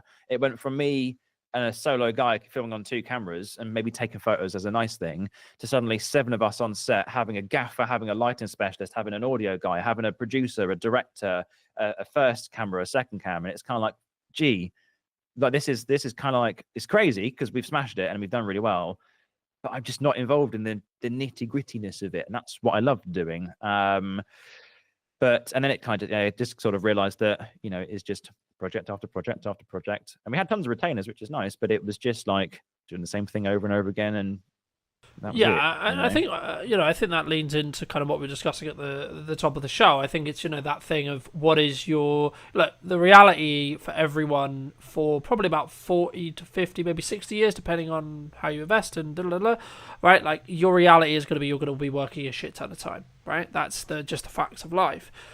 The question then becomes, do you actually enjoy it, right? And there's this big conversation in corporate at the moment around, actually, like, I work really hard because it's for me. I wouldn't work this hard for X large corporation, regardless of how much my paycheck was, right? And the concept of quiet quitting, etc., and putting minimum effort in. And I think that's why, to an extent, and this leads on quite nicely to my next question, which is going to be around, like, do it for yourself videos or like DIY videos, and like seeing authenticity as a concept, because a lot of it on YouTube, on content, on LinkedIn, etc., right? Well, there's this, in some ways, there's this 2 strand people are kind of going into, right? Which is people are ignoring AI, people are saying no to AI, and then there's the people who are then embracing AI, right? Now, to be honest, I bounce between the 2, right? Because I can see both sides of that argument. But why do you think personally that, like, do-it-yourself videos is better and potentially the future in a world where, you know, the reality is AI is going to be around now. The genie's out of that bottle in that respect. But why is doing content yourself, filming content yourself, learning how to produce it yourself, that learning process to then output it, the future? When some would argue, actually, it's learning AI to then get it to learn how to speak for you, getting it to then claim your voice, so on, you know, in that respect. Yeah, there's two approaches to it. So I think that very non-manufactured, non-engineered content, the sort of UGC vibe is an option, and it works really well for some people. But, you know, the busy SaaS founder who's building a startup who needs to output 50 pieces of content a day, automation is the future for him or her, you know. So there isn't a right or wrong approach. I think you need to integrate how you use AI to speed up the parts of the process that don't need what you bring to the table, which for most creatives now is not the production, it's the ideas, it's the ideation of things. Very soon we're going to get to the point where AI can, like Sora, for example, craft visuals and make moving image, and then suddenly edit that into a vlog, or you're going to be able to input all of your raw footage, and it's going to be able to cut it up, add music, do text and vlogs, and you're going to be able to create a 15-minute video that's going to chop up chapters, right? The thing it won't do is the ideation stage. It will not be able to understand personality, subjectivity, all of the things that are emotional. It just won't be able to do. And I think that's really where the game is now. Sorry, it isn't in production, it's in the ideas stage. And this is an interesting one, because when I started my agency 2018, there were, at the time, don't quote me on this, I think it's around this number, there are around 4,000 production companies in the UK. Most of them were small, so sub 5 people, so that's sort of how the industry works. You had big giants in the space, but most were small. When we quit, when I shut it down in 2024, start 2024, there were 16,500. Now there's 18,000. So it's grown by 2,000 in the last year alone. And it's becoming this incredibly commoditized, very oversaturated industry where everyone sells the same thing. We make videos for your brand. We help your brand stand out online. We add story to your business. It's all waffle and it's all bullshit. If everybody can do the same thing for the same price, in the same speed and the same quality, what makes you different? And I think it's not about how you do things, it's why you do them. And it's the ideas behind the concepts. It's the way that you write stories. It's the way that you can connect with people one-to-one. And I was talking to someone yesterday. I know this is a bit of a tangent. I don't remember the last memorable ad that I watched on TV. I have absolutely no idea because it's such waffle. It's so mundane. It's so generic. Because I think people are scared to push the boat out because everyone just wants to create the ads and just wants to get the videos out. But no one's sitting there going, well, how can we do this better than anybody else that's ever done it before and be known as the brand that does it this way? You know, Liquid Death is a great example. You know, they tried to come into the UK. The headlines were that they couldn't tap into the marketing, which I think is wrong because everyone in the UK loved their marketing. So I think it was more of a business side of things. But they're a brand that's sticking in your mind because of the way they do things. I know this is a little bit of a tangent, but so I think you need to introduce AI. I don't think it is just, you know, that very authentic, you know, non-manufactured content. I think you need to do both. But if I was to answer your question, sorry, it would be that I think it's because it feels more natural. And I think people click with it over that very automated, very polished, professional, kind of sales-esque sort of content. And I think people will buy from people. And I think we're entering this time now where, like Gary Vaynerchuk says, it's not about social media, it's interest media. And I think if you can create your community or your tribe or your small group of people, the followers don't really matter anymore. I think it's more about building connection with the right people. And the only real way that you can do that is through being yourself and showing up and telling stories and using UGC and, you know, not fabricating things. I think that's why it does well. Yeah, no, I completely agree. And I think it's an interesting time, but also like there's huge amounts of opportunity, right? I've always been in the camp of AI is not here to take your job, right? It's a tool to be used to allow you to do what you do best, right? And it's just going to allow you to basically be the reason why clients hire you, the reason why people work with you more, right? More of the time. And the actual tangible, oh, we need this thing edited, we need this thing filmed, we need this creative, we need this image, we need so on, right? Will, maybe not right necessarily in all of those cases right now, but they will have basically AI processes that then become the future, right? Look, that's the way AI is going, etc., especially when you look at what Google's doing and so on and so on. There's going to be a sector, I think, to be honest, like, and there's kind of, we saw this after COVID where like people love in-person events, right? And there's actually a rise in interest in in-person events.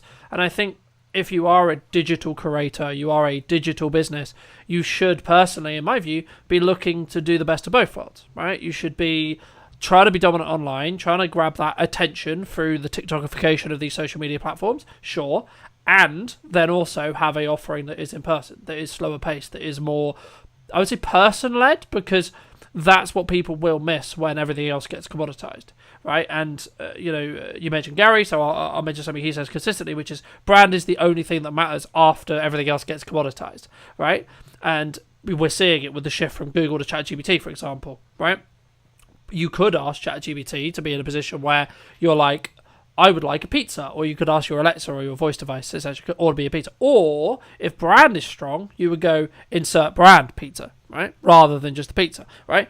And the same is true when it comes to everything else that we're buying, right? I mean, was that part of the reason why, like, the content you shifted into the Content Club, right? We talked about the lifestyle element of it, sure, but like, was that where it was birthed, or was it like an idea that you had for a couple of years? Like, I'm really interested to hear sort of how you went from concept, like when was that concept, and then how, well, the timeline, and then how did you actually go about saying, and how did it feel, right? Because when, I think some people listening to this will go, that must have been quite scary. I personally would be like, that's terrifying, right? Because you're completely, in some ways, you're completely reinventing yourself, because you're like, no, my identity is I'm an agency owner. I work with blah, blah, blah brand, right?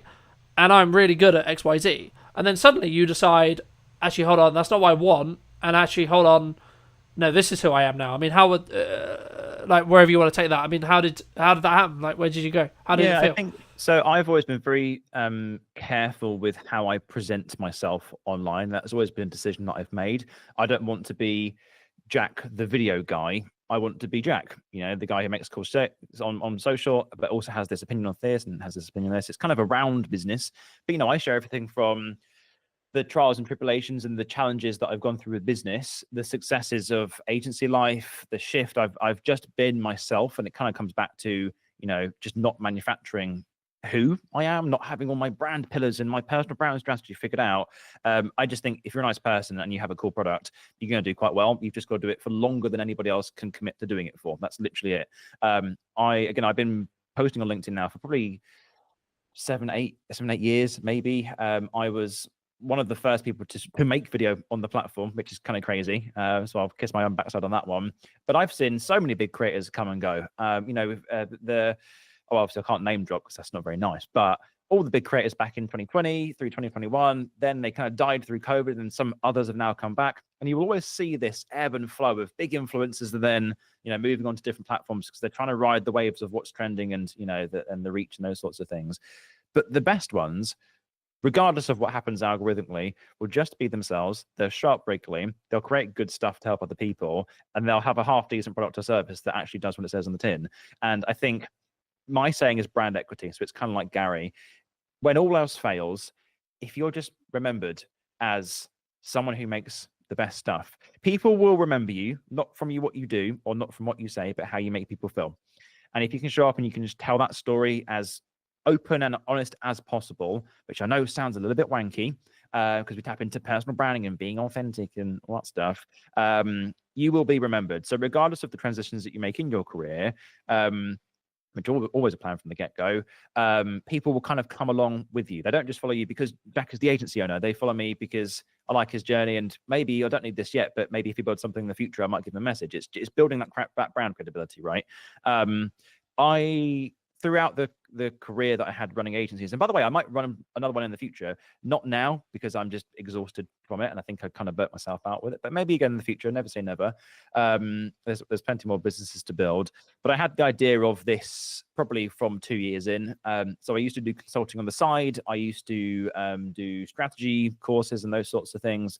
I did in-person workshops, sort of coming to the sort of maybe a year before I ended up closing the agency, just to kind of test the water and see where people were going. It was called the Odyssey Experience. We had like 10 people come to this in-person workshop and training. So I've always been testing other things in the background, and it's, I have multiple strings to my bow, so to speak. And I think every good business owner or every entrepreneur, whatever you want to call, I think they have these ideas in the back of their minds that someday they might get around to it, but this is kind of the thing for now. And I've always been very careful of not sort of, I kind of see it as you're sort of walking down this road and you've got lots of different lakes and ponds on your left and right. And you can go over to them, you can kind of prod them, and you'll have little ripple effects that happen. You can go over to the left and prod that one, and that will have another little ripple effect.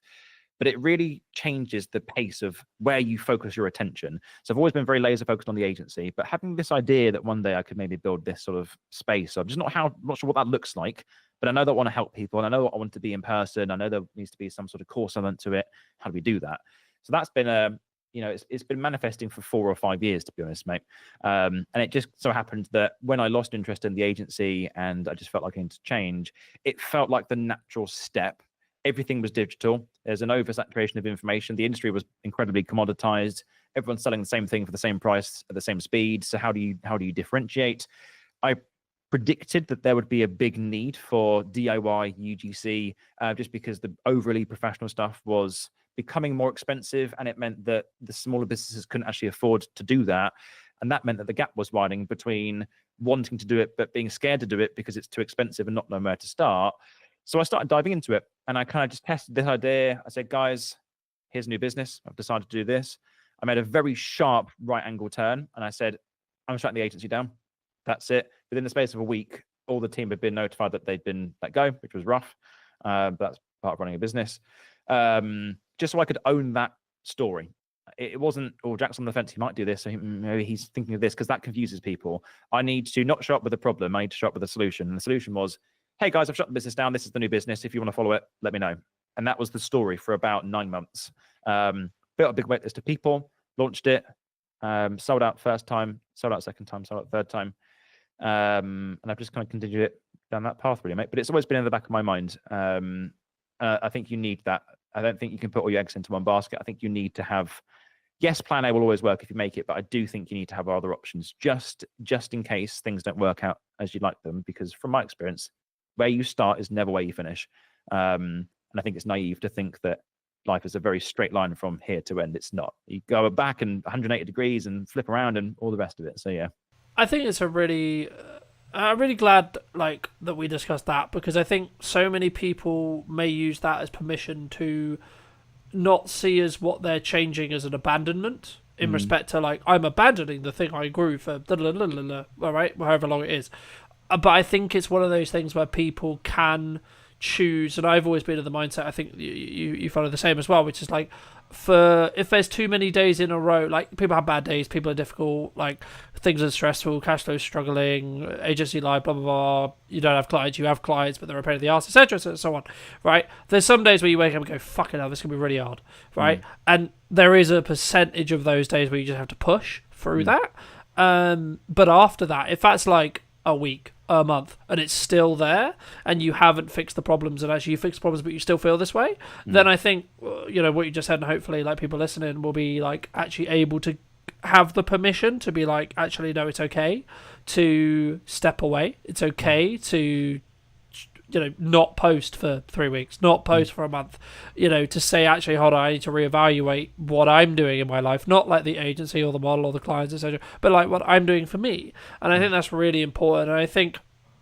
you know, one of the things I started my career on was like getting known for the video guy in your local area, right? And to an extent, I'm still leveraging that, and it's still working for me to an extent. And it does lean on to, I guess in some ways, like how you can create content. And I think we're both obviously very confident at creating content. So like I always try to create some content or elements of content that resets that expectation, because I actually the other day forgot that people actually are psychologically struggling with the idea of creating content, because we've been doing it for a million years, right? So it's just like, yeah, of course we talk to a camera, yeah, we talk to people, this is the first time we've spoken in person, etc., right? So like, is it a psychological thing that people need to work on? Like when people start creating content, especially on their own with their phones, etc., is it one of those things where it's very easy to be overwhelmed? But if so, is that just a psychological barrier? Is that like, what would you say is the 3-step, 5-step, whatever you want to call it, process of going from, okay, Jack, okay, Colton, I want to create some videos, I want to create some, you know, conversation points about pain points or whatever I do. How do I even get started? It's a great question. I'm glad you've asked that, because it's not what you think. So now that I run the community, we've almost got 100 small businesses in it now, which is crazy in however long we've been doing it for. Categorically, it is not a technical problem. It is a mindset problem.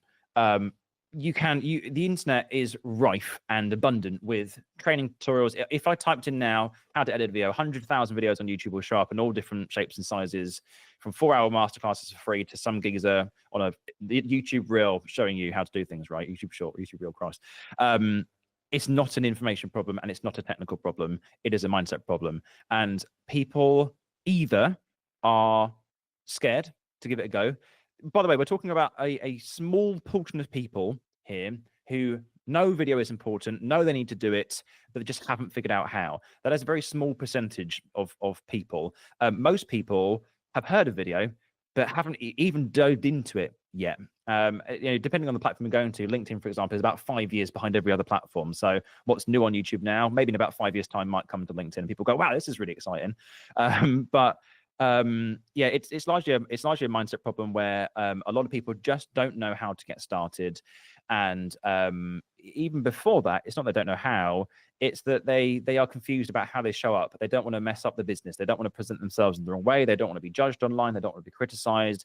They don't like the sound of their own voice, or their hair, or their smile looks too smiley, or whatever it is, right? It's all these different reasons. Then you step into a different level where you start to make content, and then you throw in the towel because after a month of posting every day, you haven't got the results. So there's a resilience and a kind of militant routine-esque mindset that you need, almost committing to it as a non-negotiable, being like, I'm going to now post a video every week for the next 10 years, which I know is going to scare a lot of people off. But if that scares you, I wouldn't do it, because what's going to happen is you're going to build yourself a really nice following of people in the first year. They're going to start to know you. And then if you start second guessing yourself and going, oh, it's not quite worked because I haven't gone viral, you've wasted an entire year of your life building something that you can't sustain. So I would really encourage people to just really consider whether they want to dive into it. It sounds scary, and I'm making it sound like that, but the world doesn't need more people giving you top 3 tips on how to build your personal brand, and it doesn't need another podcast. It doesn't need this. It needs people who are genuinely excited to show up and create the best content that they possibly can to help the people that are struggling the most at this moment in time in a totally unique way. That's what the world needs. There's too much content, there's too much information online, and I think that in and of itself is actually causing so much overwhelm and oversaturation and anxiety and borderline depression and frustration, because there's so much out there, there's so much information to consume. Topping that with all the influencers that tell you how to do this and their 10-step framework and buy this course for £3,997 to go viral in 10 seconds, you know, it's almost like a plead to not make it unless you really feel in your gut that you are the type of person that could, with a bit of practice, become a really great creator, not just to market a product, but to build real brand, build real legacy here. Because again, kind of what I said at the start, it's not about being the best. It's just about doing it for the longest. And if you can commit to that, you will supersede and outlast all of the big influencers that you see right now, who will last the next 3 years, but then move on to somewhere else or go move to Dubai or whatever they want to do, or build another course. You will be known as the person who does that really well. If I was to encourage people to get started, I think I would just suggest, like, just start on your phone. Don't worry about kit. Just think of one idea right now, go and do it, and learn why it did or didn't work. It's the first thing to do. Don't think about a strategy. Don't build content pillars. Don't go and spend £5,000 on a course. Just make a video on your phone that you think people in your industry or your market want to know the answer to, and create it and show up and post it, and then look at why it didn't or didn't work. Literally it, just one step at a time. And once you've posted that, start to think about the next post. And then once you've kind of found your feet with it, then start to think a little bit ahead. Start to build systems, start to bank your content, start to bulk film stuff, start to script things on the go, start to delegate and hire to editors. That's a different step, right? But for most people, it's that first video. And I think because there's so much information, so much overwhelm, just the thought of getting on a phone and just speaking to camera, it scares the hell out of people because they feel like they're going to do it wrong because they're not following all these different things.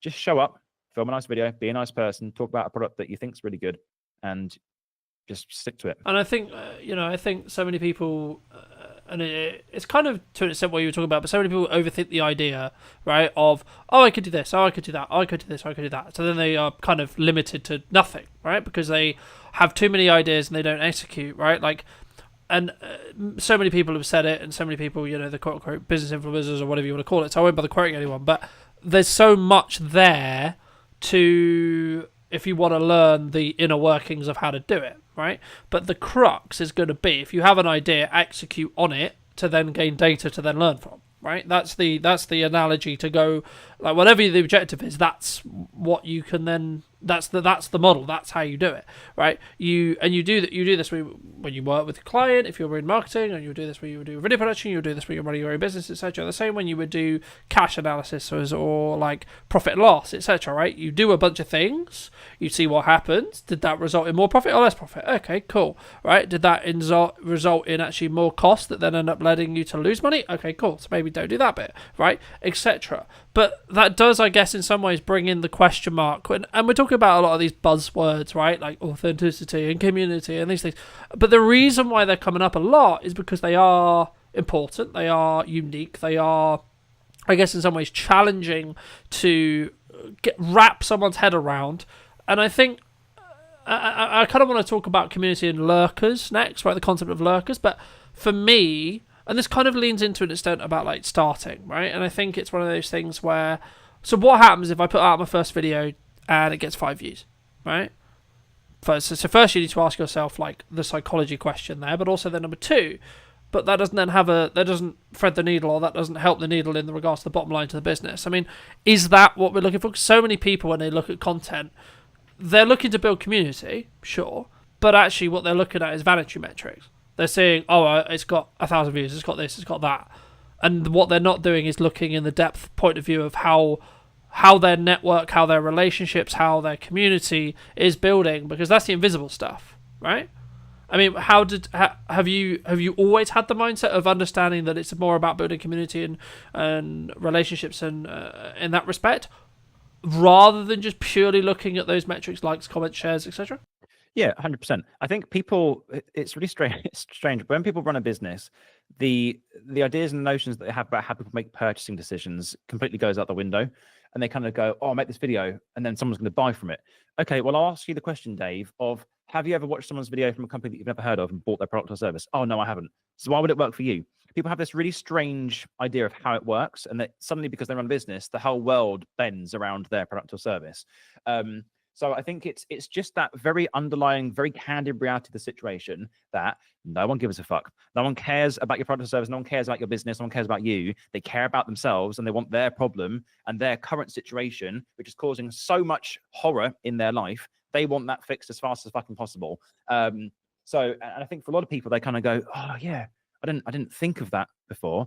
But you're not sitting there thinking about, 8 p.m. when you're watching Netflix going, oh, I hope Carlton's good and his business is going well. I'm not thinking about you. I'm thinking about me. What am I doing tomorrow? What clients, what stress have I got in my life, right? It's not using you as the figure here. I'm just kind of just generally speaking, right? But I think it's secretly actually all my fault. Everyone is really struggling in business right now. That's what we found from this podcast, right? It's all his fault.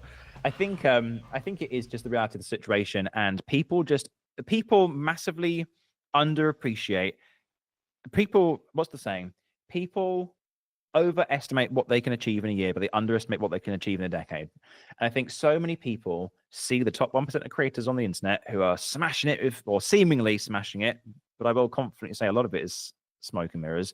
It's a game of optics, social, right? If you look the part, you're going to be the part. That's kind of the game that we play, unfortunately.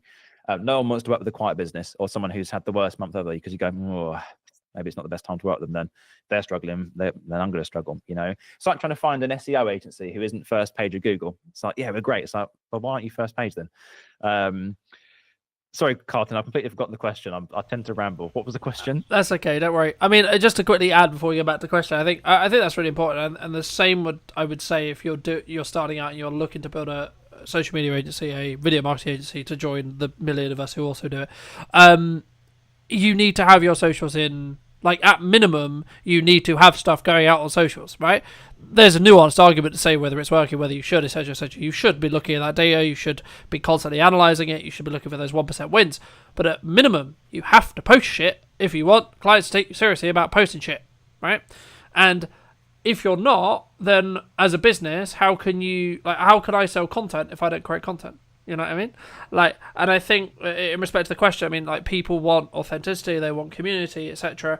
And to an extent, you answered it, and it sort of leans into the next phrase of the question, which I was going to be like, growth and personal without the hustle, right? Because I think we're, especially during 2020, and even now, it's really weird, because it's weird. I'm still working a lot, but this is not high volume in comparison to what was 3 years ago, right? Does that make sense? And I think for me, there is this kind of shift to, I can work hard, but then I can also take a week off.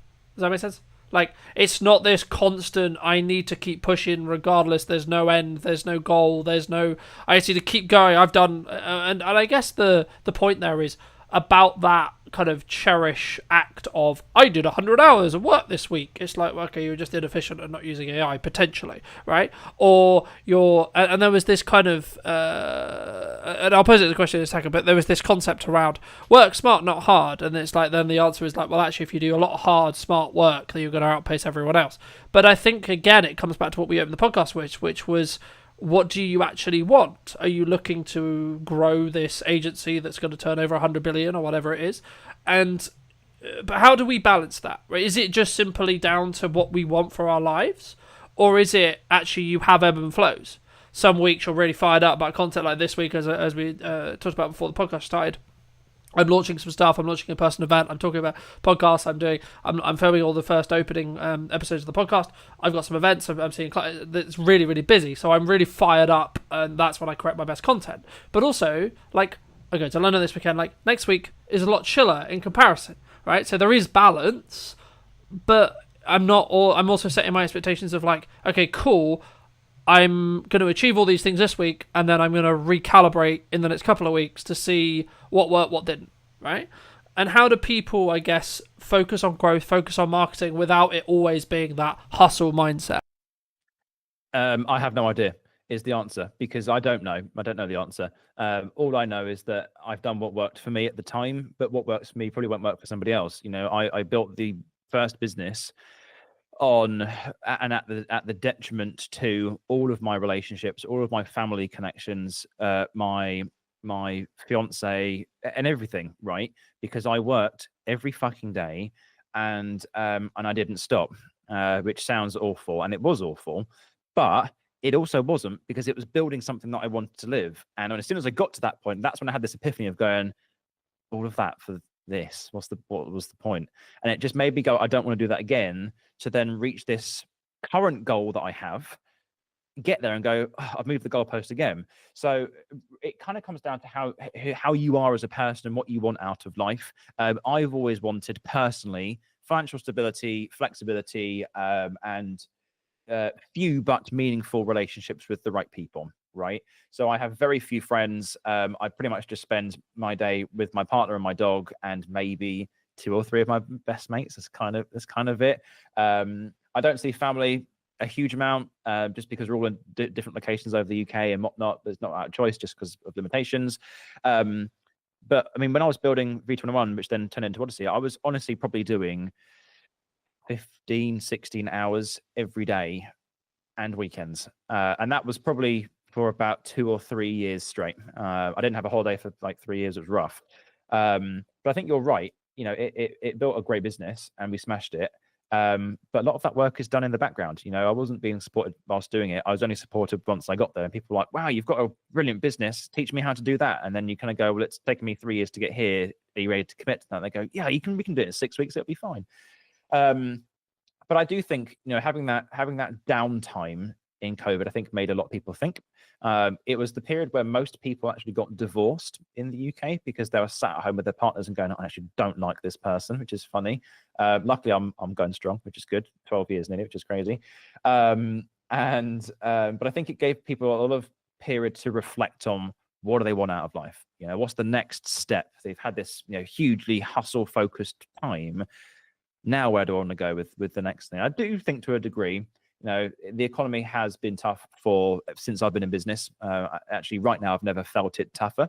COVID was tough, but this feels really tough at the moment. So I think it's still in the rearview mirror for a lot of people. In a bit of an economic downfall and all this sort of stuff, I won't dive into it. I'm not a massively political person, but you know, you're still having people who really push hard, and you're seeing that happen because they are the prominent figures on social. They're really pushing the business. But I think you're also noticing quite a big difference in the people that are now taking a little bit more relaxed and maybe relying a little bit more on word of mouth and recommendation, but you're not seeing them as much, and that will absolutely have an effect on their business. You know, we live in a period where if you are not present, you are not remembered. That's kind of how we work, annoyingly. Again, it's a game of optics. You think that you will be remembered, but people don't care. That's not, you know, going back to that sort of analogy. Yeah, but Jack, I've been in business 10 years and I've had this legacy. Yeah, unfortunately, the world doesn't give a shit. Yeah. No, I completely agree. And I think there's a level of complacency, right, to an extent, but also it's okay. Like, I'm in two breaths with this. Like, don't be lazy if you want to grow. Also, be kind to yourself if you're like, actually, I've done my thing, and I'm actually on my wind down because I'm going to retire in 5 years. You know, like. I was going to say, I think you have 2 modes. So you have your rest mode and you have your push mode. I think most people alternate between those modes. There is no such thing, in my opinion, as work-life balance. You cannot balance everything perfectly. I've learned that from experience. There is no way in hell you can manage growing a business to 10 staff, doing almost 100 grand a month, whilst also having great relationships with everybody, seeing your friends all the time, spending time with family, going on a hike on the weekends. It's just not possible. If it is possible, please tell me, because I haven't figured it out, right? And I've been doing it for a decade. You have work-life integration. So sometimes your work takes over and sometimes your life takes over, and you ebb and flow between those 2 states. Summer period, people go into a little bit of a rest state where they're just recovering. So they've had a busy year so far. They just need a bit of time to breathe things through, and things do happen at a slower pace. But then coming up to Christmas and at the start of the new year, people really push and people do work longer hours because they have more drive or because they've got more energy, right? It is just like charging a phone. You can't constantly balance your phone on 50% all the time. It's going to ebb and flow between those two states. So yeah, work-life integration, not work-life balance. Right now I'm in rest mode. You know, I'm still doing hours. I mean, I'm probably doing 10 hours a day, which is more than the average person, right? But it feels chiller because I'm used to 16-hour days. So it feels like this one. I got in at 7. I probably won't finish till 5, 6 tonight, maybe. But then I will probably go out for a hike after work, or I'll go to the pub, or, you know, it feels more chill in those downturn hours. So yeah, you have those two states. And, you know, as we touched on the economy, right, like this is not necessarily a political point, but I've noticed when I stop not caring, because you need to be aware of it, right? You need to be aware of what's going on in the news at minimum, right? But when you actually take 100% accountability for where you are, bad or good, then you will then fix the problem, right? Because the reality is, if you're having a bad year economically, or you're finding it hard, or things are slow, the answer is it's down to you, right? Now, that sounds horrible, right? It does, right? But the reality is, it's down to you. Also, if you're doing really well, also down to you, right? And the same is true. Like, if you're constantly looking at that development, you're constantly outputting, you're constantly like looking for those 1% gains so you can compound it, right? And the same is true in fitness. The same is true in anything, right? If you're focused on a task for a period of time and you're constantly focusing on getting better at the thing, if you're focused on the 1%, you will become 37 times better by the end of the year. That's the statistic. That's how the maths works. Cool, magic. But the crux is, we are in a culture, especially in the UK, in my view, for the longest couple of years, where we haven't looked at accountability, right? We haven't looked at, it's actually my fault wherever I am, good, bad, indifferent, so on, right? And I think that's what's going to change, right? Because I'm aware of it, right?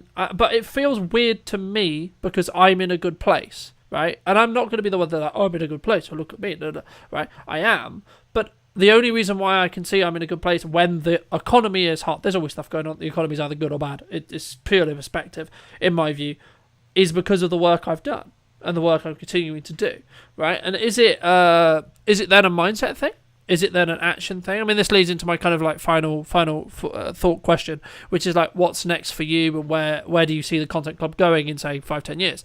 But is it just pure related to action and then learning? Is that the solution to someone who's maybe listening to this and seeing either a clip of this or the whole show and saying, look, I'm not in a good place? You know, what is the actionable steps? Is it go right back to ground zero, rebuild the marketing strategy, look at what worked previously, or is it actually keep going until you are that one hit away from hitting diamond or getting through the glass? What would you say? I think so. So the last business I run, I had a pretty strict business plan with, and almost every 6 months we were changing it because I think when you're small, things change so quickly, and a lot of those things require change in moments that you have to be reactive on, not based on things that you could kind of foresee happening.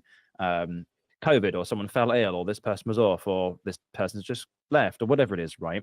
So my goal really for this business was almost to not create a plan and kind of just go with the flow, which I can feel so many people listening to this going, oh, no, that's the awful way to run a business. It's an awful way to run a business. There is a right and a wrong, but I just think I'm kind of trying to use what I've learned here. And I'm just going with building the business based on the feedback from the community. Yes, I could have an idea of where I wanted to be in 5 years, which would be X amount of people doing this sort of revenue, having these sorts of guests on. And that still is always at the back of I call it the back shelf of my brain. It's sort of there, it's parked for the moment, and it might come to fruition, kind of like with the ideas of new business, right? It's the same sort of thing. But with this type of business, it's not something that I can say, hey guys, this is where it's going. It's very much a, hey guys, how have you found the experience so far? What do you feel is missing? How do you think as a community we can improve this type of business? Do we want more in-person stuff? Do we want more of these types of guests? I need to be much more of, less of a builder, more of a facilitator. I need to take the feedback, both the good and bad and the ugly, and say, this is what I have created for you, who I basically serve, to better your experience. Because bettering their experience means that they're going to tell more people about it, which means that the growth of the community is going to get there, which means the finances are going to get bigger and bigger and bigger, which means we can reinvest back into the club to grow the business, to do bigger events, to get better speakers on. It goes full circle. but it's less about me telling people where it needs to go and more about me kind of going with the flow. I'm kind of on this river. I've just jumped into an inflatable raft and I'm kind of like, I kind of know the route that we're going to go, but suddenly a gust of wind might blow this way, and unanimously go, this is a much better route to go down. Why didn't we think of this? So that is totally relevant to the business that I run now. If you're building a SaaS business, you need a fucking business plan. If you're building a pharmaceutical company, you're going to need a business plan. It's just that for my type of business, I think you need an idea of where you're going, but I think part of the fun of it is kind of just figuring it out as you go. Waking up and every month is different. And people feel part of that change.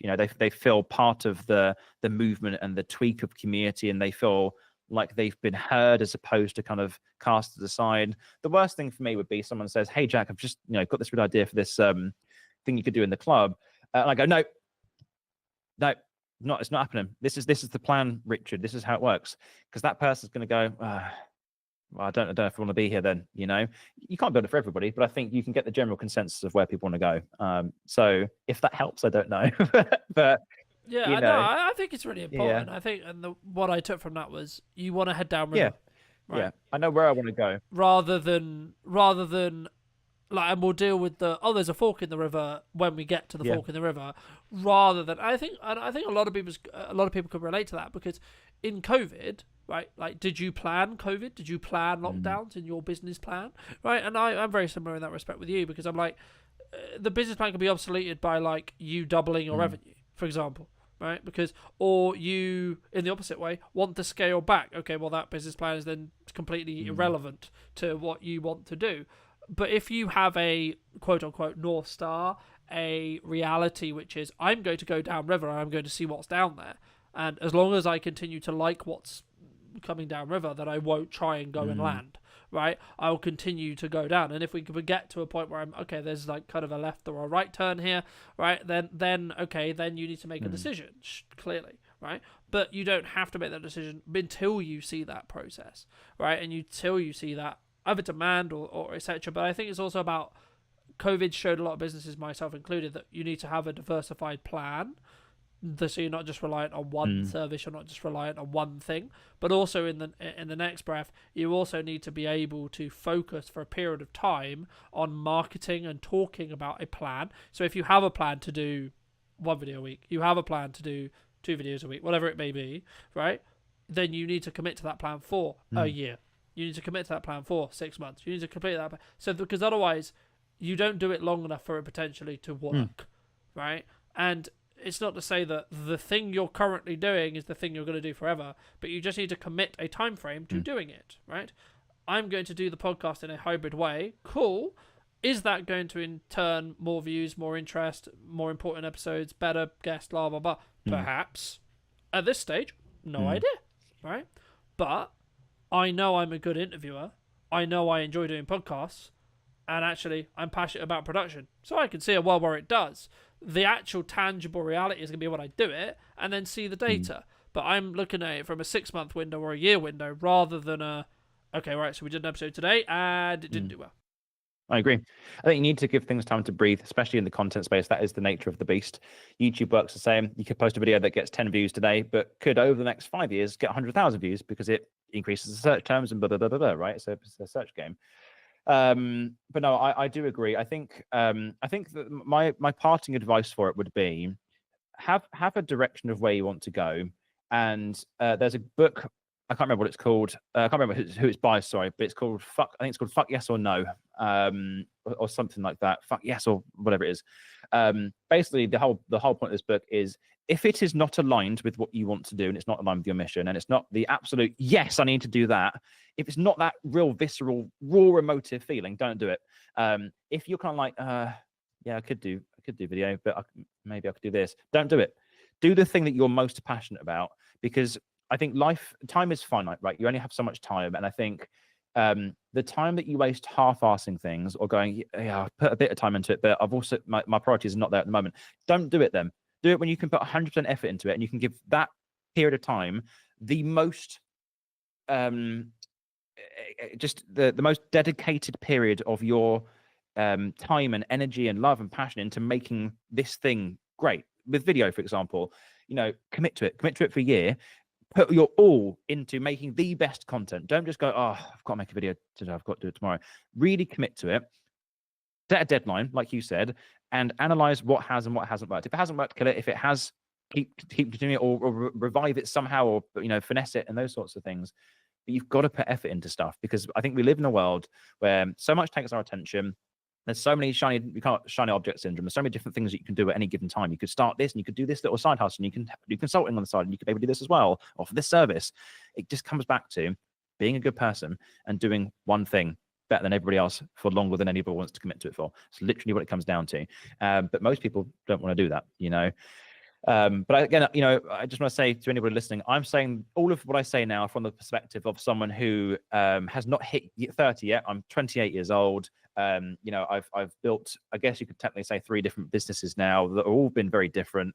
The way that I have done things will not work for you. You have to kind of figure that out on your own. But the raw principles are, if you're going to commit to something, commit to it and do it properly. And just stop thinking about the short term. Think about, where do you want to be in 10 years? What do you want to be? How do you want people to speak about you when they're down the pub having a pint with the mate when you're not in that room, right? That's really where legacy and brand equity comes in and reputation comes in. And I think from what I've learned in business, all of the things that have happened over the last 10 years, some of them are just starting to come to fruition now. The connections that I made in the first week of business, they're starting to join my community, and they're starting to give me contacts and the right people, and that's starting to build the new business. Things do just take time to kind of flourish. So yeah, just stick with it.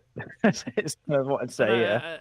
Yeah, no, 100%. And just to kind of a final note before we wrap up, I think people who the main thing I found in a similar time of being in business is you will only get resilience, and you'll only be resilient by just continuing to push through, regardless of what happens in the news cycle, regardless of whether we're dealing with lockdowns, regardless of whether we're dealing with COVID, regardless whether we're dealing with Rachel Reeves's spring budget that's today, for example, at the time of recording, etc.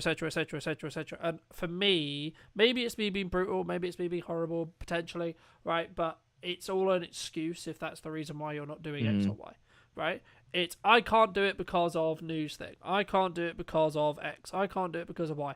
Be honest with yourself. A, it's not a priority. B, it is a priority. Pick one, commit. That's it. That's simple. You want to do video, do it, right? And then commit to it. Don't do, I did it, and then it didn't. My first video got 5 views, right? Because you need to learn and how to do it. You need to have those 1% improvements to be able to actually have the fruits of the labor, whether that's revenue for a company, whether that's going viral, whether that's developing a club, a community, whatever it is. That's the reason why it will work. But for those people who want to connect with you, for those people who want to firstly see your content, secondly see what the club's about, and or potentially join, Jack, where can people connect? You can hit me up on LinkedIn. Just type in Jack Gaisford, Gaisford. I do a lot of YouTube stuff every week. I do LinkedIn every week. They're kind of my 2 main platforms. Drop me a message there. Happy to help where I can. And if you want to check out the club, link will be on my LinkedIn, or just type in www.the-content-club.co.uk. Have a look. And happy to help where I can. Thank you so much for watching. If you did enjoy this episode and would like to see the next episode that might be in person, might be on location, or might be remote, then make sure to be subscribed, leave a like, let me know what you think in the comment section down below, and I'll see you very, very soon. Just focusing on one platform. Is it that you can reduce overwhelm for your client? Do you think it's a level of, we sometimes overthink what's valuable, we overprocess, we overthink, what about this post? Maybe this isn't valuable. If you're trying to strive for the perfect post, it's then going to become a bit of a time drain, and it's become extra stress. How do you, is it just relying on motivation? Yeah, I mean, if I don't get it done, nobody else is going to get it done. That's a pretty strong motivation. Sometimes it's not worth the headache. A lot of people are saying AI is going to take our jobs. People will still buy from people. People will still want to learn from people. I think for me, the people who are going to stand apart are the ones who are going to use it to accelerate what they're doing and not replace them. Believe in yourself more. Thank you for your time, Dan. Thank you. Hello, my friends. Welcome to a brand new episode. Today we're going to be talking to Dan, who's a social media consultant. And so Dan, just before we start, I mean, do you do just management? Do you help people with content? Let's just paint that picture for people who are maybe interested. Yeah, sure. Thanks for having me on this afternoon. Well, I am a social media trainer and social media manager, originally from Devon, now based in Bournemouth. And I work with service-based business owners, so local business owners that need more local clients. So the service is basically helping business owners. So that's through social media training, one-to-one, or maybe in a group setting to help them do it better for themselves.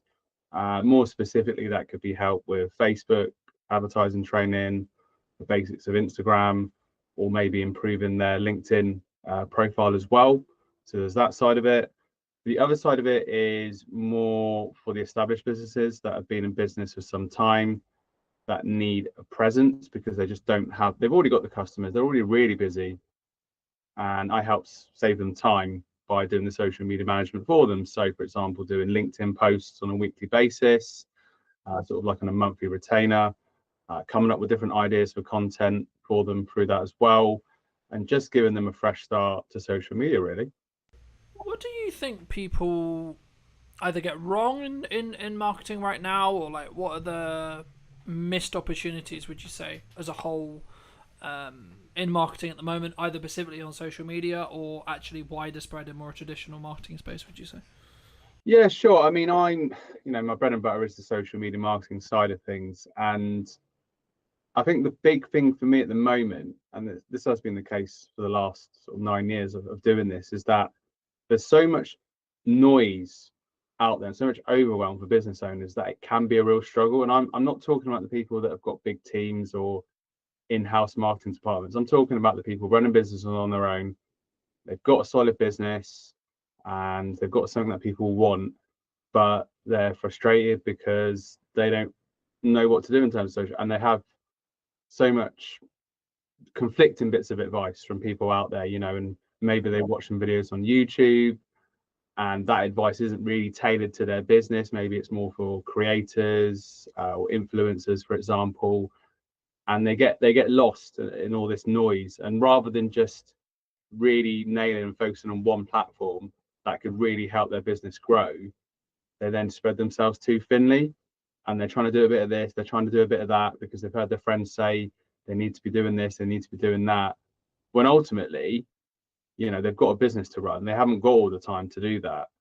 So that is what a lot of the service has been over the last 9 years, is working with those people that maybe haven't grown up with social media. And that's truly my passion, to sort of empower them to use it for their businesses. And sometimes, they're a little bit nervous, they've got technophobia, and they're scared to. And I think you said about missed opportunities. I think when you take a step back and look at things, like let's rewind the clock, maybe I'm thinking about times here, 20 years ago, maybe. I think I'm looking at, maybe a little bit more, but you've got a chance to be in front of a camera and speak to your audience all across the world, or all across the country, or whatever the context may be. And that's not an opportunity you had all that time ago. And this is, obviously the way we are now with smartphones and social media, we're so used to it, so embedded into our day-to-day culture, that it's quite interesting to just take that little bit of a step back and realize the opportunity you've got there to build that emotional connection with people that are following you as well. And I've seen it time and time again. I'm talking about like supplement shops and fitness shops back in Torbay, just doing simple videos, and that's just a great way to get yourself out there, get people to know, like, and trust you, really. You mentioned that you mainly focus on one platform, right? And I think that's a misconception sometimes, because I think people, when they work with me or when we work with you, etc., maybe we look at, like, let's dominate across all of the platforms because we have a larger reach, we can reuse our content, etc. But I guess on the other side of that, what would you say is the pro to just focusing on one platform? Is it that you can reduce overwhelm for your client, perhaps? Is it kind of one of those things that some people say, like, you start on one, then you build to two, then you build to three? Are you, because the counter argument would be, like, are we putting all of our eggs in one basket, right? And are we concerned, like, let's for example, if you're business to business, which a lot of my audience is, okay, then you should just solely focus on creating LinkedIn content, right? I mean, is that the case, would you say? I think it's different for each business owner in terms of where they're at in their journey. So if you're starting out, I think, like you said, it's good, as we both agree on, it's good to focus on one platform and then you can move on to another. It just depends the resource that you've got, the budget that you've got, time that you've got as well. So if you really, like you mentioned, obviously the example of business owners really focused on LinkedIn, focused on the content, you've got a strategy for direct messaging, you're not just spray and pray, hoping for the best, you've got time, and you can build a tailored, solid audience of people that actually need your service. Then it just gives you that clear focus. Some people have got a better aptitude or sort of natural flair for it anyway, really. So maybe using LinkedIn and maybe Facebook, and in some cases, with LinkedIn and using the Facebook personal profile in professional mode, like a lot of people do, you can then repurpose some content as well, because some of that content can be suitable for both, but each platform has its own quirks. So I think, if you're starting out, then starting on one platform and really focusing on getting that right, getting the right audience, getting the right content, not overcomplicating things. That's a big thing, really. So yeah. I think there's a question on volume. Like, that was gonna be my next question in respect to, like, there is a nature to social media where you have to do a level of volume, especially at the start, to be able to gain enough data to understand what works and what people resonate with and what people really enjoy. But, personally, just for the audience's sake, and maybe your case as well, I've been very fortunate where my new marketing strategy of saying yes and, so this is a very volume dominated approach, because value is subjective, so I always try to add value in content, of course, but for me, I've been a very, very focused on daily output as the metric, and then overall arching numbers in regards to views, watch times, growth, etc. for that window of time across a month, for example. And I think if I'll put on the screen if I get it wrong, but I think it's around 200k at the moment per month that we're hitting across 5 platforms. Of course, that will change by the time this comes out, but at the time of recording, it's around there. And I think when I talk about those big numbers, I think people find them very intimidating, and they can find that maybe it is because of, like, the volume, or it's because, like, I'm very seasoned in knowing how to create content in volume but also high value. What advice would you give to someone who's maybe looking at that approach, firstly, would you agree with that approach, number one? Number two, what advice would you give to someone who is maybe looking at what I'm doing and seeing success in, and maybe wants to emulate it as a whole from a volume perspective, from a distribution perspective, and I guess in some ways, how do we check in with, is that in line with making our boat go faster, but also are we overwhelming ourselves as a creator? Yeah, sure. I think at the end of the day, like you said, volume is important. That's certainly what I'm focusing on, and how we connected through the Facebook personal profile that I've switched into professional mode, like most people do, because my audience is getting bigger and bigger. I'm just keeping it simple, getting people into a Facebook group, and it just becomes a numbers game, really, essentially. But having said that, like, obviously this opportunity came up a few weeks ago to speak to you. I've had other opportunities that have come up as well from just having those sheer numbers on, Facebook professional profile is my biggest audience, if you like. So there's a lot of scope for that, really. And do you think it's a level of, like, we as in the royal we, as in everyone maybe listening, or us, we sometimes overthink what's valuable, we overprocess, we overthink, oh, what about this post, right? What about this? Oh, maybe this isn't valuable. Because when I it's not that I'm not having a threshold of what's worthy, but I'm letting the audience tell me what's valuable in regards to their views, in regards to their likes, in regards to their numbers, in regards to their comments, etc. Do you think that's, like, one of the things that people need to get into the habit of doing? Because I think sometimes we get so close to perfectionism that we don't actually execute on all the ideas that we maybe have as business owners for great marketing or great social media.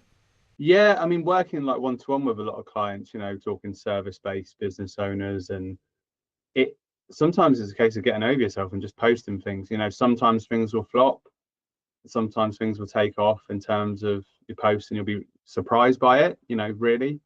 And you you can only learn by experimenting as well, really. And I, in terms of business, I'm guilty sometimes of, in my early stages, of overthinking things and not executing. Whereas actually, if you execute, then you learn more as you go along. And I think that, there's no such. I think if you're trying to strive for the perfect post, and I'm not talking so much from a creator perspective, or I'm talking more from a business owner perspective, looking to generate more local clients, for example, that it's then going to become a bit of a time drain, and it's become extra stress rather than. And this is the importance of having like your content pillars in place, so you know what you're posting about, and you're just keeping it simple. It doesn't have to be anything earth shattering. You've got your content pillars in place, you know what your themes are, you know what your topics are, you can brainstorm your ideas, and you can have a bit of fun with it. And it's just always key. That's why I'm so passionate about content marketing. It's always just so key to have your audience in mind. I think, are you speaking directly to your audience? Or are you just trying to speak to everybody, or speak quite broadly, and then missing the mark with everyone, really? Yeah, I mean, as a whole, I think, like, especially when we start out, we maybe worry about, as I say, like, getting into that. What if people don't like the post, or what if like people don't like me, or etc. And we lean into that kind of like, oh, I'm gonna sound stupid on camera, or like, oh my god, I'm talking on my phone, what a weirdo, that kind of thing. I mean, it's a similar feeling to, I think, when we start networking, and I did want to touch on it a little bit with networking. I mean, personally, I've stepped away from networking, like the traditional sense of going to a room, about a year and a half ago. But the reason for that is, like, for me, like, it's just a scale thing, right? I'm at a stage where I'm very fortunate, where I've got a good number of clients, and whenever I do my marketing, I need it to be efficient and also scalable. So, and there could be arguments, and there is arguments, I'm sure, to say, well, actually, no, that's the time when you should be doubled down onto networking and etc. and etc. But for those people who are maybe starting out and really focusing on like maybe they're in the first year, right? What would you say like they should do if they're nervous about being on camera, they're nervous about going to a networking event, or they're nervous about speaking in front of a room, or those I think pillars of any business to build, right? Because I think when I talk about networking now, it's from the context of I'm nearly a 10-year-old business, and in my first 5 years I heavily networked. So I'm leaning on that network now. It's not that it's not valuable. It's kind of the season I was in business for me personally. I mean, just to reiterate the question, I mean, how did you personally, when you started networking, like tackle those fears and those challenges and those concerns around, like, oh my god, I've got to talk to people who I don't know. Oh my god, I've got to potentially like introduce myself, like in a network in 1 minute. Yeah, I mean, I started doing it back in 2015, and I wasn't actually, my business started in 2016, but I started writing a blog about social media, how it impacts businesses in the Torbay area. And they had Torbay hour meetings in the local area, and there was, guys that were running marketing agencies that were helping people with social media. So I thought, well, that would be good. I just did a Google search and then found it, and I was like, oh, that sounds really cool. Because it's quite a small town, so go along to that and see what happens. And I guess, I'm quite at ease speaking to people that I don't know. I quite enjoy it. But do you sorry to cut you off, but do you think that comes from the experience you've had of nearly doing it for a decade now? Yeah, I think, from like going to university 20 years ago now or whatever, and getting used to that situation of meeting people. And it's still nerve-wracking, particularly like when you introduce yourself on network. And even I did networking this morning online, you still get that little bit of like, oh, and I think in terms of guidance, I think it's just everyone's in the same boat. That's a good way to look at it. And it gives you that, it's character building, and it gives you that extra energy and that motivation. So I went to a networking event in Southbourne here locally in Bournemouth last week. It was last Wednesday morning about 8:30, and it was just a really nice positive start to the day. And particularly if you're working on your business on your own, and you're on a laptop, you're on a PC, on your phone, it's just good to get that real connection as well. And it also holds you to account, so that you have to keep your standards high as well, and you're out there sort of like in the real world and learning from people and picking up little bits of advice, little sort of bits of information as well. So and I get that, for some people it can be really overwhelming to go to sort of physical networking. So maybe start with like a smaller group, or something a bit more informal, or online networking as well, just to sort of dip your feet in the water, so to speak, and then learn as you go along. I remember when I was like really getting into networking, I don't think I ever actually had it, but I know that I know there was a conversation about maybe don't specifically look at the room very tactically, right? So don't look at the room and go, oh, I work with this characteristic of person, so the only people I'm going to talk to is those people. I mean, have you found in your experience that actually the people who give you the most referrals, because that's why we go to networking, right, is to work through the room rather than work directly in the room? Do you find the people who maybe you get the most work from, or potentially get the most referrals from, or goodwill from, aren't who you would necessarily expect? Yeah, definitely. I mean, there was an example last October when there was a Bournemouth Business Festival locally. Quite a big event, to be fair, and went along to that, did speed networking. And this is the thing, that day I was going to Alicante, and I had the option of basically getting my flight earlier in the day or later in the day. So I could have started my holiday earlier, basically, but I decided to go. I said, I've got to go to this event. I can't miss it.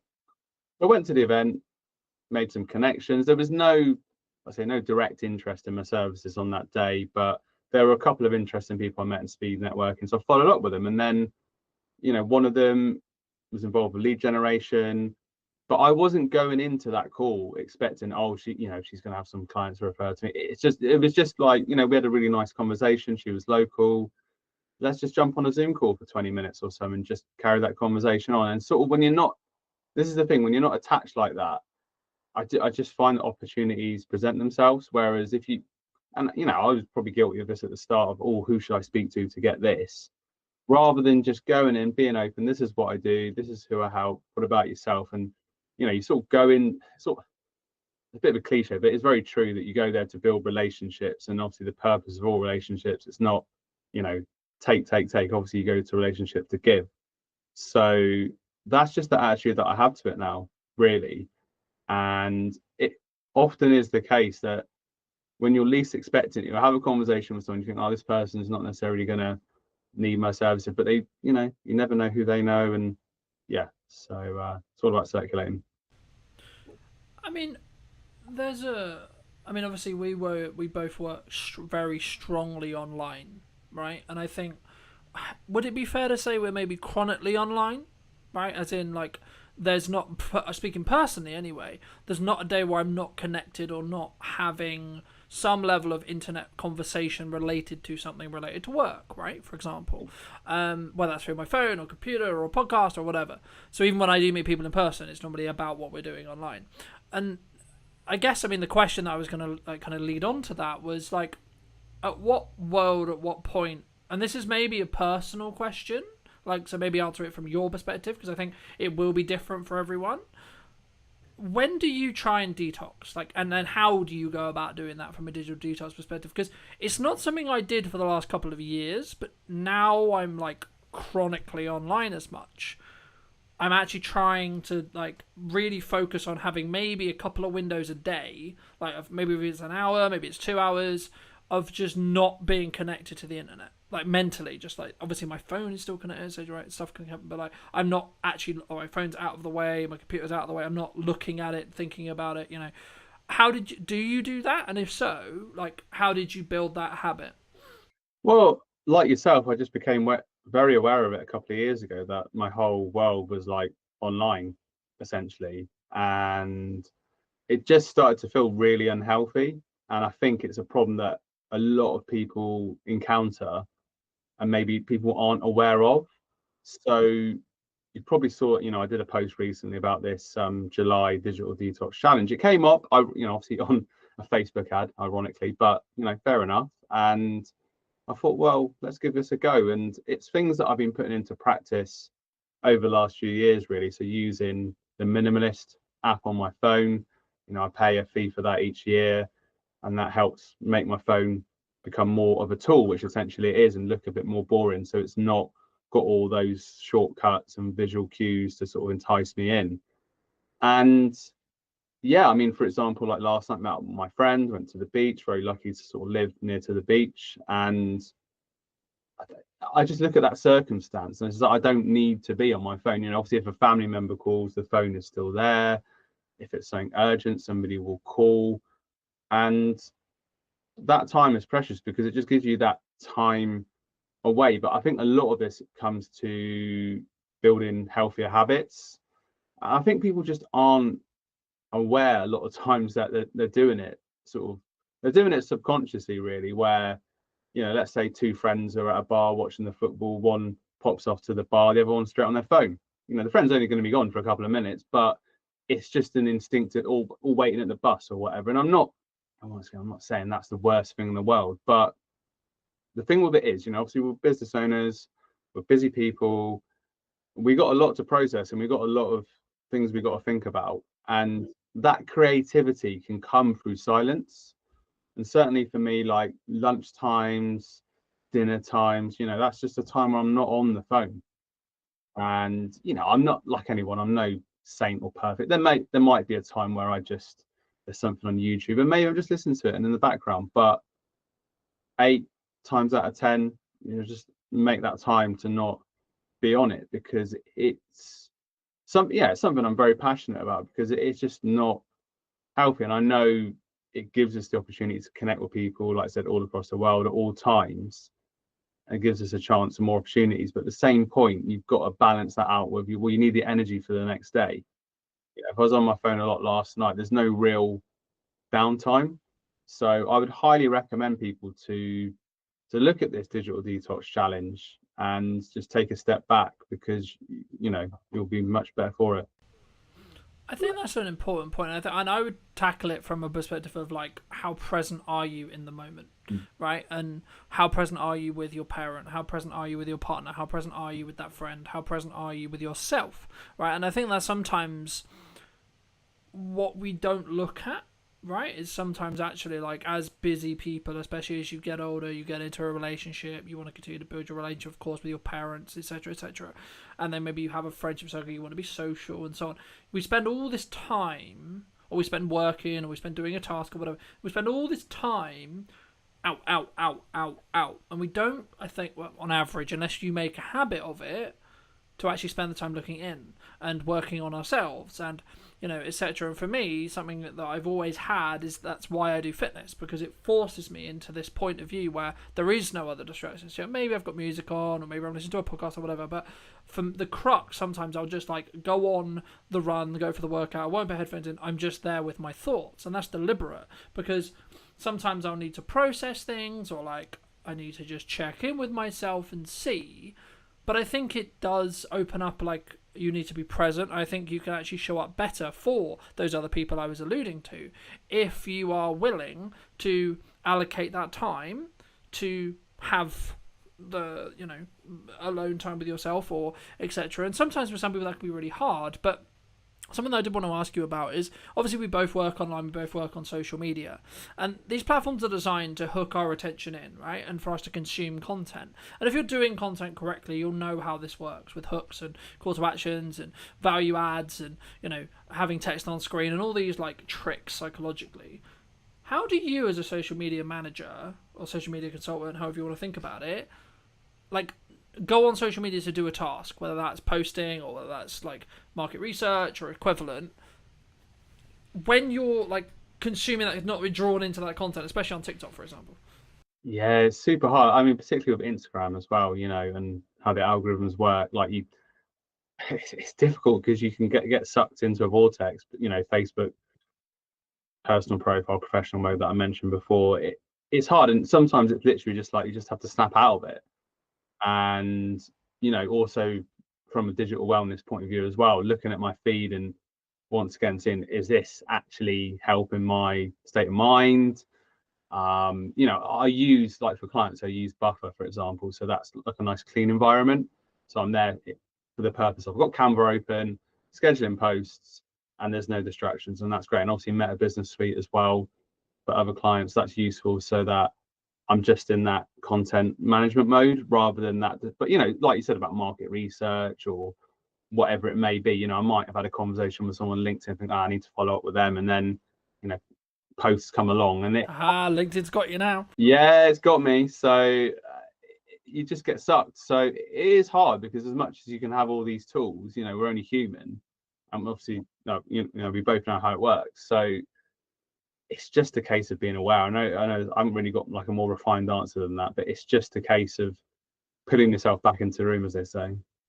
I think to an extent how I look at it anyway is I could potentially see it as a reward engine. Like, I don't actually, to be honest, I don't really consume on TikTok or socials anymore. Not really. Like, I'm a big YouTube watcher, sure, but that's when I'm trying to actually do research or trying to learn or equivalent, right?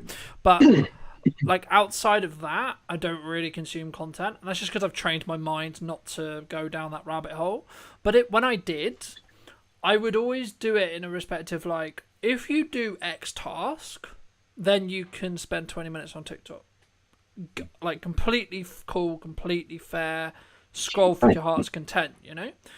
And I think, I mean, to an extent, that kind of, in some ways, that leans into my next question, which is going to be around, like, what lessons have you learned from, like, growing a business, or what lessons have you learned as a whole, like, in your business journey? But I think for me, just before I pass back to you, I think using that reward pathway and using that, like, you do a thing, then you get a reward, I think is really key, because it allows you to still have the things you enjoy, but it also allows you to not feel then guilty about enjoying those things, because you've tied it to an outcome, right? So, I need to get this work done for a client. Okay, cool. When the work is done for a client, I can then do the thing I enjoy. But just to reiterate, what lessons specifically have you learned? What specific lessons have you kind of taken from it? So maybe like the last 5 years, perhaps, or maybe the last year? Yeah, definitely. I mean, there's lots of lessons. I mean, a big thing for me has been personal development, knowing that, you know, I'm my business, I run my business, and the more I invest in myself, the more I'll get back from my business, because I'm a stronger person. And I definitely think, particularly over the last, I'd say, like 2 years, you know, I've been much more focused on tapping into like the local business community as well, and not feeling so alone, and joining the online networking groups like Larten Live, Oni, Entrepreneur Circle. You can just be with people in the same boat as well, and I really appreciate, you know, those opportunities to connect with people, and because it's very easy to just sort of be in that solo mode and kind of you know, isolated in that sense. So that's a big thing. And I think as well, you know, kind of not being afraid to fail as well, and learning from failures. You know, that's obviously a big pressure, but certainly that, you know, the more you fail, the more you learn. That's one of the big things I've learned as well. And not also, I think it's probably a thing that a lot of people can relate with, not being your harshest critic, as much as I am a lot of times my own harshest critic, because I want to keep doing better and everything. Giving yourself some slack as well. I think there's a difference to, like, when you, so for example, every single client shoot I've ever had, I've always done a debrief afterwards. And the point of that debrief isn't for me to beat myself up on what I didn't do well. It's to say, sick, you did it. Client seems to be happy. Things seem to be going well. Cool. But what if we could make it better? Right? And I think for me, those debriefs allow me to make those 1% improvements, so that by the end of the year, I'm 37 times better at my craft than I was a year ago. And it kind of, to an extent, leans into maybe what you touched on a little bit about the networking thing and like building those longer term connections. But what role would you say that community, it's kind of a buzzword now, but like community as a whole, or having a community of business owners around you, whether that's digitally interacting with content and you're both kind of both interacting with content, or physically at a networking group, or maybe like check-in circles, or etc., however you want to do it, or accountability partners, so on, so on. There's loads of ways to do it. What role would you say those community element actually has for your business, but in general as a business owner? I mean, one of my values, you know, is tied in with community as well, because I've been involved with lots of communities in the past. You know, I was involved with a YouTube channel, Elite FPL. You know, that was a big part of that channel, was, you know, and still is, being part of a community, a sort of online worldwide community that are passionate about fantasy football. And then, you know, being part of these networking groups like Larten Live that I mentioned before, Oni, Entrepreneur Circle, and the local business events as well. You know, I use Patch, which is a local workspace in Bournemouth. So once again, without wanting to spout out another cliche, you're not on the journey on your own, and you've got other people to bounce ideas off. You can learn different things from different people, even from their challenges, which they might have a different business to you, but then you can relate it back to your own business as well. And it's definitely the thing of keeping you to account and helping you kind of keep on progress as well with your peers, if you like, really, so that you're not kind of slacking behind as well. And I think as well, mentioned it before, like when you asked about people that are new to networking, certainly confidence building. When I once again a few years ago started to go to more local events in Bournemouth because I wanted to get more known in the local area, I was quite nervous rocking up to these big events, and that has lessened, and I've actually started to embrace and look forward to it as time has gone on. So it's been quite confidence building as well. I think sometimes when we look at business owners, or we look at maybe some on social media, it's very highlight orientated, so that can naturally like build your confidence, but also it can go the other way. I think sometimes where people often wonder or often worry about, like, what if they're not doing well, right? And I think something that I'm very proud of is actually whenever things aren't doing well, I've taken 100% accountability for that, but also number two, I've also like be willing to be open and share it. And I think that's one of the reasons why I'm potentially, from people who watch my content consistently, they tell me like, you're a human, right? So like, it's not like this, like, oh, things are going super well and etc. And I hope it makes me perceived, or makes me believe, that I'm more humble than maybe others. But it kind of does link into my next question, which was going to be around, obviously business doesn't always go well for whatever reason. I mean, do you have a specific either set of challenges or like a larger set of challenges that you're willing to share, that also like how you then overcame those challenges, more importantly? Because I think sometimes it's important for us to share a level of vulnerability there, but also share to the point where like actually it can be a tool to show like, no, don't go down there because there's a bear there, for example, right? I mean, have you had any challenges like that you're willing to share, and how you then fix them? Yeah, massively. I mean, it's constantly every day's a school day, as they say, and you're constantly learning. So, I mean, there've been challenges before where I've started out just working with solopreneurs, working just with a couple of businesses, and then end up working with lots of businesses all at once, and having to put all the sort of foundations in place to do that. And not always getting it right, and making things that I regret, things that I wish I'd done differently. But making that transition hasn't always been easy. I'm talking about sort of organization and things like that, and running things smoothly. And you don't know what you know till you know it, as they say. So once you go from, I had a period where I was just, running a few social media accounts, doing some training here and there, to then running social media training for big groups, 20, 30 people every day, and just feeling overwhelmed at the time, really. And because I didn't have the infrastructure in place in terms of like the admin, all the tech side, really. And you are learning the hard way, really. But once you move past that and invest in your business more, like invested in business mentorship and training, and then once you've had that experience and things haven't necessarily gone always how you'd like them to go, and then you do training and it goes really well, you get really good feedback, and you think, oh, actually I've learned from that experience, I now moved on, I'm a stronger person for it, and you sort of feel confident in yourself again. I think it's like there is probably a psychological term, something on the lines of the survivor. It's not survivor bias. There's something else there, but it's basically the crux of it is things happened to me. I survived it, so it gave then a knock-on effect to my confidence, because I know I can survive that again if it was to happen again. And I think for me, as someone who's been, could say in some ways turbulent, had business turbulence, etc., like, and I'm sure everyone has within reason, I think it's one of those things where to an extent you have to lean into what you knew worked previously, but also be trusting in the self that you'll figure it out. And sometimes there's challenges in business. Sometimes there's challenges with retainer clients, there's challenges with project clients, there's challenges as a whole. And I think it's about how you approach when things aren't going as well as you would like them to, is what really will stand you apart. Firstly, from your client perception point of view, but also from a marketing point of view. And I think it comes from you. And I think especially is like whether you have a team or whether you're the leader or whether it's just you plus freelancers or just you, I think it has to, regardless, the inner work has to come from you.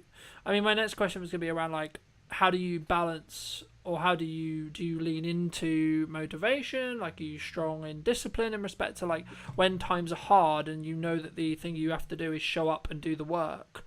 How do you sort of push through that? Is it just like relying on motivation, or is it just solely down to, because my view has always been like it's solely just down to, if you got to get shit done, you just got to push through it with the self-care and understanding that you can give yourself a time when you fix the problem, but there is a level of just you have to be disciplined to get it done. Yeah, I mean, if I don't get it done, nobody else is going to get it done. So I think, and it's all, that's a pretty strong motivation, really. I think when the chips are down, a lot of time that's when I come out fighting in a way, really. And it's just, yeah, it's not always easy. And but I think once again, when you run your own business, you're relying on yourself, and that is a test of your character anyway, and it helps you grow even more. So I'm not going to sit here and say, oh, it's always been easy, and that there haven't been times that I've hid, for example, when there's been opportunities or there's been networking, I've maybe gone into my shell a little bit. But I think, and this, I don't know how to say this, but like when you have like an employed job, there probably are times where you're working and you sort of what you got to do, and then your neck isn't always on the line. Whereas when you're running your own business, you haven't necessarily got those safety nets in place. I'm not saying that having an employed job is not pressured at all, but I think it's different, right? And I think even if you have a retainer, and even if you have a pot of money, and even if you've done the financial work and you've done the money management work and etc., you still, from your core, don't like losing a client, right? Personally, I don't. I never like saying goodbye to a client or deciding to part ways with a client, or a client deciding that as well. And normally it's a mutual like thing when that happens, right? But I think for me it comes down to sometimes you've just like you've added the value you can add, and as you do it more, you'll understand that it's just part of the process sometimes, like especially if you're growing yourself, like as your expectations or like etc., like there's only a certain line that you're willing to go, especially if your expectations are rising.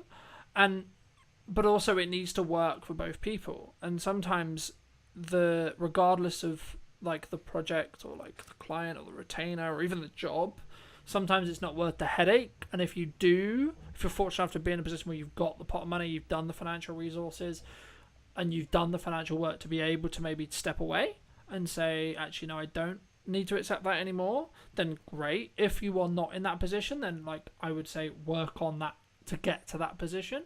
But also I think, and I was going to ask you about like what your plans are for maybe like the rest of the year, because we're filming this roughly around the middle of 25, which is weird to say because it just feels like we were in January, but it always seems to be the way. I mean, what do you want ideally, like either for you, or do you think like from a marketing point of view, do you think like is there going to be any like drastic shift, or like is there any opportunities that people who may be listening to this could take advantage of in the next 6 months? Yeah, I mean, obviously I did the social media training and management I talked about, and that you touched upon like the community as well, shifting towards like a group membership, a community where I teach business owners in a community, and the community work together. So that's something I'm really excited about launching sort of towards the end of the summer. So there's going to be a networking opportunities within that, and different scope for working with like a group together rather than just working with single business owners in isolation, if you like. So I'm looking forward to that as well. I mean, we've not really spoke about AI, but obviously that presents a lot of opportunity, well, massive opportunities for people that are looking to learn how to use it for their businesses as well. So there's scope for that. And yeah, I mean, talked about the digital well-being side of things as well. That seems to be something that I've seen come up in terms of courses or help for digital well-being as well. So there's different areas, and it's just seeing how viable those areas are and how much support people need, really. You mentioned AI. I mean, where do you see it? Because for a long time, a lot of people were saying AI is going to take our jobs. Then it sort of became the person who's utilizing AI is likely going to take your job. Where do you sit on it? Well, I mean, I think that at the moment, obviously, I use it as a sort of virtual AI assistant, and from like a content marketing perspective, it can give you so many ideas and so much support. But ultimately, still, I've still seen people doing this where the copy is clearly AI generated and it loses the tone. So I think in terms of like from our perspective, people will still need us to help maybe teach them how to use it, and also use it as prompts, use the machine's prompts as well to get content and do it for them. So it's still an amazing tool, really. And yeah, I just think it's very interesting times in terms of the opportunities it presents for particularly content generation for those business owners that don't necessarily have like the tech skills to use editing software to put together really amazing content as well. So yeah, it's exciting times, but I still, taking a step back from that, people will still buy from people will still want to learn from people. It's just harnessing those opportunities to do that, really. Yeah, the analogy that I started using is you need to, with AI, in the same way you would use a knife, you need to sharpen the knife before you use it. And I think the analogy I used that before is it's a tool to be used. You don't need a hammer for everything. You would sometimes use a screwdriver to put up shelves, for example. But I think for me, the people who are going to stand apart are the ones who are going to use it to accelerate what they're doing and not replace them. But I think I think at the moment, especially in corporate, there's a big push towards let's cut costs, and it's probably synergized with maybe the uncertainty, you could say, in the economy. I don't like mentioning it because, like, for me, it's always been there. There's always been a level of uncertainty. There always will be something going on, and I think if you focus on that and you use that as an excuse, you'll never act and you'll never do the things you should be doing to grow your business to then be in a better position. But as a whole, I think there's a culture at the moment, especially in the corporate land or like the larger scale stuff, where people are maybe looking to cut headcounts, where they're like, actually, what can an AI agent do for me? So if you are a solo entrepreneur, maybe working with those businesses or in general yourself, you should be utilizing it and you should be seeing how you can utilize it to make yourself more efficient and more valuable. And then what will end up happening, I think, is actually you'll get more of the economic reward of that value, in my view. And I think, for me, I think that's something which we're not quite there with yet. I think the system, the corporation, the how we outsource, etc., hasn't quite caught up, and we haven't. There's some businesses that are, but the majority, talking broadly, I don't think they figured that out yet. I think they will, given time, but I don't think we're quite there yet, in my view. I mean, for those who are maybe interested, where can people find you? Where's best to connect with you? If they want to look at sort of see your training, they want to maybe talk to you about running their socials, that kind of thing.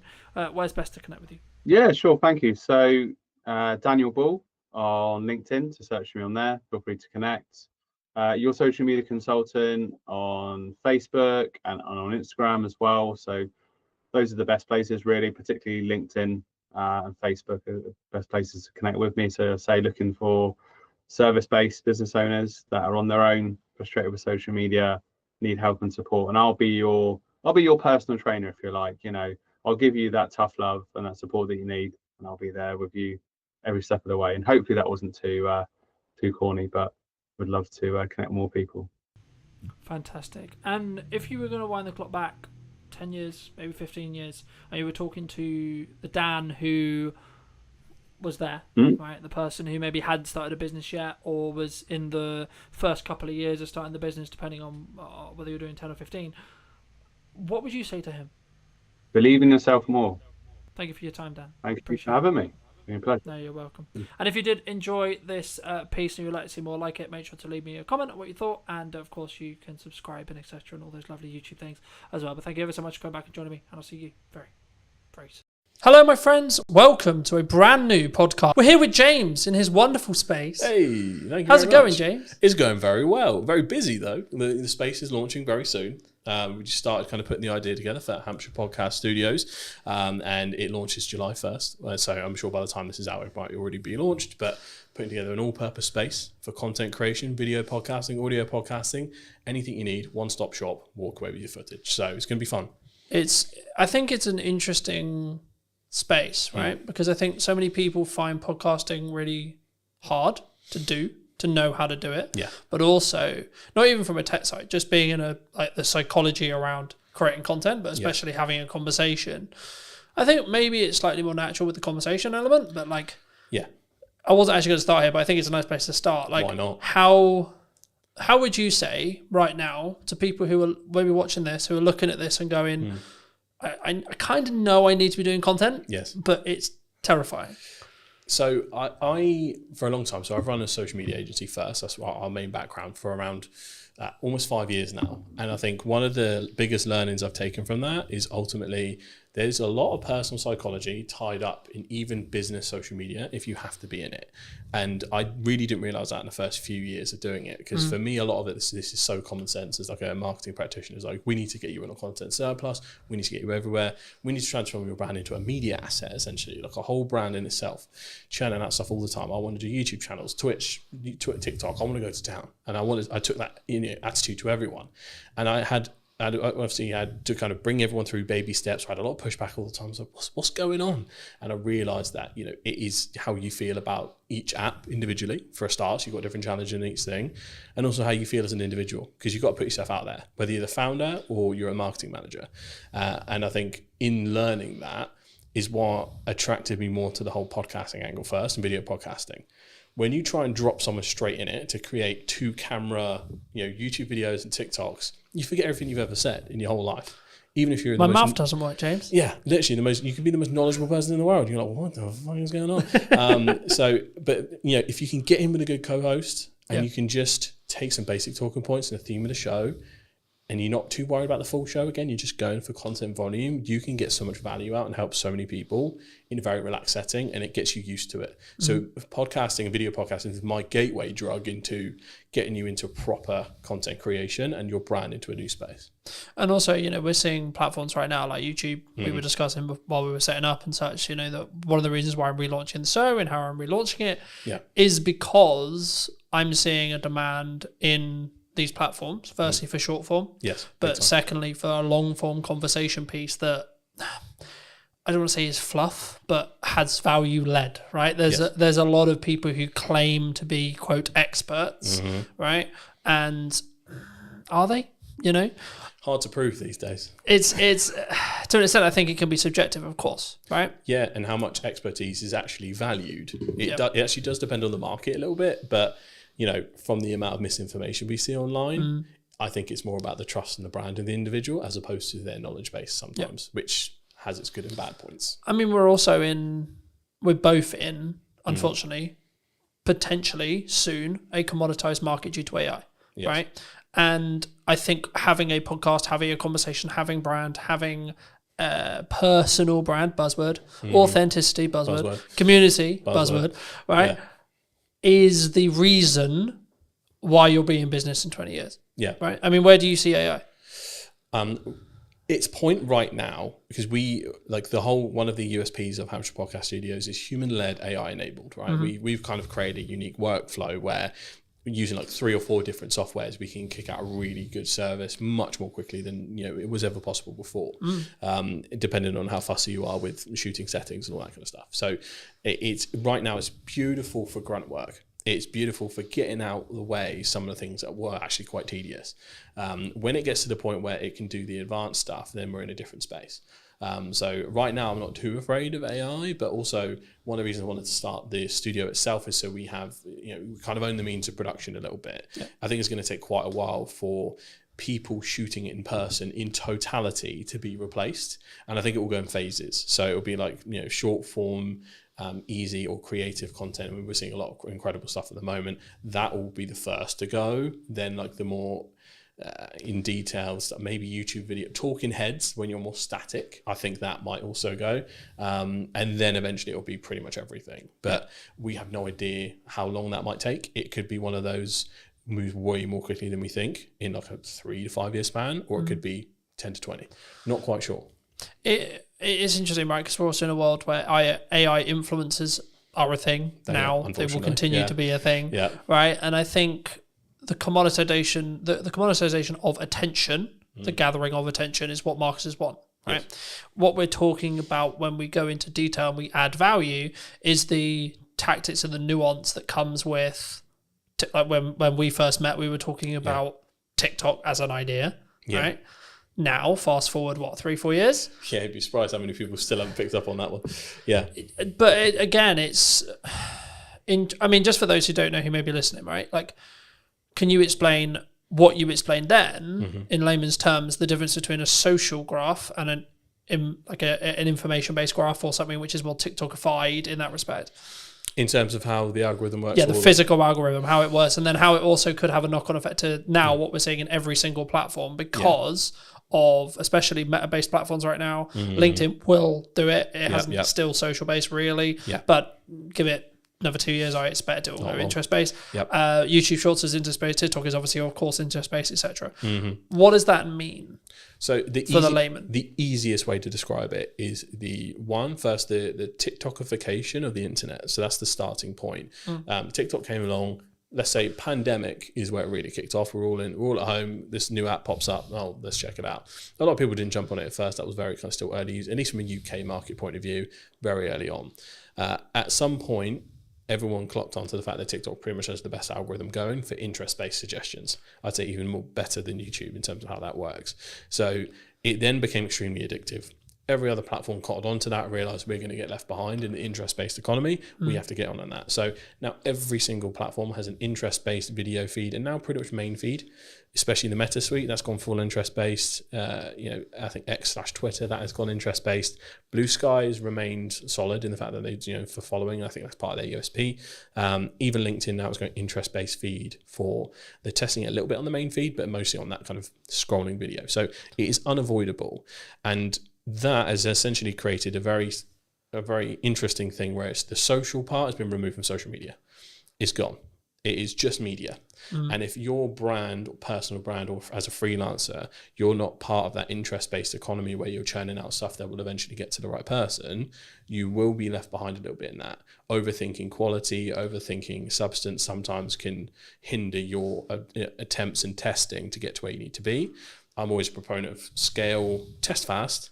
Even if you need to post quite a lot, figure out what works, where are your golden veins that you need to mine, and then start improving little by little the same way a creator would. That's all I'm always looking at. I think it's interesting, right? Because when we first got here, we were talking about the difference in scale versus perceived quality or quality, right? And I think that so many people worry about what is the judgment of X partner, friends, colleagues, so on, dog is equivalent, right? What are the, I'm going to spam them, right? What I'm going to post too much is part of knowing what works. Volume, would you say? Yeah, well, you need a certain amount of volume to test, and at what point does it become spammy? This will differ per platform, and some platforms is pretty much impossible to spam. So you got to think about user behavior. So if we take TikTok, 70% of content, I think still, or probably more now, is digested on the For You page instead of the following. So people have to make an intentional step to head over to get everything in the chronological order of the people that they follow. That is where maybe all of your videos appear quite a lot. And you're like, okay, weird. But if not, it's just going out into the ocean. I see every kind of short form video you post is pretty much just taking a bucket of water and pouring it into the ocean at this point. Like there is very little risk of it being seen a bajillion times. But that's when you get to a TikTok, Meta, Facebook point of view. If you're looking at something like LinkedIn, the algorithm is still early and it's still developing. So a lot of people might see the same thing. You'll notice on your LinkedIn that you'll still have the regulars engage first and often see it. They might get notifications if you engage with them regularly. And from that point, other people might see it based on if someone likes, comments, shares, because LinkedIn is quite good in the fact that someone comments, that might as well be a share. That's quite handy in terms of how that works. So per platform, it does change slightly. However, even someone with an extremely engaged following like me and you, we could probably post 3 videos a day and it won't bother anyone, or they might see one, they might see none, but they might see all 3 on Tuesday next week. Yeah. You can't quite tell where that is at. So I'm of the opinion that you're never going to lose out by posting more often. What most likely is going to happen is someone's going to go, bloody hell, you're everywhere, mate. That's the place I want to be. I'd rather be top of mind and someone be slightly miffed. I'd rather take that risk. I was going to say, because that's the main trap for me. Like, you're probably the 5th person, 6th person I've met this week in person. Yep. And every single one of them's first reaction when they first meet me is, you're fucking everywhere. That's the way. Right? Yeah. And for me, I'm like, that means I'm doing something right. Yeah, what an because incredible it advantage. means you're seeing me. Now, it might not mean necessarily you're consuming 100% of that video, that one video. Yes. But then my heart isn't, oh my God, James didn't watch my whole video. Yeah. Because ultimately, if you start knowing that, and especially that there is a massive silent lurkers user behavior on LinkedIn, I think goes underestimated. There is a large percentage, and I'm not sure the specific number, of people that watch video without sound that just kind of watch it without checking in. Yep. Now, if you don't click that video, I don't think it actually classes as an official like engagement. I think after a certain point in watch time, without kind of clicking the unmute button, that will then class as a view. But you'll have a lot of lurkers, which means your actual statistics won't show the true success of what you're doing. So this is where like you get into the debate between reach and impression numbers and which one you should really focus on. I'm quite focused on views at the moment. Views and watch time are basically the most essential KPIs now. But in terms of how you need to look at LinkedIn specifically, yeah, I think you just go nuts. But if you're going to make those slight improvements to really focus on the quality element, again, quality is subjective. For a lot of people, our content will be quality because we have good equipment, good knowledge. And a lot of people within our industry will look at quality as how good's the edit. What are the things that grab back attention? So there are nuances to the game, and it does depend on your audience. So I often just optimize for the silent watcher. Title that lingers for like the first 5 to 10 seconds, put the best bit at the front, and then let the rest of the story play out. Because you still got to manage your own resource. Even if you have a team behind you, they've still got to manage their resource. You can't do a full Diary of a CEO trailer for everything. And often, if you're not already quite big or have a large following, we have catching up to do compared to others. So different spaces for different places. I think, again, and it's one of those things where I think this should be a yes and not a yes or, right? So for me, I'm like, that's a good idea. Let's do that. And a podcast and short form and talks and in-person events best, right? and this and that and that, because I don't then worry or care about this specific video has got X amount of views. I have absolutely no interest, to be honest, in what that standalone video does. What my views are as a whole across Meta, across Instagram, across LinkedIn, yes. Yeah. Okay. As a whole. Yep. Specific video, don't care. Yeah. Because I don't know what's going to go well or hit. The only way you can do that is test it, right? Yeah. Test and it something and look at which the spikes on your graph. Yeah, and something when you're specifically creating content around a targeted event like an in-person event or a service you're trying to sell, etc. Yep. A strategy that's worked for me in the past and will work now is put out a load of short form stuff, see what happens, see what works, and then media buy, ad, Meta, placement, etc. against the stuff you already know works because you've already got the viewership, you've already got the metrics, and that way you're not then potentially wasting pounds or dollars figuring out going, is this good? Now, this is one of those things where you might want to tweak the copy slightly because it's an ad and not a post, etc. Things like that. But overall, it's going to work because you already know the creative's good. You know? Absolutely. And the thing is, for me, I think people, they use the I'm trying to create one polished video on LinkedIn as an excuse not to be working. Yeah, because a lot of people will take that out. Again, this is where we come back to the personal psychology point. We know we're supposed to go to the gym. Do we all go all the time? Some people do. Most people don't. That's just the reality of it. It's Gary Vee that made the point originally. You know, social media is like going to the gym and eating healthily. We're going to relapse. We're going to mess up. We're not going to stay consistent all the time. We're going to have sprints where we kill it and then times where life happens. don't punish yourself for that. Kind of go with the flow, do what you can do best. And this is what the testing allows you to do. Find what medium is the easiest for you to create and find most comfortable. Because I've noticed that I'm a big proponent of TikTok and its uses and how it works. In terms of me creating TikTok content, I'm actually quite bad at it.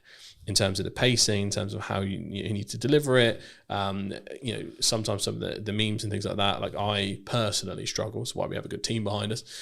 Whereas in a YouTube or podcast setting, I thrive, and I think that is sometimes a matter of age. Sometimes I'm 28, so I'm either the oldest Gen Z or the youngest millennial. So I'm right in that center point, depending on what blog you read. So, but I grew up with YouTubers, so that is how I often visualize and say my thoughts and verbalize them.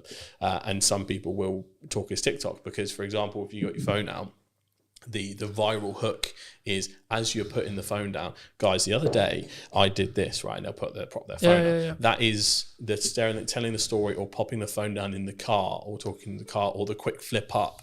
This is stuff that is derived from TikTok and is done really well. And it's something you can learn, but it's not something that will come natural to you if it wasn't your first port of call almost. So you do have to adapt to where you're at. And once you test, once you get used to it, because you've got the barriers of editing, you'll hear yourself, you'll see yourself.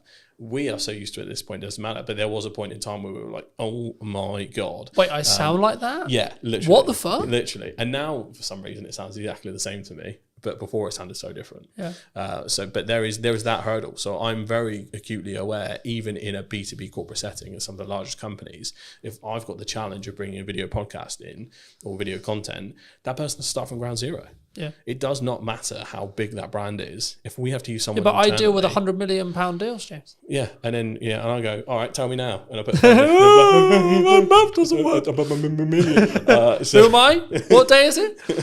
Who are you? So it's hard, but you have to practice. Yeah. This is what a lot of brands do have some hubris around it. Like I'm a big brand, we can do whatever. Yeah, it depends on your presenter. Unless you're going to bring in a professional presenter and pay. But again, should you, from a brand point of view? Because the whole point is I'm talking on camera, right? You need so to the have same someone- person who sells is the same person who's talking on camera. Homegrown will always win, in my opinion. Homegrown, authentic, buzzword.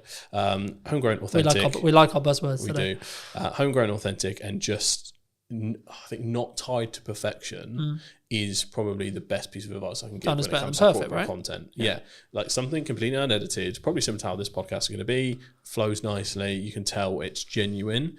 Their corporate trust is at an all-time low as is. If you are going out with something ultra polished that's over the top, you brought a TV presenter in, good luck relating to anyone, right? It is that kind of equation. So yeah, factor that in. If you're the biggest brand or just starting, both people are kind of in the same place. Yeah. And if you are starting, I think you'll pick up things, right? Like I've noticed, you may have noticed it in the show. I didn't piss around at the start. No. It was you lose bang, people this is who I am talking to, this is what's going on, bang, we're talking to James, cool, straight in, right? That's only because I'm used to doing long form content on YouTube. I've been doing it like 2 years, consistently for 2 years now. Yeah, because a lot of people don't realise the first 10 seconds is the new thumbnail. That auto plays as soon as you hover over the video. Yeah. So if you don't get straight into it, well, you've lost someone, and I know how the YouTube algorithm will work in the respect to, right, if someone sits and watches it for 10 minutes and is interested in this conversation, they're gonna then be then the video, the big podcast will be served to a larger set of people, and then so on. That's how stuff goes viral, right? Same with short form, but on a more narrow basis. The key, I mean, like, okay, we're probably at the point where people, if they're gonna click off, they're gonna click off. Hey, happy days. Yeah. So let's give people a bit of a history lesson on you, right? I mean, when we first met, you were not running this. You were running what, from my understanding, was a basically fully serviced social media company that helped B2B brands think like creators. Yes. In Crux, right? Yes. Okay, what happened? How did you get here?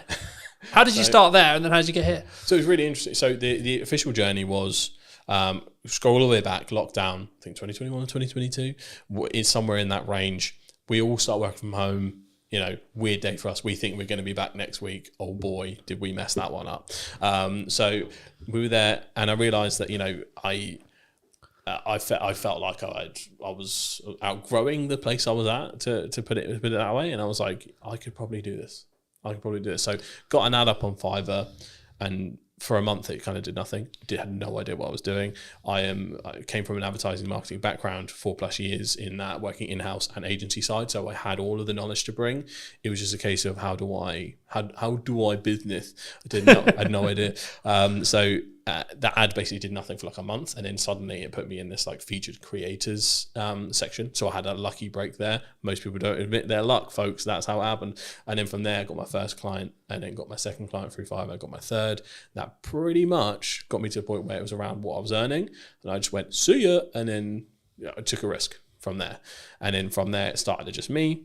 One person, two person, third person, ended up kind of, as we're going along the scene, working with the likes of the University of Southampton, Barclays Eagle Labs, American Express, Global Business Travel, people like that, over that 4-year period, almost 5 years. And it grew very fast, very quick. Didn't know how to business. So from that point, it was a tricky thing to navigate. And eventually I was just like, this is also isn't making me happy. We grew way too fast. Way too much pressure, navigating contracts, chasing people that hadn't paid. It was that essentially, and overspending too. We had office space at the time because I was in my head, and I think a lot of people's minds, we still had the path to return to normal. So I was spending a lot on a hybrid office space to go, come in if you want, you don't have to, but we have a space where you can still be creative, we can collaborate. And then trying to figure out what that was, but that was lots of extra spending on mostly UK team. We had an overseas team as well, and helped facilitate both. So we had kind of a hybrid model, but in the end there was a few kind of financial things we ran into in terms of contracts, things like that with larger clients, and it pretty much was it sunk the boat. But I then kind of took some time away because it also happened at the same time as some personal losses, so I was very anti-work for like at least a year or two, I'd say. I was in the mindset of like, why do we do this? Reading Buddhist scripture, how it gets. I'm going to go mountain, man. Yeah, literally. I was just like, bro, I should be I'm going to vibe out. Yeah, it's all good. Out in the field. I was, when you get into watching like Outdoor Boys on YouTube, and you're just like, oh. Show me the jungle, man. Show me the jungle. Yeah, I was just like, dump me somewhere in the middle of nowhere. I know how to survive now. I watch your YouTube video. I can make fire because I watched it on YouTube. Man, make fire. So I was in that zone for ages. But then, I rebranded, created a new agency with a different spin on it called Straw Hat Social. And you need a straw hat, by the way. Yeah, absolutely. It's inspired by one of my favorite shows, One Piece. I absolutely love it. I kind of made Shogun up on the spot many years ago, so it didn't really have much personal meaning to me. But Straw Hat does. It's basically a show about pirates, and the kid who wants to be the king of the pirates. And it sounds simple, but it's one of the most complex and deeply layered shows in history. 7th best-selling piece of media ever in the entire world. So shout out, check out One Piece. So from there, it's a very different angle in terms of how I approach it. It's a bit more of an in-house agency model in terms of I do spend time at clients' offices at times. It's very involved in terms of more of a consultancy angle, because what I learned a lot of the time is most of the time there's other work to be done in the rest of the marketing cycle compared to when it was just social. So that is what Straw Hat is a little bit more. I'm still working on, I need to create a website still, all the taglines, all the rest of it. But then the next part of that was the podcast studio. And that has now been born from that journey of going. Often a lot of clients had financial troubles, especially some of the smaller ones. A lot of them needed content, but for us to produce it and for me to have a retainer good enough to support my team ended up being too chunky. And I was like, we just need a place where someone can come in, grab their stuff and go, but still have a good experience and get what they need. And it's guided by social first expertise. And that's how this was born. So that's the journey through and through. It's been really interesting. And it's a really interesting space. And I'm kind of curious where it's going to be in a year to two, right? Me too. From what we discussed. But I think that leads on quite nicely to what is the missed opportunities right now in marketing? Because we're talking about like short form is good, but it's kind of 3 years old now. The idea of it is 3 years old. Yeah, it's fairly commonplace at this point. I think a lot of brands know even AI, using AI is kind of like 2-3 years, right? Yeah, and I think a lot of people are so aware of it. I think there's multiple layers, so people are often overwhelmed by the amount of choices now. Even myself, I'm probably sat on, without no matter of a lie, about 150 clips odd that I have trouble distributing because of the time, alongside trying to do your regular duties and biz dev and all that kind of stuff. So sometimes you can hit a content surplus problem. So that's one, overwhelm. But there's also, I think things are undervalued. I don't think there's a silver bullet where like this is super underestimated, but I think because of the rise of TikTok and AI, I think YouTube is a seriously underrated platform. Because for brands especially, like my dream for Hampshire Podcast Studios is for it to be a full-blown vlog channel, podcast channel. I want it to feel like a living, breathing entity, and this is where the brand part comes in.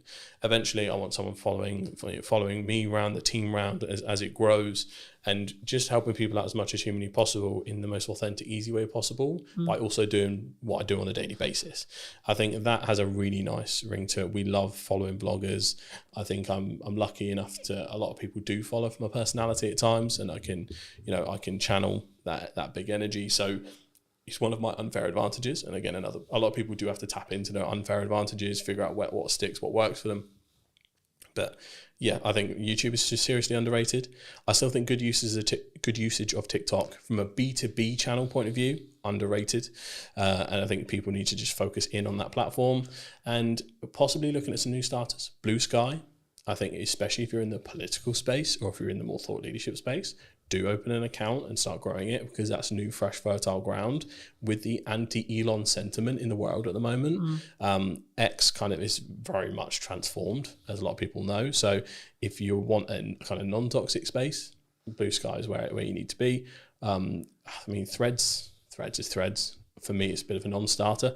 And most people just dual post across both from Instagram to Threads. So yeah, I think having some kind of home base and making it feel living and breathing is where I want to be at, because that's the part that you couldn't replicate that. I mean, you'd have to go through years and years of stuff and spend lots of time dedicating to prompt engineering to really get almost a sitcom. And this is how I explain this to a lot of big brands. Like, there's so much interwoven intricacies in brands that grow so big. The best example I could possibly give is the Goat Agency. They were like the king of pioneering vlogs, and they still do them to this day. That company probably has the best set of advertising for what work culture is like at Goat. I want to create that at some point and then distribute them through the short form channels, LinkedIn, TikTok, YouTube Shorts, all of them, because that it's like a home base, a secondary to your website. Yep. And that's where I want to be at, where I think it's kind of undervalued. But you're also building that parasocial relationship, right? Like 95% of the reason why I have good relationships is actually nothing to do with how much time I spend with you personally, right here, sat here today. Yep. It's actually how much do we spend interconnected with each other's content, right? And ensuring potentially there's value being added or not. And actually, in an interest-based world, it's even easier. Because if I don't like what you're saying, I won't get served it. Sorry, I'm just not going to. No. It's not going to happen. Yeah. Right? Yeah. It's the same. It's like, so there's a couple of rules I introduced with that. Does it go through the Holy Trinity? Does it educate, inspire, or entertain? If it's not one of those three, don't bother. People's time, they'll be gone. And then the second one, act as the audience. Yeah. But you gotta be so brutal about your stuff. Like, would I have been hooked? Would I have scrolled? You got around 2-3 seconds max. We're looking at organic. You have to be better ultimately, and just post. But you don't have to be better straight away. Oh God, no. Right, that's I think the key there, because I think when you say that, people will be like, "Oh fuck it, why do I even bother?" You can your quality can be shite and your content can be shite, but you can still get really good at hooks. Yeah. But don't underestimate what you can do on a phone. Yeah, we specifically basically only use vlogging cameras because one, it's like for client stuff, because we only make social content usually, it's that perfect middle ground between high-end premium or like cinema line cameras and slightly better than a phone, so you can tell it's like made for purpose for a certain piece of content and has that slightly uplifted thing. Because sometimes if you go too far, if the camera's quality is too nice, sometimes people think it's an ad. Yeah. And I think that is a very subconscious, like, you're trained to scroll really quickly. Yeah, the only time I would say that that's not true is if you're selling video production. Big time. Right, well, if you're selling, if your product is, this is how good it sounds. Right, you can have off days, you can have bad environments, etc., whatever. The value of the content is what actually matters at the end of the day. Yeah. But on an average, if you're selling something that looks and sounds good, every video should look and fucking sound good. Yeah. Yeah, definitely an exception for your business. Excluding that, absolutely, doesn't matter. Yeah, I think one of my favourite success stories from when we were doing work is we worked with a company called Skill Scaffolding, shout out to Skill Scaffolding, who wanted help starting their TikTok up. And what we did was kind of mic up the boys and did it in a vlog style. They just explained what they were doing, out and about on jobs. We did a tour around the site. Mate, I think we got millions of views from that. It was in the first 3 months. Like, there was a real appetite for industries that you wouldn't think so. Construction, massive. If there is a construction company out there listening right now, you need a TikTok account, you need a YouTube account, you need to go hard. I couldn't believe how much people were like, because it basically is all the boys that got home from work, like, oh, is he using a fucking 380D, or like, yeah, you can't be doing that, you got to wrap this up different way. So there was the positives and the negatives of like going, oh, I would have done it that way. But there was this, like, again, that parasocial relationship there, even from the actions they were taking, because they were like, I do that at work too. That representation of something they didn't see before, I think is massive. And I think a lot of companies, I think they're too boring to do stuff like that. Are probably I can't do the that. I'm an companies- accountant, James. I think the accountants could absolutely do it. Like, it would be so funny to have like a funny accountants podcast, or like just a vlog at the accountant's office. And the whole hook is, I'm going to prove to you that accountants aren't boring. And then you just show the work day. I remember that I did a strategic session with a networking group that unfortunately doesn't exist anymore. But the point was, an accountant asked me, how do I do hooks? And I said, think about worst case scenario, someone gets their books wrong. What's going to happen? Yeah. And the hook ended up being like, if your books are shit, your business is going under. Yeah. And this is And then they went into the whatever, right? But it's like, you have to grab the attention straight away. It's like, fuck, shit. Yeah. Okay. And I think a lot of people, here's the personal psychology thing again. You resist that immediately because you don't want to come across as spammy or clickbait, or think you're trying to over dramatize the situation. There is something in the this is why the Americans paved the way first in terms of content output, and then we adopt it later once we see it works, because one, we're just a skeptical nation, but two, we're all a bit too frightfully to make all that fuss. Oh, but we also want to speak like this and be stubborn off lip and not swear on camera, don't you know? Can't do that. No. Whereas the people that do, Meanwhile, in America, Gary's screaming on a stage, for example. yeah, Right. exactly, and he's killed it that way for years. But I think there's an aversion to hooks sometimes because you're worried about perception, even on the brand level, which is really interesting. So there is a removal we need to do of that, and hooks / clickbait is okay as long as you actually deliver. If it's, I'm gonna get you 1 million followers right now, and then it's just bullshit advice, that is bad clickbait. But if we, And also, it doesn't work anymore. yeah, so to give an example from this podcast, if we were doing, here's how my business completely went under, cut to black, and then I just told the story I did before. But that was the hook that made it dramatic enough to stick around. And that is what we need to focus on, essentially. But you still need to deliver in some way or form. I mean, the next thing I was going to ask you is about like fear related to AI, fear related, but I think it's actually about fear of being replaced in content or in jobs in general. I mean, do you see, in the people you speak to, your circles, etc., do you see people scared of AI? Are people like, okay, we're game over here, boys? Yeah, a little bit. I think especially when it comes to, because you can kind of see what's on the chopping block first a little bit in terms of, one, there's company memos going out all over the place. I think the Shopify CEO was like, before we put any new hires out, double check that an AI agent can't do this. So from a leadership level, there is definitely a ruthlessness that is kind of starting a little bit, where cost cutting is becoming the norm, especially in the economy we're in. It's a very risky place to be. So there's a political sentiment and a fear-based sentiment from the top. So that's not good. The leadership shouldn't be thinking that way in general. It should be to enhance every employee, not to replace employee or new hires. So that's a start from large companies that contribute. The second point is looking at, you can tell some areas are getting good fast. For instance, creating fantasy content from scratch with video. Is Google's tool VO? Is it? VO3. VO3. Yeah. I've been entranced with watching like the Yeti and Bigfoot vlogs on TikTok, which sound insane, but like I've never seen. I watched one the other day where Bigfoot was working for the cartel, like dropping drugs in the rainforest, and it's just like, we are here, and they are really funny. But you don't sit there and go, well, that happened, that's real, because it's Bigfoot dropping drugs in a and I think jungle, right? I think that's why it's fairly accepted, because like it's received really positively, because it's a whole fantasy thing. It's clearly AI labeled, and it's using AI in a way that's funny and not scary. But if you try to then, let's say if you took an audio podcast and went transcribe this but put us in a fake studio and everything else like that, I don't think that'd be received very well at all, because that is just a perceived thing of, right, you've removed the cameraman, you've removed this, you remove that, you're cutting the humanity out of a humanizing process.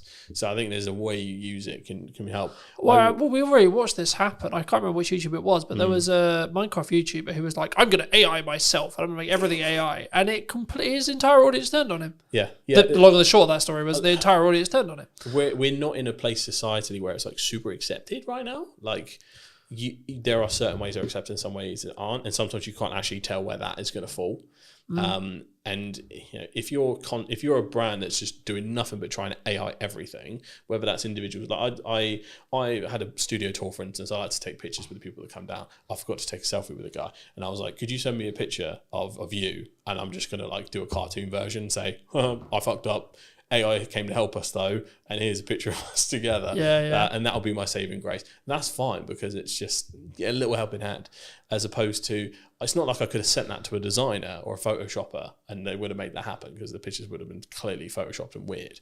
So it's a different use case. So if you can see it as helping someone as opposed to replacing someone, I think that's where the sentiment changes. But graphic design is what scares me. For what comes first, I guess. That's getting scarily good fast, even better than the video side. Yeah. In terms of prompt engineering, if you can get that right, it's like, ooh, that's a bit mad. But I'm mainly worried for entry-level positions, because a lot of the things you have to learn, a lot of the grunt work you do would be the base level edits, will be your standard graphics. It'll be like, that's where you learn your trade. And that's what worries me, because I know that big companies will try and cut that out fast. But is there the counter argument, I guess, to that is, you could be valuable to a company that isn't leveraging AI by teaching them how to use AI to do that thing. Absolutely. There is, chaos is a ladder. There is an abundance of opportunity that comes from this uncertainty, this change and all that stuff. But this depends on whether you're looking at it from an individual solution or a societal solution. I'm always looking at it from, I could probably spin up a course tomorrow talking about how we can introduce it to your business, and this is how you don't get left behind and all this. Morally, for me, I'm like, I can't do that, because I want to look at the societal solution of how do we get AI to help us and not replace people that sometimes you just want a job. Like, I don't want to have to live in a world where we all have to be bombastic entrepreneurs and hustlers, because it is not feasible to live in a society where everyone does that. No. There was a fascinating podcast, Diver CEO, the debate between a guy called Gary Stevenson and Daniel Priestley. I respect both equally, but you could tell they were talking past each other. Yeah. One guy's talking about a solution for the individual, the other one's talking about a solution for society. And I think we do need to find a middle ground, because ultimately everyone's got to look after themselves. Yeah. If we go too far in the realms of rugged individualism, we leave everyone who's vulnerable behind. And I think there is a place where we can move forward and do this right. Yeah. But this is what's interesting. What will happen is America and probably China will pave the way in a massive way for AI development. And typically what's happened so far, the EU in general, will then regulate the advancements that come from those two areas. That's typically its role. It's not really a powerhouse in terms of AI and technology, but what it does is it knows how to make rules right, GDPR, other stuff like that, and it kind of reins in rampant innovation, because otherwise people get left behind. Yeah, and I think there's so much you could go into on that, but I think the main thing is like self accountability related to your own actions, right? Like, it's interesting because obviously when I've been starting the podcast and doing the research on the show, what I want to do with it, etc. But like, even in the podcast I filmed this morning with Jack, we were talking about the fact that the economy is in a bad place, which is really weird for me to hear, to be honest. And this is going to sound really horrible, because I'm doing better than ever in respect to like commercial work. But is that because I'm self-action and I took an audit of what I was doing last year when things were harder? Like, it's not like, oh, I'm a fucking immune to it. Last year was shit, right? And it was like, do I get to a position where I did my audit, I redid all my marketing, I redid all my structure, I fill in all the gap times, and then I'm very focused on client delivery? Yeah. Is that why? Because I'm 100% account. Like, I don't. Yes, you need to know what's going on in the news, but I'm not sat here going, Rachel Weaver said this. Like, we're speaking about this. It'd be easy to use that as a on crutch. the day that Hurstbrig's statement is happening. I've got no idea what it said. Yeah, it's probably happened. I've no idea. Yeah, I've been too busy working. There's a spending review today. Yeah, that's what I mean. But I know it's today. Yeah, I've got no idea what was said. Yeah. What? Because I've been working all day. Yeah, same here. I only got to hear a little bit of the preamble before she actually kicked off. But there is a fine balance, and I think it might be industry dependent when we look at it. So industries like ours, you can look at it in two ways. Usually, first thing they cut is marketing. The smart companies don't. Whenever one brings their marketing down, you ramp up. That depends on if that company has resource or not. And if you're talking to that company, that's the right mindset. So there's that. The second thing is, it is also, everything's down to the individual. Obviously, the pandemic was an awful time economically. I came up during that. That was my ladder. I was born in the dark, raised by it. So I completely get where you're coming from in terms of, right, yeah, fuck it. If there's chaos going around everywhere, I'm just going to take advantage of everything. But I think you just need to focus. I don't think it's just as simple for as business owners, like you just need to focus on what the freelancers, fuck has worked and what the fuck you think is going to work, and then just get your head down, right? Stop getting heady or whatever you want to call it. Yeah. In XYZ person said this, or Donald's done this, or the PM's Honestly, done this, or the news cycle is so on. Is so draining at this point. It is. For most people's own sanity, and I'm super clued into the politics and news and all that stuff, it's almost impossible to keep up with America at the moment. And obviously that affects the world, unfortunately. The UK is a little bit more stable, but just not moving very fast. So, but I think the easiest way to describe it is like, I think motorcyclists have a term for it when they get focused on the big truck that's next to them. If they stare at the truck, they will subconsciously get closer and turn into it. They're like, no! Even though they could just like not go that way, but like it's like their hands make it. It's like when you're supposed to look where you're throwing the ball and things like that. So for business owners, freelancers, everyone that has like the agency over what they can do, I think that they need to focus and really kind of hone in, and like you say, just like blinders on. I don't care what's happening, the world is falling down around me, I'm going to make this money. That's the opportunity we have. But then the socialist in me kicks in, where I just want the people that just want a job to be able to have a job, be stable, be happy, without having to be like, mega AI improvements, I'm going to upload your business. Because some people, we need the world to go around with people that just do jobs. Yeah, but you can call it like the people who clean the cars or clean the office or clean the shop or whatever, there needs to be those people. Yeah. But I think people who are willing to be that extra level, right, they should, right? And I think it's important if you can right now, if you're in a functional position where you can push forward, you can. Financially, you can. Energy, you can. Fires me up, right? Something I've noticed as I start doing podcasts and other things is I'm less focused on where the business is. Now you'd be like, but that doesn't make it like that, so on. But with financial planning, I know that I'm fine regardless. Yeah. And actually, I'm like, okay, cool, but actually I'm then winning more work because of that. Yeah. Which is a really weird Tell you what, concept, I've seen very similar. The biggest learning I had from when the business started to go down on my side was my lead tab almost entirely turned off when I stopped focusing on social. Social was my main pipeline. Inbound was our main pipeline. We weren't. It's not like we had like mega, website inquiries or anything like that. That was my lifeblood. But what happened was, subconsciously, I was like, we've grown to a point now. Bigger companies don't bother with all this social media. Like, maybe I can just calm down a little bit. Ironic enough, considering what I did. But I was like, I almost sat in this complacency of they'll come to us now. I don't have to try as hard. Would it be fair to say your ego got in the way? A little bit, yeah, I think so. But also there was We're big enough now. Look at us. Yeah, it was also a point where I think there was not safety in numbers thing, but we had a fairly good sized team that I was like, we are one of those stable proper companies now. Like it felt like we had like a, when you feel like an institution can't go down or anything like that. So there was a little bit of that, but also because of all the growth and growing pains, there was so many fires I had to put out individually. Yeah. It just took my eye off the ball. It also drained a lot of my energy. So I couldn't really refocus back on. I couldn't bring that same enthusiasm. The ideas used to come to my head. That was almost taken from me by the stress of a growing organization. Yeah. And I think, again, it's probably another problem that people might be facing that isn't talked about enough. But ultimately, like all of that combined, it made me deprioritize social. And that was essentially the start of the death of 1,000 cuts. So, yeah, social is important, folks. Don't be like me.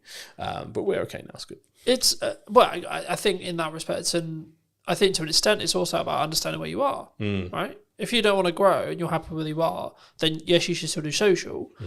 But it should be less of a priority if you're trying to scale. If you don't want to grow, you should focus on social even more, because you just that pipeline. You want it stuck there for whenever you need something. Just pluck something out of it, like a box of toys. And also, you don't know what projects are going to come from those connections, from those ideas, from those things. Nearly everything that I do now has come from a pipe idea that has happened while I'm asleep, while I'm there. The concept of the new format of the show, it will sometimes be remote, sometimes hybrid, sometimes on location, etc. That came from downtime. That came from me thinking, right, okay, I'm doing this on social, I'm good with this, but what about this? Yeah. The same with the AI workshop. And the content creation workshop I'm working on at the moment, right? Same thing. It's like, okay, cool, that makes sense. There's demand for that potentially, right? Needs marketing, cool, fab, cool. And the same thing, you know. And I know you want to talk a little bit about live streaming. Where's live streaming fit into this? Then live streaming is really interesting. So when I'm always a proponent of looking at creator economies. So creator economy in general is essentially where are all the platforms right now where people are making a living from? Where's a lot of the content coming from? Where's a lot of the trends starting? All that stuff. So it's so important to find what's happening right now. YouTube and TikTok essentially had dominated for a long time. Twitch has basically come out of nowhere, and a lot of people do stream on different platforms, but Twitch is the most important one. Live streamers, I think in general, have replaced YouTubers as the main go-tos, because what's happening is, well, in Gen Z circles anyway, what's happened is you've got Kai Cenat, iShowSpeed, Drewski, all these people that are like more often creating content via live stream. They have so much more content they're able to distribute. They started dominating the airwaves, very similar to how podcasters dominate the airwaves via clip distribution.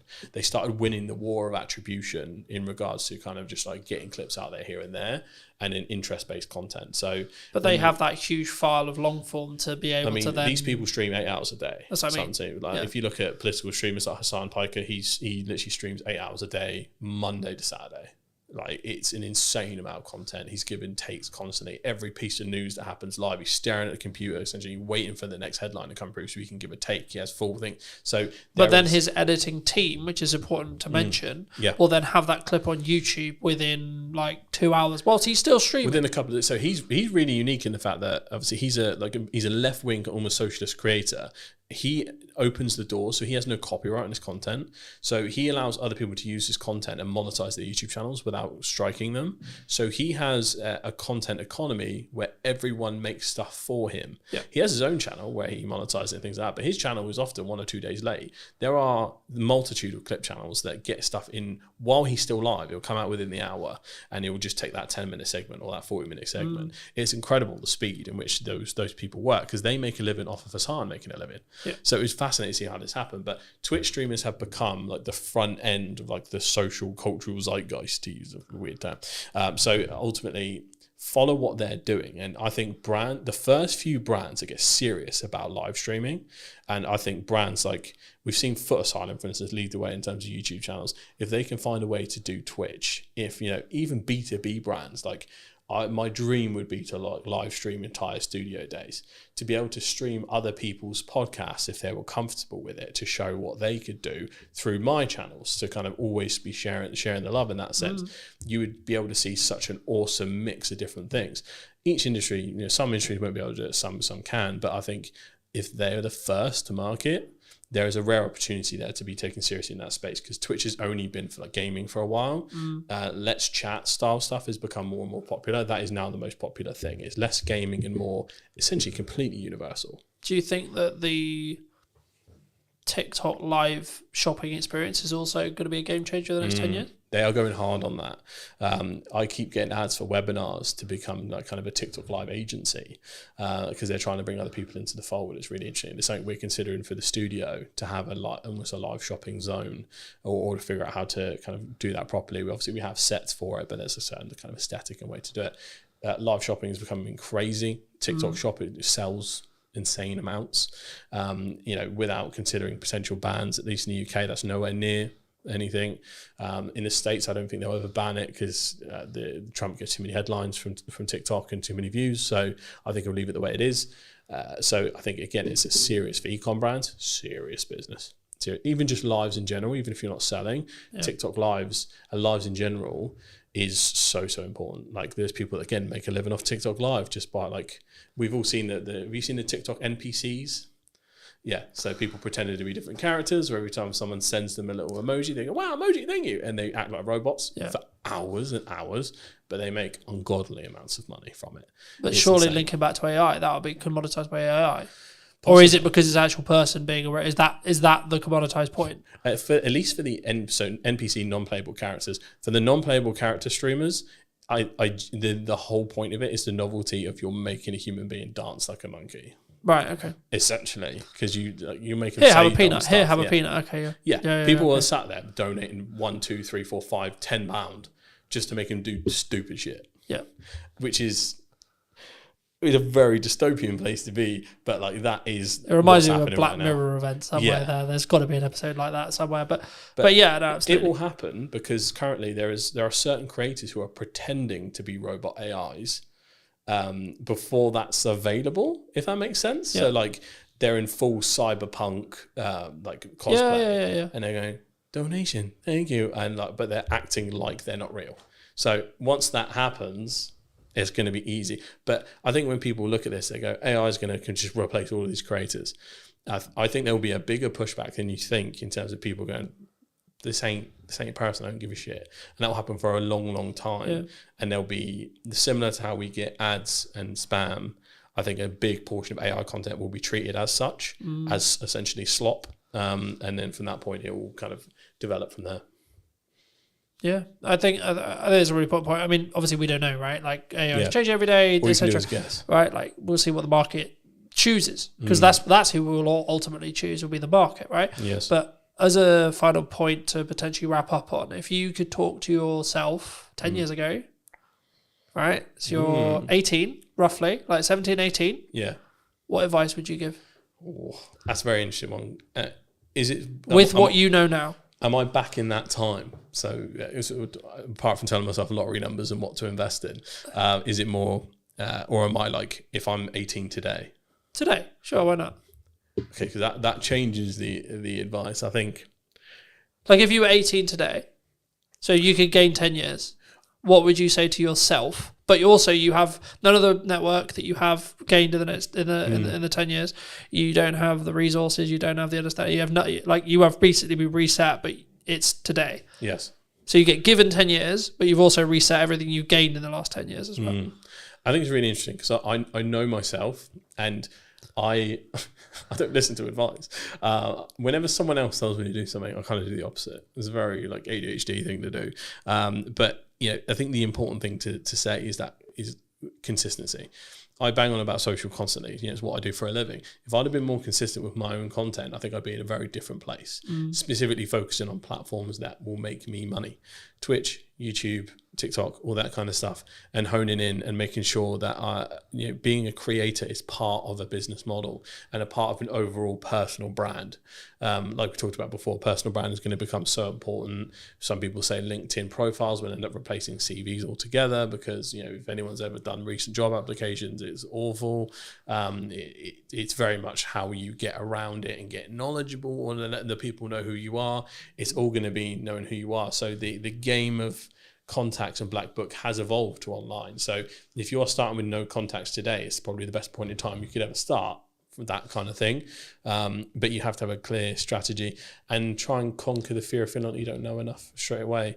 You can learn so much from the resources we have available on YouTube and things like that.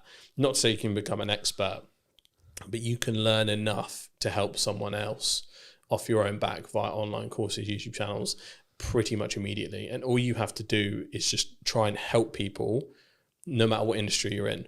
As long as you're earnestly and authentically trying to help people, you can kind of never go wrong. So you just mix authentically helping people with consistency, you'll be in a brilliant place given a little bit of time. So that's what I tell myself, just stay consistent instead of being on and off again. Thank you for the time, James. No worries. Thank you for having me, mate. Appreciate it. Do you want to shout anything out before we go? I suppose I do. Come down and use Hampshire Podcast Studios. It is a plug-and-play solution for entrepreneurs, businesses, and creators to create video podcasts, YouTube channels, pretty much anything you need. Unboxing videos, reaction videos, live streams. We pretty much got it all set up for anything. So if you're in the Hampshire area, you need to make content, come down, we'll have a cup of tea, we'll kind of plan out what you need to make, and essentially you can use this as a plug-and-play solution, or we can help you kind of manage the whole thing end to end. So if you need any help, create some content, come on down and let's get some stuff done. Thank you ever so much for joining me, ladies and gents. I hope you took value from mine and James's conversation. We're going to leave it there. I'll be back very, very soon with a brand new podcast. Who knows where I'm going to be? Oh, it might be in Southampton, might be in London, might be somewhere completely different or digitally. I'll see you very, very soon. Thank you ever so much for coming back and joining me. And take care. Hello, my friends. I hope you're well and welcome to a brand new podcast. Today we're going to be talking to Christine, who does branding. There you go. Did your interview for you. Thank you. Why does branding... I wasn't going to start here, but I think it's important to talk about it. We live in a world where there's lots of noise on social. There's lots of AI conversations. There's lots of points of view when it comes to what should I be doing, should I not be doing. Why do you focus on branding?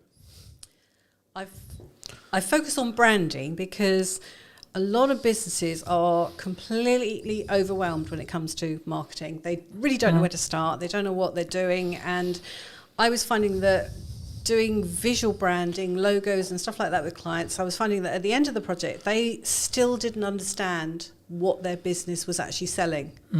So by doing brand strategy, which is what we're really talking about here, it's about understanding exactly who you are, what your business is, your positioning, and everything else that's involved.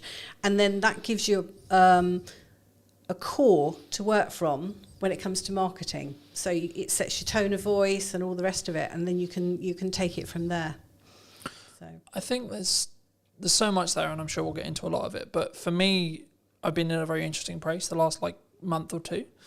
I've been very focused on growth. I've been very focused on client delivery. I've been in a very grateful place because of the amount of work I've got going on. And as I was setting up, we were sort of talking a little bit about kind of all the plates I'm currently spinning and some of the concerns that maybe come with that when you see someone like me doing that. And I think it's a very action-led thing, but I'm not focused on the outcome. I'm not focused on the result. Yeah, of course I want it to happen and I would like it to happen, but I'm purely just focused on the journey of getting there and saying, right, I've got to do this, this, and this, and my action will compound across time to then mean that I've got the successful podcast, I've got the successful business, I've got the successful marketing. To phrase it in a question, when you look at someone's branding, maybe you're helping them with branding, they're looking at rebranding, etc. I mean, is it to an extent a level of just they need to execute on the brand that works, or is there glaring issues that someone could have with their brand that would then trigger you to say, actually, you should be looking at a rebrand? Do you think?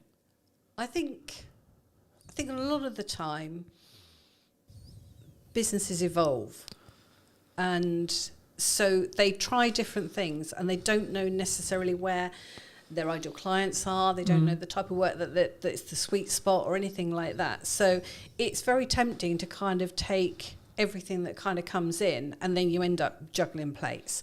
But in actual fact, once you've sort of established your brand and gone through exactly what it is you are looking for, you become very much more focused. And that's the core to everything really with taking on work. I mean, it may be that then you turn down work because it's just not appropriate to your end game.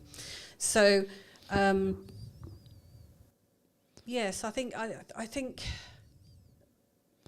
Do you think clients struggle with saying no sometimes? Oh yeah. Because I think there's a mindset of, in some ways, you could say it's there's going to be no more work out there. The work's not going to be there. I haven't structured my finances or my business. And so, this was a problem I had in end of 23 into 24, which was I was overspending every month in comparison to what was coming in, right? Yeah. And I wasn't doing the financial work to build a foundation to allow me to be able to have the freedom to be lean enough from a cash flow point of view to do the other growth things that I needed to do to continue to then grow. But I was coming from a place of, I need this to make me money today. I need this to make me the money next week because I have bills at the end of the month that, to be honest, at that time, I didn't know where the money was coming from. Yeah, and that's typical, especially in the early days of running a business. But the problem is you become so busy running around doing those jobs, and I'm just as guilty of it. You become so busy running around doing those jobs that you haven't got the time, the bandwidth, or the brain space to actually think about the fact that it's really not going to help where you go. Yeah. I mean, it becomes very much a feast and famine, as we were saying before coming on air. That you spend all your time running around, and you don't set up the next work and things. It's just not top of mind.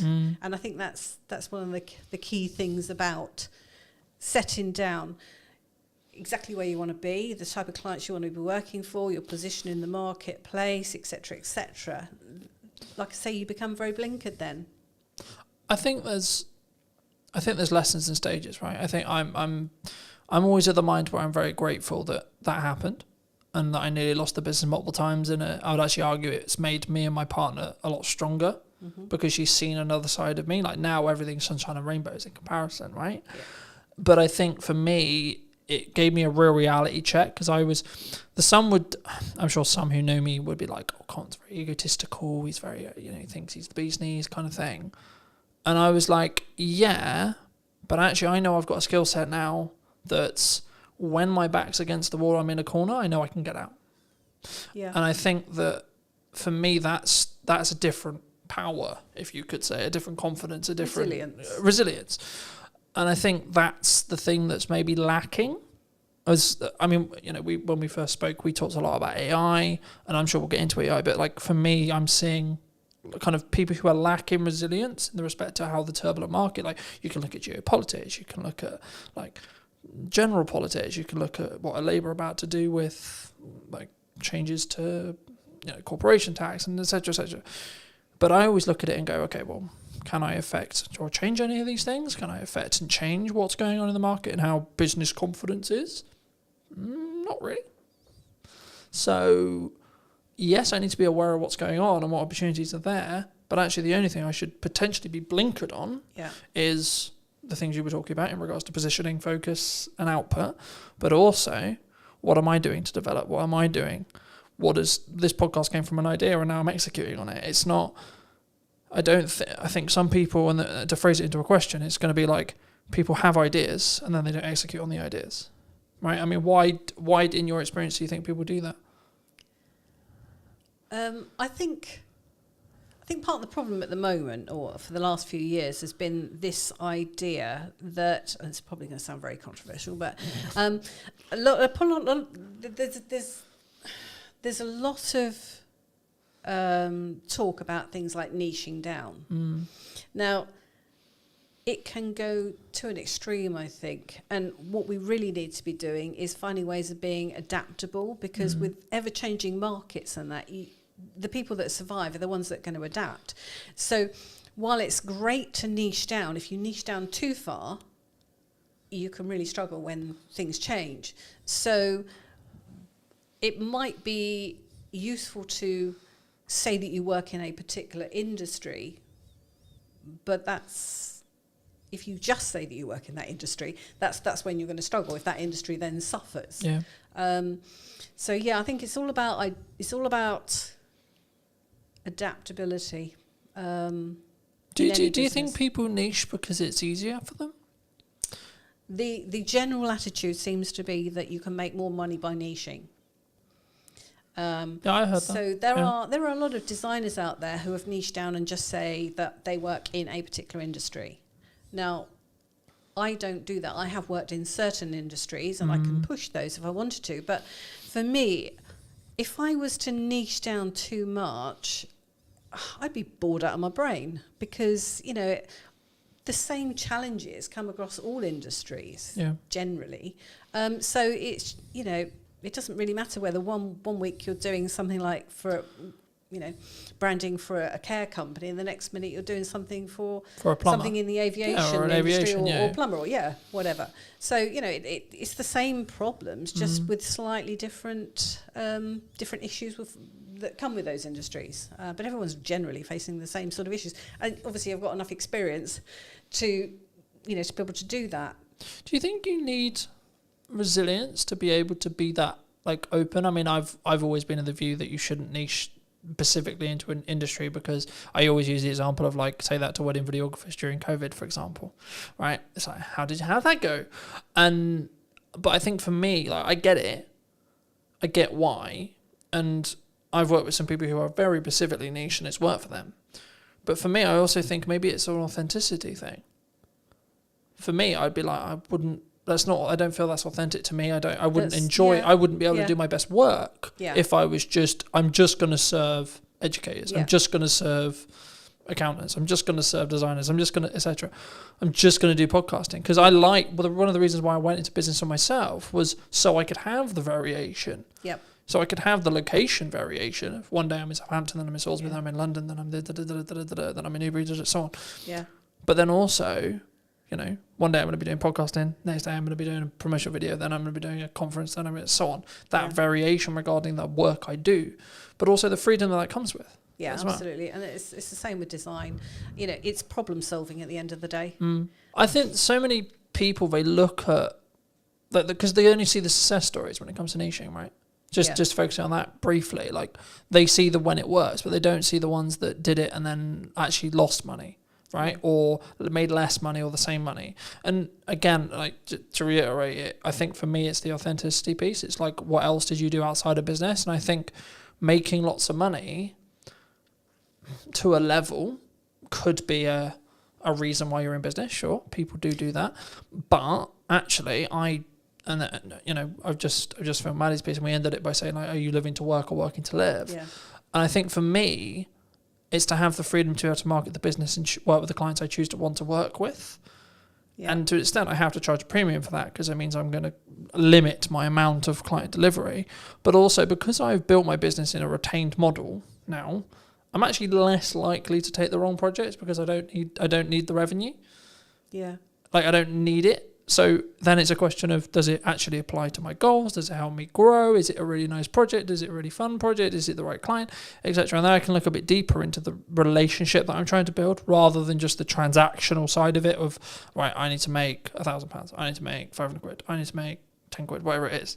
And I think sometimes how do you look at it from when you are approached to do some project work?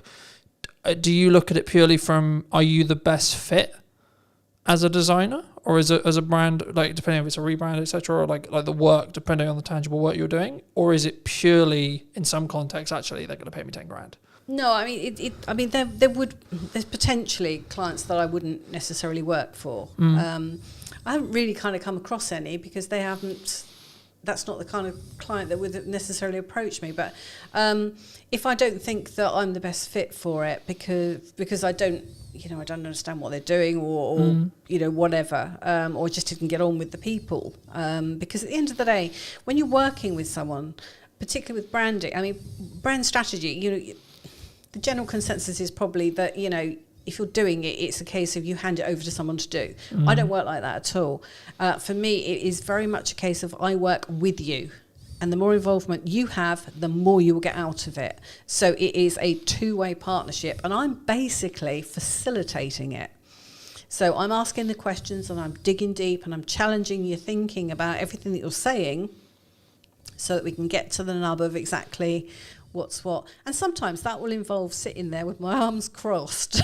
I've done this before, where I'm not getting anything from someone. So it's a case of, actually, sell me what you're saying because I don't get it.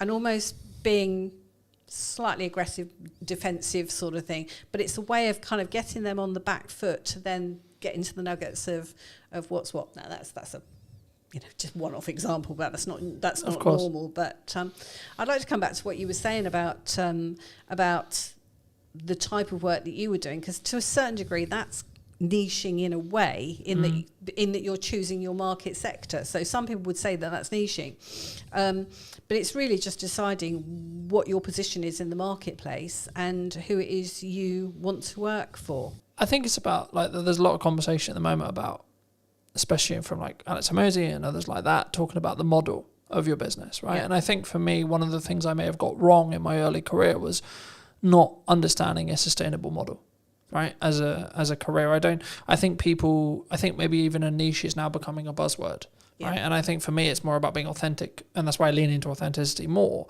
because it's about, for me, saying, is this the right client? A, right? I can personally work with them, like tangibly. Can I talk to them if things go wrong? Are we going to be able to work through those? And then B, more importantly, can I actually add value to that client, right? Can I be the provider to fix their problems? Because in 95% of cases, we're paid in relationship to the size of the problem that we fix. Yeah. Right? And to be honest, the client doesn't actually necessarily care about the nuts and bolts of how you fix it. In 95% of cases I've found, they don't. They're not interested in what camera am I going to use, what lens am I going to use, what tripod are we going to use, what microphone are we talking to, etc. They just want to know, I've got this thing, I've got this problem, I've got this objective. Can you help me get closer to that? Or can you help me get to it? Yeah. I mean, going back to basics then, with branding, how do you build a brand? Does it have to be around you? What, as an individual? Yeah, so when you're looking to build a business, let's say I was starting again. Okay. How would I build a brand? Okay. Well, we do use a framework generally to establish the core values and positioning and all the rest of it. It's one of those things where, what do you want to do with the business? That's where we've got to start, really. What do you want to do with the business? Where do you want it to go? Do you want it just to be you? Because that's the key thing. If it's just going to be, is that you, looking tangibly at, like, do you want to exit? Do you want to sell? Like, etc. Are you going to have staff? All that sort of thing. Where do you want to be in 5 years' time? Where do you want to be in 10 years' time? Because if you're looking to build an empire or an agency or something like that where you've got staff, there's no point building a personal brand. Well, there is a point, but do you know what I mean? The business cannot be your personal brand, because going forward, that's not going to work. You've got to build a business brand. Mm-hmm. Do you see what I mean? Yeah. Because your staff are going to have to come under that brand. So do you think people worry about scalability? Because what you talk about there is scalability. Do you think people worry about scalability too much? Because I would argue, like, depending on how you look at it, your personal brand is either infinitely scalable or not scalable in any way, depending on your mindset around it. So the one thing I'll never be able to outsource is me sat here in front of you today, because I need to be involved in the content. Sure. Right? Sure. So in that respect, it's not scalable. But the more content I have, it's infinitely scalable. It is, but what I'm saying is, it's how you then put that out. Do you put it out as you, or do you put it out as the business? Mm-hmm. Do you have a business name, like I do, separate to the to my own brand, like me? Because if you are going to have staff, you cannot just rely on your personal brand. I mean, I remember years ago I went to an interview with somebody whose attitude was very much, well, I'm the face of the brand. Which was fine, but it just meant that he couldn't have a sales guy go out on his behalf, because that wasn't the face of the brand. Do you think that can transition though? Do you think, like, when a business starts, it's very founder-led, let's say? Yeah. Right? So in my case, it's 100% founder-led, right? When you have a discovery call, you're talking to me. I show up on set, you're talking to me, you're working with me. When we do the strategy meeting, it's me. When you're doing the post-editing, it's me. But if I choose to, right? One of the main visions that I had was, let's scale it. I think they can work simultaneously. It depends where in the growth process you actually come in with this, really, doesn't it? I mean, yes, if it's at the very start of a business, but what I'm saying is those are the questions that we ask for going forward. Because if you are going to stay as a freelancer or as a solopreneur, whatever, then build your personal brand, because that's probably got more equity long term than your business. But do you think that's Do you think clients and consumers are more open to connecting with people's personal brands than company brands then? Because I've found personally, looking at like the corporate side of the world, that even corporates are now like driving out saying, who can we put maybe in the C-suite, or like who can we put out that is the personal brand for the corporation. So I think it's because I remember listening to a couple of years, about 2 years ago now, and it's kind of transitioned as well into 25 as well, where corporate trust is at an all-time low. I don't know if that's still true now, but it definitely was a couple of years ago. And I think part of the reason is because they stopped being personal. They stopped having this. You started. You stopped knowing the salespeople. You stopped knowing the business owner. Yeah. You stopped knowing the person that was behind it, and it became very. And that was kind of the transition into AI as well, because it became very just about profit and about ROI and about, like how can we leverage this and how can we be as efficient as humanly possible? And humans aren't efficient by proxy. We're not robots, right? No. But I guess to phrase it into a question, I mean, do you think that looking at the larger scale, or maybe with the corporate world, because like our unique selling proposition to smaller business owners is we can be personal, we can be me, right? Because that's what we sell. That's we're not scalable by proxy, by deliberate. Do you think corporates should be looking at personalizing their business brands? What happens when the person leaves? If it's a person, if they've moved company, then what? What is that person putting out? Are they putting out stuff that's on brand with the company's policies, or are they putting out stuff that's completely random, and at odds with it? It's difficult, isn't it? Yeah, it's a difficult one. Yeah, I think there's pros and cons. I think there's risks like anything when it comes to that. But I think that maybe the medium-sized companies that may be listening to this, or the larger companies that listen to this, I think you have to make that decision, and then you have to commit to it for a period of time. Yeah. And to an extent, you are potentially risking, and that's why I sort of lean towards C-suite, because they're less likely, they're more committed to the company that they're in because they're C-suite. But actually, I would say, okay, well, let me pivot the question differently. If you're an employee or someone who's entrepreneurial minded or starting out, then should you just focus on personal brand? Do you think? I don't think you should ever just focus on personal brand. I mean, or can you run them side by side? Yeah. Because people know I'm Colton from Brandon Media, but they'll probably know Colton more than they'll know Brandon Media. Yeah, I think you should run the two. I mean, that's what I would do with various clients is run the two. So you have stuff that's a bit more key messaging, perhaps, that's going out on the company side, and then stuff that's a bit more personal on the on the individual side.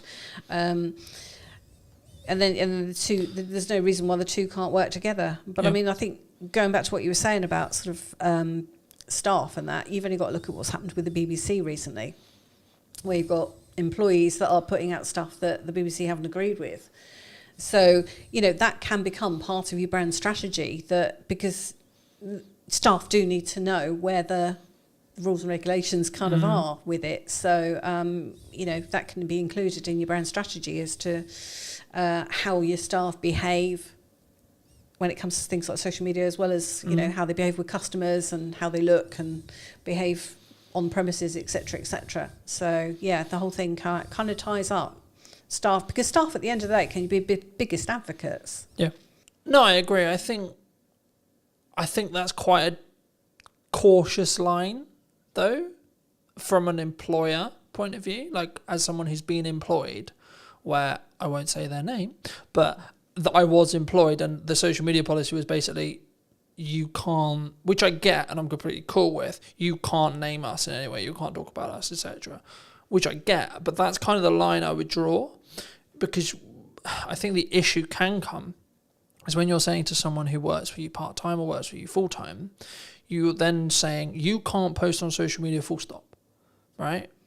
I think that's when the concern is for a lot of people, because I think they would be like, well, from like a civil to liberty point of view, it's like, well, no, you can't control that. But not even there. It's actually like you're now bleeding into my personal life, and like you're stopping me from developing like a potential side hustle or like a business on the side, etc. And I think, from my view at least, a employer needs to be quite cautious with how they. Like, I get it from a PR point of view. I get it. I do. But you need to be quite cautious in how you execute that, in my view, because you need to make sure that where the boundary lines are. Like, it's completely cool if you work for, like, let's just say Company X, that I shouldn't be writing as an employee of Company X. Oh, well, Company X is blah, blah, blah, blah. Yeah, sure. That's the danger, right? But if I've got an opinion or I want to talk about something that's completely irrelated of Company X, why shouldn't I be able to put that on social? And that's why I think the kind of the to and fro and having the and treating people like adults, right? And having the adult conversation. And it's not about like you must follow your contract necessarily all the time. It's actually people are going to make mistakes, right? And that's kind of leading into my next question, which is going to be like, we can have the brand strategy to the T, but what if I want to do something that's not on that? When it comes to marketing and output, do you think I shouldn't? Brand strategy is really guidelines more than rules and regulations. So, Should I post about my dog, for example? depends whether it has any relevance, I suppose. Or and whether it's a nice dog. Or,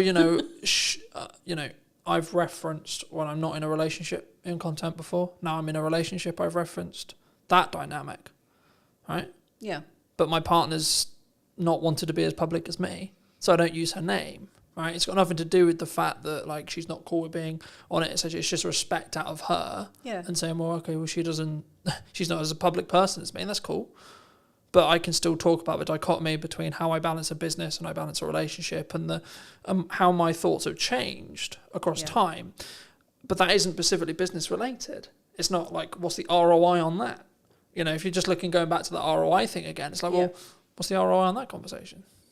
Those are probably the posts that will get the most, traction anyway. So I think it's just about being sensible with it. I know plenty of clients that their staff do post something we put out, or they'll reference something that's happened that they've done at work or whatever, and that's just them showing their skill set as much as anything, or success of something. I think it's one of those things that decisions need to be made. As with any aspect of branding, it's about making some decisions and setting down some guidelines, and what companies do is up to them. But, I think to an extent it is about looking at risk and reducing risk in some ways, but also having the understanding and compassion that by putting a person in a box for the wrong person, that might mean you push them away from working for you, or etc. And you may want their talent because they're really good at X or Y, for example. Yeah. Do you think AI is going to change that? Do you think AI, because when we initially connected, you were talking quite a bit about AI. I think possibly wrongly in my thought process, but I think we're on similar sides in some respects, but also in different sides in other respects. So I'm curious a bit where this bit of the conversation can go. But do you because the trend was AI is going to take our job. The trend has now sort of evolved into someone who utilizes AI is going to take my job. What do you think? I think that's probably right, that people that understand AI are likely to take the jobs. I think going forward it's going to be more difficult for the people coming into the marketplace if they haven't, or people that just will not point blank refuse to learn these things, because at the end of the day it's just a tool. It's just a tool. So, if I didn't know how to use Illustrator or Photoshop or something, I'd be, I wouldn't get the jobs, sort of thing. And it's the same with the AI. AI is just a tool that speeds things up, as far as I'm concerned. Do you think there's a lot of scaremongering around it? Do you think people are very... I think there's a lot of hype. Okay. I think going forward we could... I've got a client that's in the sector, and he's convinced that they're going down the wrong route completely, with building on knowledge graphs rather than mathematics. And so it will be interesting to see over the next few years just exactly where it does go. Because if it's learning from itself and it's making mistakes along the way... Well, that compounds on mistakes, Yeah. And the worry is if that then gets used for things like medicine and stuff, where's that going to end up? It's an interesting one, and I've embraced it because for me it's like having an intern that I can just get to do a lot of grunt work and then go through and check everything, and it's been an extra pair of hands. So we've discussed at length how I utilize it, how I'm utilizing it, and etc. But I do feel concerned for 16, 17, 18, 20 who are wanting to skill up. Yeah. Because the entry-level jobs will be done by a robot, whether that's AI, whether that's a physical robot that's being run by an AI, or whether that's a self-service checkout that has AI features built into it, etc. Like we can machine learn it. All these they're kind of buzzwordy. They're actually ways of describing the inside tech. Yeah. In reality, it's technology taking and making stuff more efficient. That's actually what we're talking about. The concern in some ways, but then the other side of it is like actually the opportunity. Because like if you're 18, 19, 20 and you become really good and really efficient with utilizing AI tools, then you'll be able to jump ranks that like you wouldn't be able to. So I think I'm curious to see where it's going to be. Like you, I'm very curious to see where it's going to be in the next couple of years. I wouldn't say to anyone listening as well, don't utilize it for everything. Yeah. The analogy I've started using now is use it to sharpen your knife. Yeah. And then still use the knife yourself. Yeah. In the same way you wouldn't use a hammer to put up a set of shelves. Yeah. You use a screwdriver. You need to know how to do the process that you're getting it to do. But also there's a cognitive side of it as well, which has been discussed a bit, but not as much. If you're using AI to do your thinking for you, you'll be ceased to be able to think. Yeah, exactly. Which for me isn't too much of an issue because I use it to do the stuff I already know how to do. Exactly. And then I can then think about the larger scope stuff. Yeah. So my brain, and I'm also someone who's now forcing myself to read a physical book, right, as well, because I'm aware of the cognitive stuff that I'm now not doing because I'm utilizing technology. Yeah. So I'm trying to balance it deliberately. Yeah. But I guess the question is like, is there like, when you look at branding, when you look at what branding feels like, looks like, sounds like, is AI potentially going to change that, adapt that, like potentially ruin it, potentially destroy it? Because some people just use it. Some people are just typing into ChatGPT, write me a social media post, enter. Yeah. Right. Yeah. But then, who are they actually talking to? What are they trying to say? Those are the things that you need to understand before you would then use it for writing social media posts and that. I mean, it's a shame that they are focusing on the creative side of things rather than, what we really need, which is care workers and, bots that can look after elderly in their own homes and stuff as a, support and a companion and, a safety line and all the rest of it. But we're not anywhere near that because that involves a whole plethora of abilities that AI just hasn't got and is way off. You need to be able to empathise, etc., etc. Yeah. So it's just a shame that they just seem to be focusing on the creative sides. But I mean, it's also coming in for things like law and stuff like that as well. So, I mean, are we all going to be out of jobs? Are we all going to, Well, if you go down the Terminator Doomsday books, then yes, right? But and then we're looking at completely universal income and that kind of entire point, and no one works, etc. But I actually think the real reality will be what happened with technology, has always happened with technology, which is the jobs we did won't be as important or as done by us anymore. They'll be done by a computer, technology, or AI, or both. And then we will do strategic thinking, we will do creation, we will do and that's why I'm focusing solely on strategic thinking now. That's the only things I'm thinking about. That's the only things I'm creating for. That's the only things, because everything else will get commoditized. Cameras will have AI chips inside them that will be able to, like, we're already seeing it. Yeah. Like the cameras that are coming out, they can AI track my face better than a focus bullet can, arguably. Right now, if you go to a purist in Hollywood, they're going to say no, a human's better because it has mistakes and etc. But the reality is going to be solo setups, solo shoots like today. I need cameras that can work without me having to look at them. Yeah. Right? Yeah. So I can focus on talking to you. That will be where the game changers are. Yeah. Because you'll have technology enhancing what I can then do on my own, which removes my costs. And I've been thinking about this a lot. It's like, well, actually, businesses have done this always. They've tried to find ways to pay people less or outsource it to other countries, and they've always looked to reduce costs as part of being in business. But it did also open up a question, which is like the counter opposite to AI, which is what role does emotional intelligence play in our branding or in business? Yeah. Which is the other side of it, which has to be humanized. Yeah. Do you lean into emotional intelligence? Is it a situation where, because I've always been very fortunate where I was brought up to understand emotional intelligence and be very emotionally in tune, so to speak.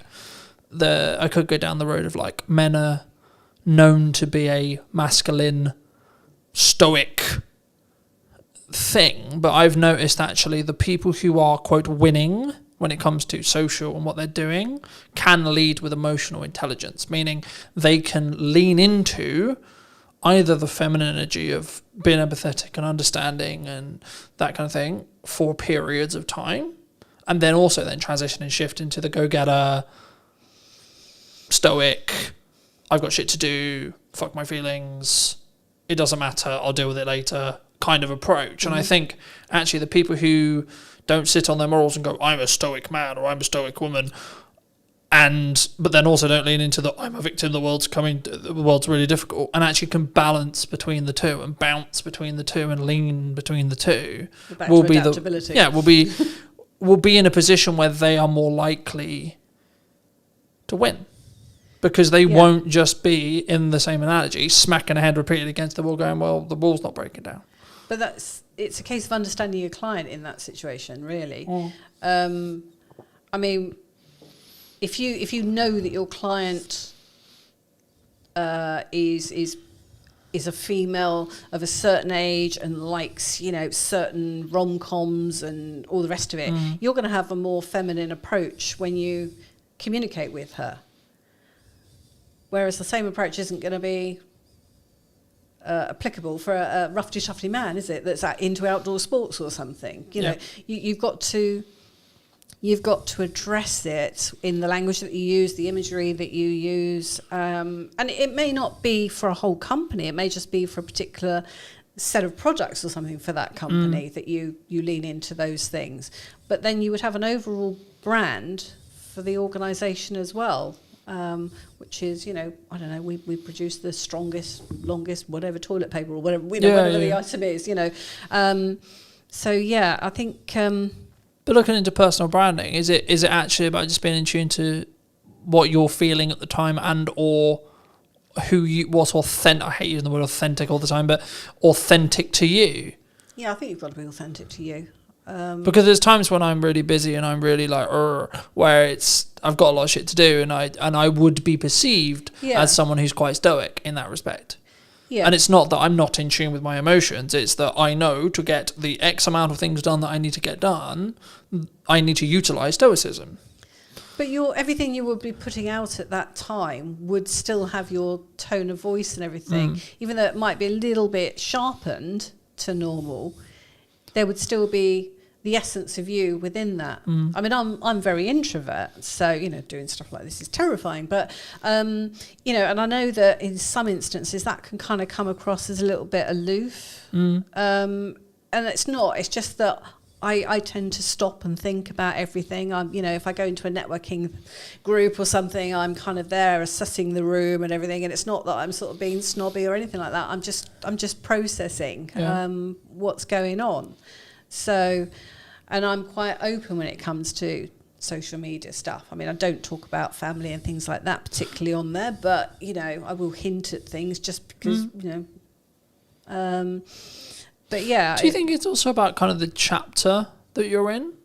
I've been, and again, it's kind of like, again, I hate using the word authentic, but it's being authentic to you because, for example, I've always been someone who talks about my emotions quite openly.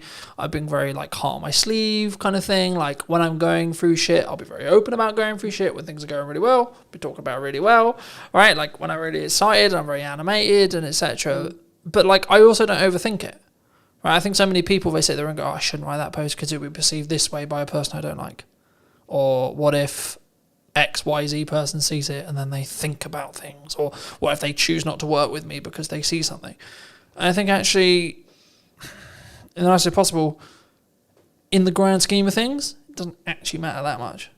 The lifespan of social media posts are very small, so it doesn't really matter that much. But if you set yourself boundaries in the first place, we do all have boundaries.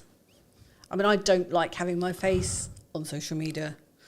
I've never been particularly photogenic, unlike my sister.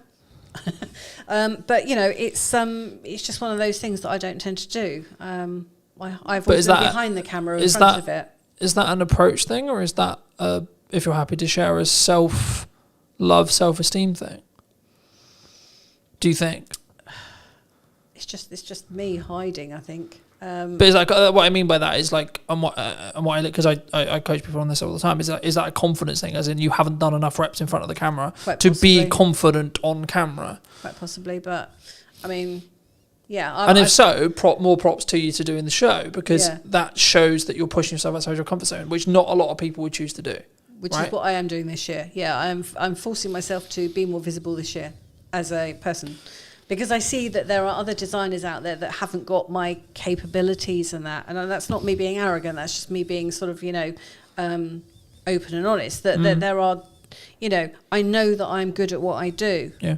So I have got to push myself out there because I can help more people if I do. But it's also, you're kind of leading with your best foot forward, and you're helping your client more so, if that makes sense, because actually by you putting yourself out there more, you're the best solution for them, and by you doing that more, you're doing them a favor by ensuring that they can see you. Yeah. And not being, Yeah. quote unquote, it's not to diss anyone else, it's just we might synergize better. Yeah. Right? It's not like tangibly you're better, because this is the thing that people don't understand about value. I think this misconception sometimes. It's like, Colton, you post 14 times a day. I'm like, okay, don't watch it if you don't want to.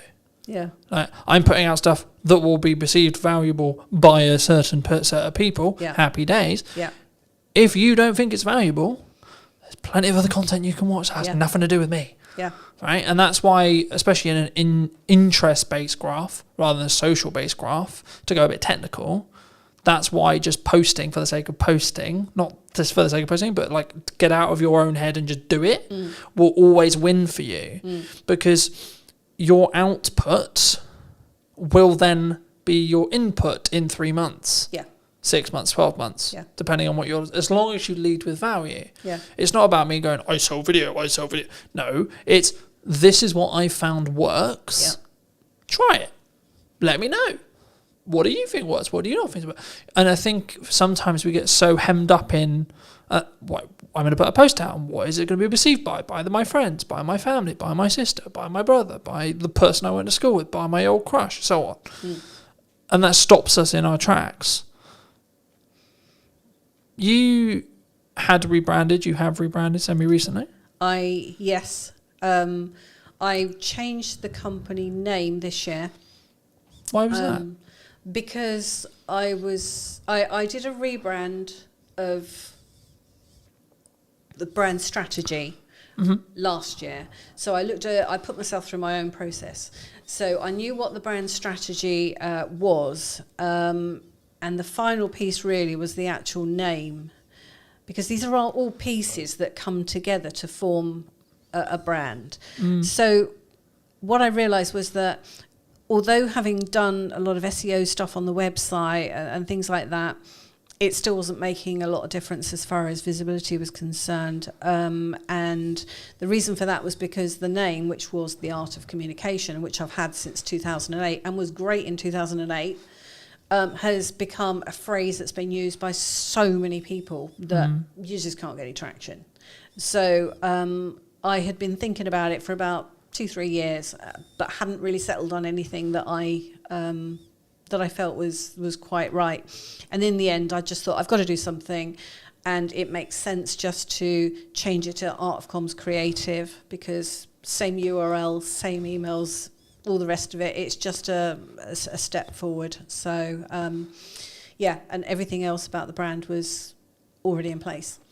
And that's something that I've done with other clients as well, where they've had their business for 2-3 years or a bit more, and they've found that they wanted to have a rebrand, and we've looked at the name as part of that, because they just weren't working. I mean, some of them were long names and all the rest of it. So and the other thing with rebranding like that is well, once you've got your brand strategy in place, it is possible to pivot with everything else remaining the same. Yeah. So it could be that you change a name, you change a product or something like that. But if you've got all the rest of it in place, that's just one element that you need to then alter.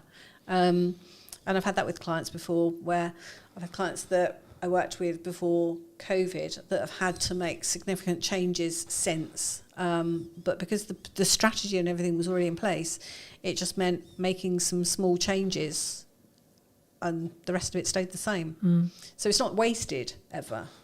I think sometimes we don't we underestimate the seasons we're in, and I think it's that as long as that branding, comms, tagline, colours, typography, camera, network, etc., served that season, then it doesn't matter if you completely change it. As long as it's then in line with what you then want to do. And the keys and the reason why I didn't mention the values there is because the values are the bit that need to stay the same, in my view. I think it can be very difficult if you do change drastically. I mean, we've only got to look at a certain car advert that changed recently and Well done, Jaguar. bombed. But I would argue they changed their target demographic there. Yes, and that was half Which the was the problem. issue. Yeah. Right. You could have reworded and redesigned the logo 1,000 times over, and as long as you were still talking to those same people, who cares? Yeah. So, it can be very dangerous doing that. I think you've just got to... But that's why I think you need to be authentic when you start about your values, meaning the business. You need to install the values that you have into the business, whether it's a business brand or your personal brand or both. And then you need to be very clear on your target demographic. They can slightly tweak and change in respect to like the ideology and like the age and so on, and like maybe the income level, because especially as you scale and you're looking to make more money, the target that you had when you were looking for really small micro businesses won't be the same as when you're looking to work with medium to large, right? Yeah. Just in income. Yeah. But the problem that Jaguar had was they went, we have a certain set of people who we've talked to for 50, 60, 70, nearly 100 years. Yeah. Actually, no, man, we don't want to talk to you anymore. Yeah, we're not interested in you. Actually, we're going to go over here and talk to these people who actually didn't really like us to start with. Yeah. And that's the problem. You don't necessarily have And then call it a rebrand. Yeah. You don't necessarily have the influx of new clients coming in that are the rebranded clients, and you've alienated your existing customer base. Yeah. And it's not about being like overly political or anything, in my view at least. It's actually about understanding who you serve. Yeah. And actually saying if you're going to make a transition, a pivot, whatever you want to call it, are you slightly pivoting or are you drastically pivoting? And if you are drastically pivoting, have you thought about the downside and have you prepared financially to make sure the company can run for 2 years while you build the momentum on the other side? There's nothing wrong with that. You might have gone, actually, I don't align with that anymore. But instead of doing it in micro changes, what Jaguar did was, we're going to go over here. No, actually, no, we're going to go over here. Yep. So funny enough, it didn't work. Yeah. And it was then became a laughing stock on the internet, which I found quite interesting. It was very interesting to watch. Yeah, very interesting. And I was like, which comms manager just got fired, right? Because a comms manager got fired somewhere. They did, right? And the agency got fired. And it's like whoever came up with that idea was like, you could have done that in 2 pivots, not 1. But you don't know what Jaguar was saying to them. So I mean, it's all being blamed on the agency. But I mean, at the end of the day, but also did, and this could be anyone, not necessarily aimed at Jaguar, but did they want to lean into where they believed the future with political correctness was going? Who knows? I've always been of the view that if you don't like what I say, don't listen to it. Yeah. Right. So maybe I'm anti-political correctness. But that's what branding is about, though. It is about not just attracting people, but also putting some people off. Yeah. And I think for me, I've always been I have a 100% honesty policy that sometimes gets me in big trouble. All right, sometimes with clients as well.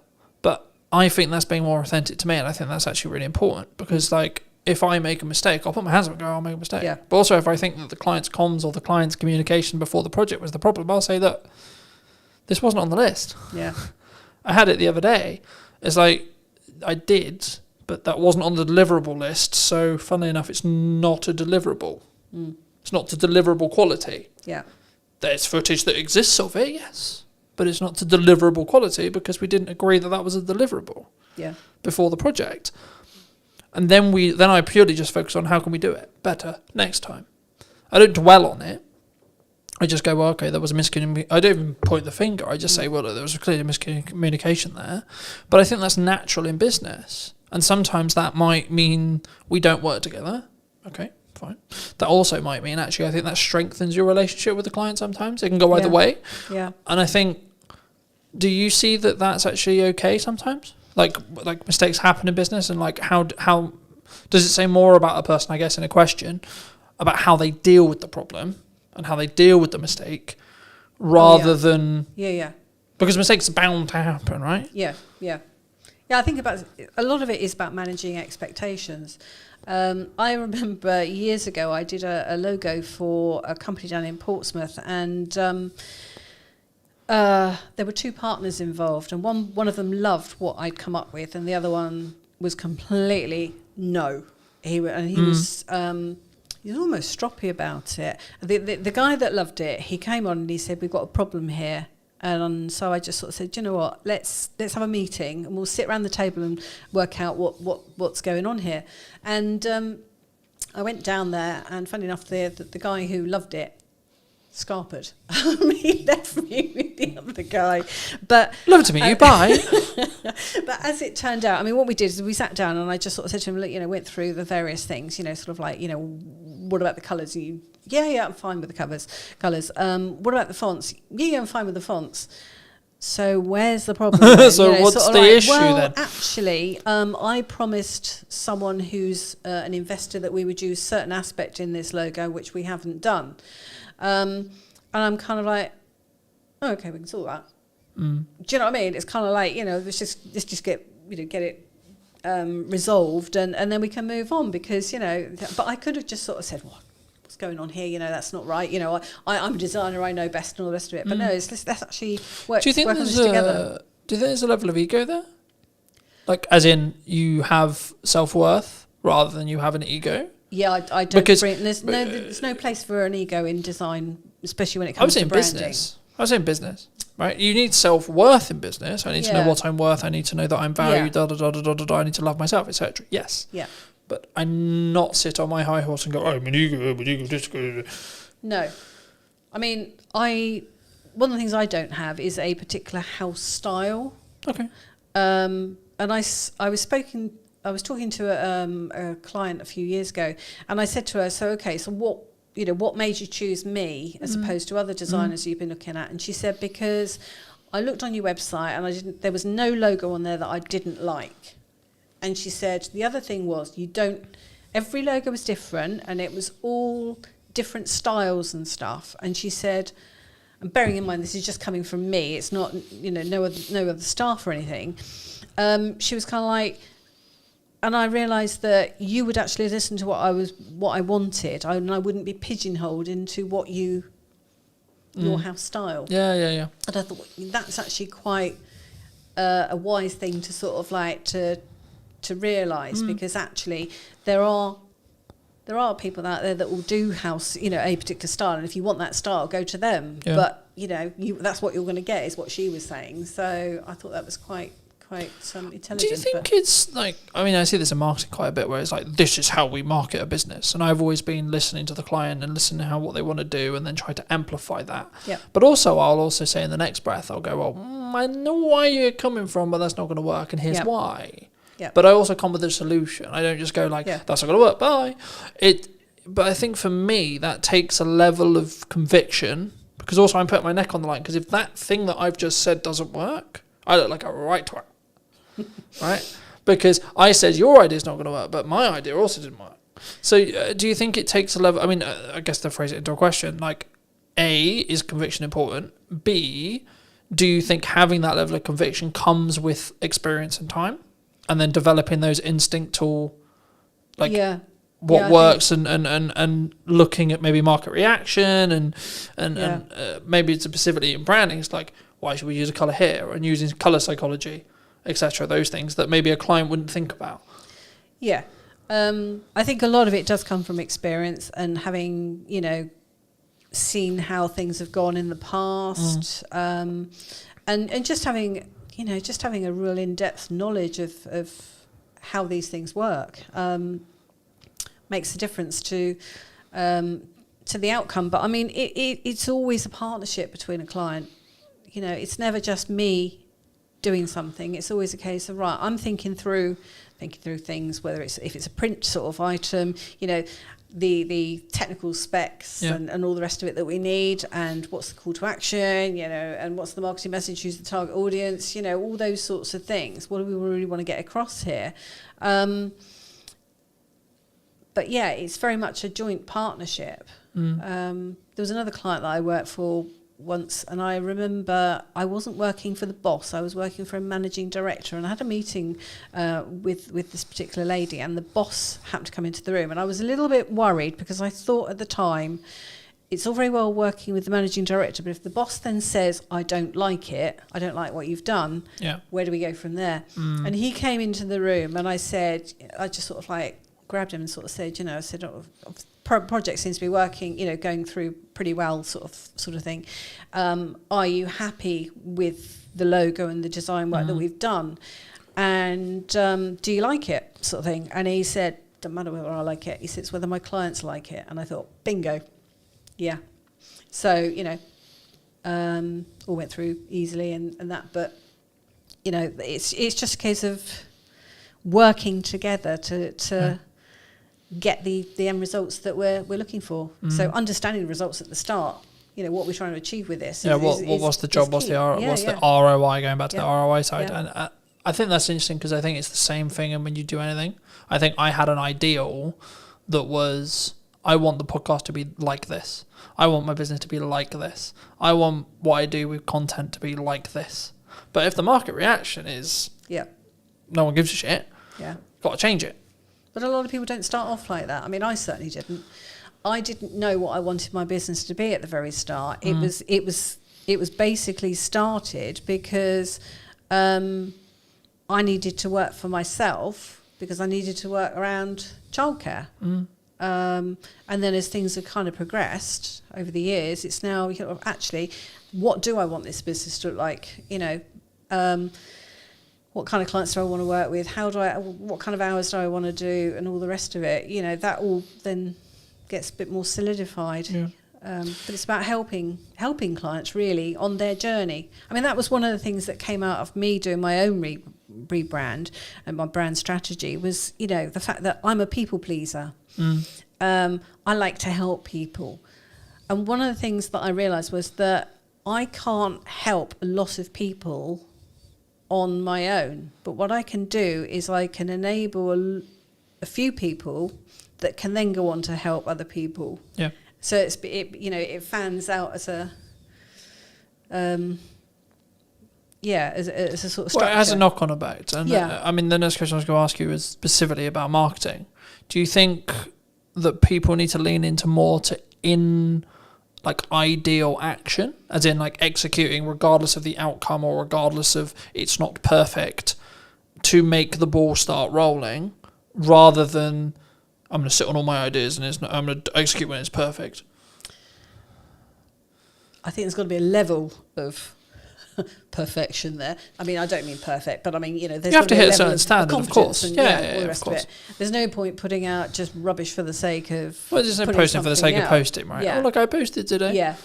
But if you have intention behind it, then it's better to put something out than wait for it to be. Because when it's perfect, well, exactly, right? For me, imperfect action consistently will always outbeat waiting for perfection. Because if you're growing, personally growing or business growing, your definition of the word perfection will be different, right? And what's perfect today may not be perfect tomorrow with all the changes that we've got going on around us. And also, it may not align. I've been in a very fortunate position where the business has taken me on multiple journeys, that some of which are very lesson heavy, other of which are filled with joy and filled with happiness, right? But I'm still grateful for every single one of those. And I've actually found that what I want from the business has completely changed in the now nearly 9 years I've run it. When I started, and I was naive, you could argue I was naive, I was, but I was not more naive than I am now. I was like, I'm going to grow the largest production company or the largest marketing agency in the world, right? It's going to be huge. It's going to be this. And then until you actually start having the office, having the staff, having the costs, having the stress, I was like, fucking hell, no, never mind. Yeah. But what now is success? But I've now realigned it to be actually, okay, maybe one day, sure. But I've now stretched my time window to be, I want to do this for 40 years. I want to still be able to do this in 40 years and then see where we are. It's not about necessarily that. And I think there is a point in that, and the goal I've always had, and the reason why I still sort of lean on that goal is because if you set an extraordinarily large goal, Yeah. you're constantly trying to chase the stick. Yeah. Or the carrot on the end of the stick. Yeah. You'll never be content with the results that No. you create, which means you're constantly looking to grow and develop, which I think will be a better place than, oh, well, I did it. You know, if I look at just doing 20 episodes of this podcast, oh, I've done episode 20, Yeah, done. now what? I'm done. Yeah. I can stop now. Yeah. But that's